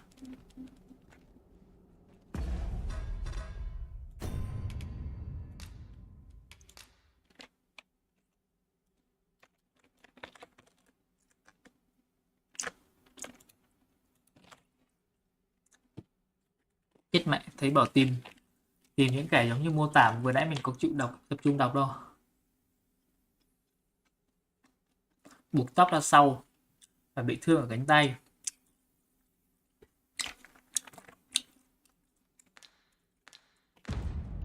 Buộc tóc ra sau và bị thương cánh tay nào. Đèn ánh sáng rồi. Mai. The current Empress may be... Her Majesty is wise too. Pawns are hated as... Yet, Her Majesty amended her tolerance and grace.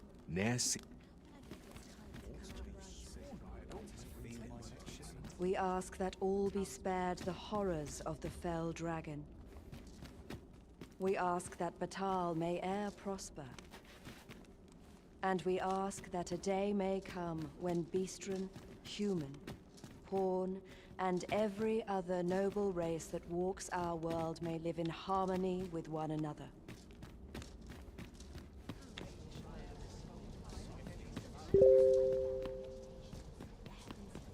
Sir Arisen, Her Majesty's supplications are nearing their end.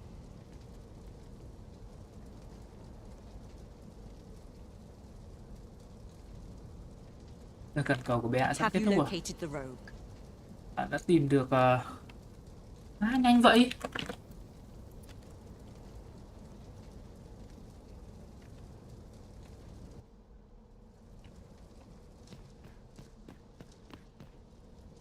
Halt! 'Tis clear at a glance that I've got my eye on you.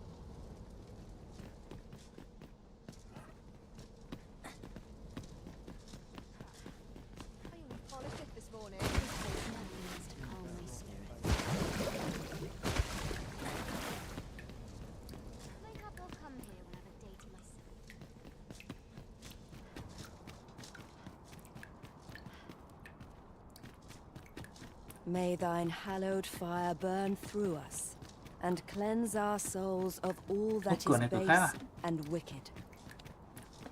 We swear fealty unto thee, originator of warmth, prosperity, and shelter, and ask naught but thy blessing in return for our devotion. My pieces are worth every... What's your problem? Her Majesty's supplications are drawing to a close, Sir Arisen.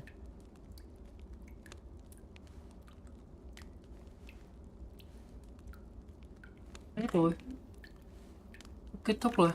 Could it be that the rogue has not come? Getting a new die right. Look, cuz, I'm in a...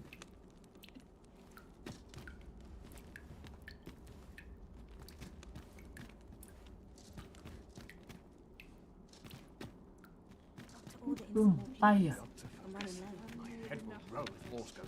Tay thằng nào thằng đấy nhìn khỏe mạnh á. Có thằng nào quỳ lại bằng tay không?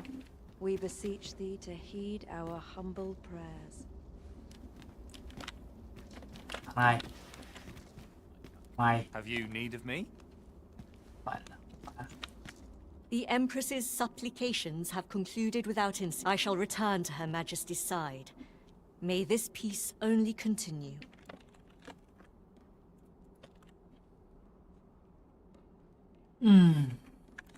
No! Your Majesty!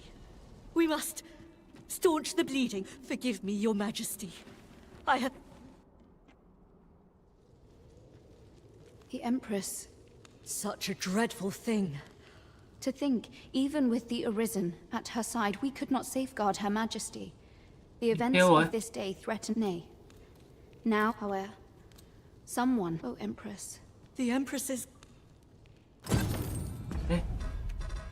Mày thế. Mình ngủ trước rồi. Mình ngủ trước rồi. Mình ngủ rồi. Mình làm trước được vấn đề rồi.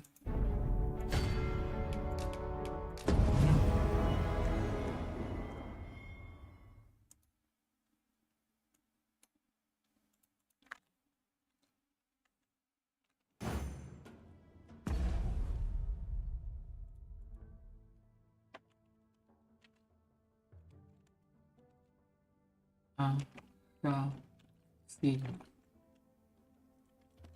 ra con đậu ma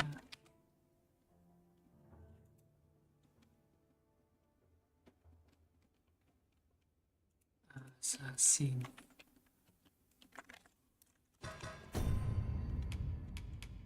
Ra đây.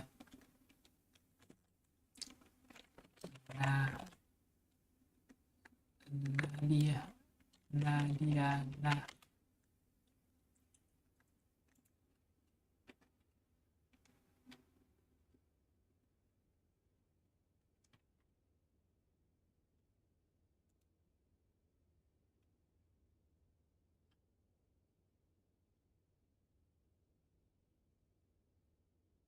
Này à?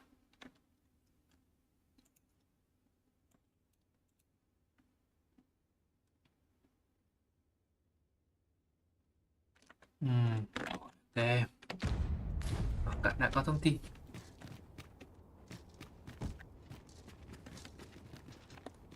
There's a ladder here. After you, Arisen. Đây, được các em chú ý. Đợi để anh cứu nữ hoàng gà đã.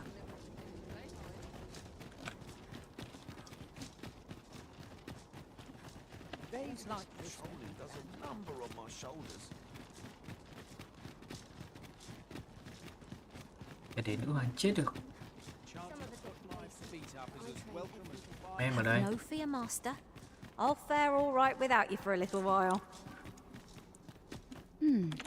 Sir Arisen, Sir Ermhild. Well met. Indeed. Ere Her Majesty's son we would, however, Empress Nadinia shall commence. O lambent flame.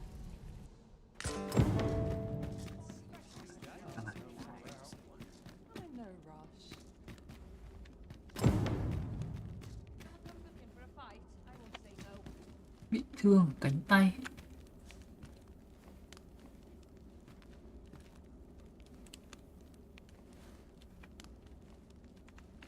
No more!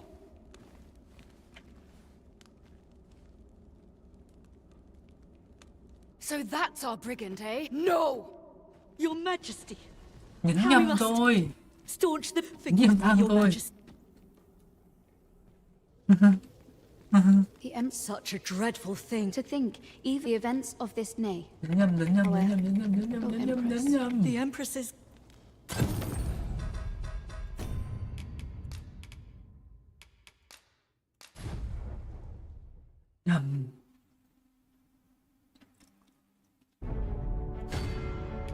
Nhầm. Okay. Dạ.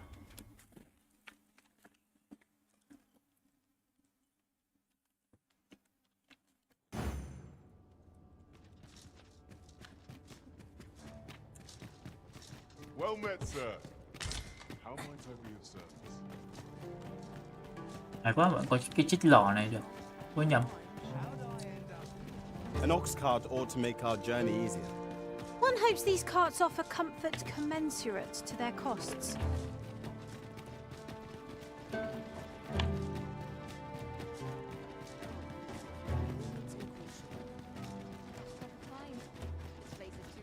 Do you know how long you'll be?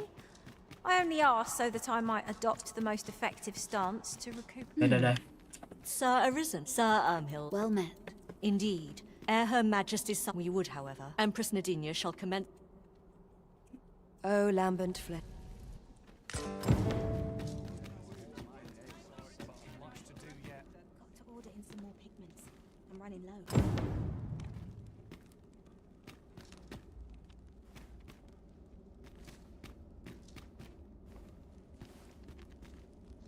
Mày chính ra tao bắt mày. Lots to do and precious little time. Got to sell off what I can while I'm in town. We ask that all be spared the horrors of the fell dragon. We ask that Batal may e'er prosper. And we ask that a day may come when Beastren, human, pawn, and every other noble race that walks our world may live in harmony with one another.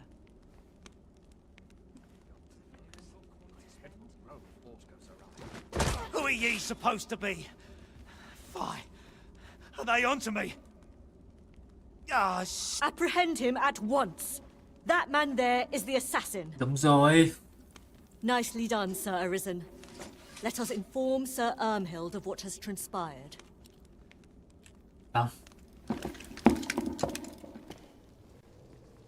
Oh, Your Majesty.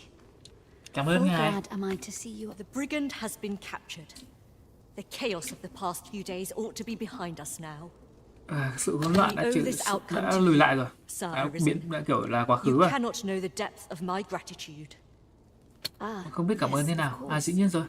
Batal is in your debt, Sir Arisen.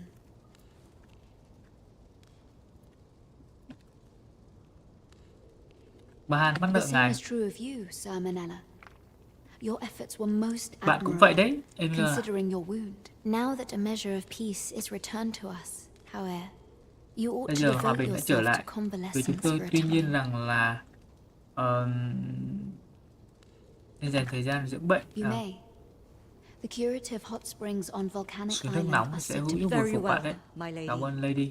I shall leave presently. And Tôi sẽ trở Grateful are lại we sau. for your most Hồi phục hoàn valiant toàn sau. efforts, Sir Arid. 18.000. 5 cái Zaffer.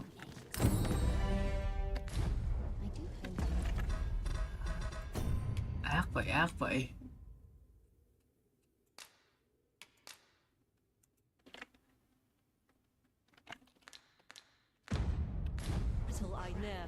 Giàu rồi, giàu rồi, giàu rồi.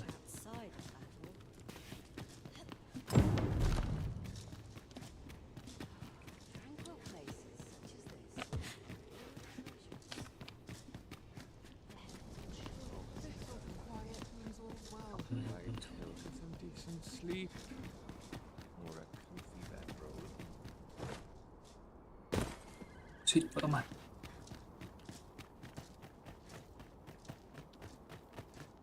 Ơi, giàu rồi anh em ơi, giàu rồi, giàu rồi.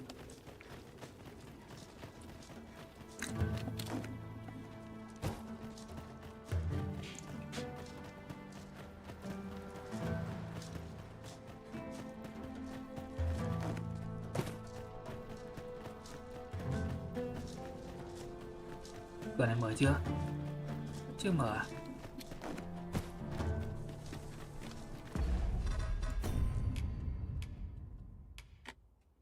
Năm cục này.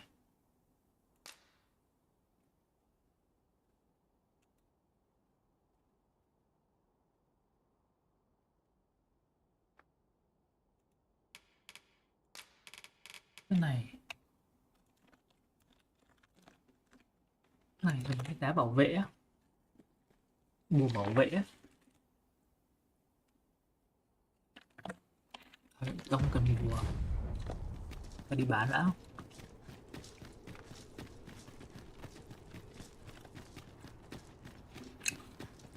Cũng nhẹ.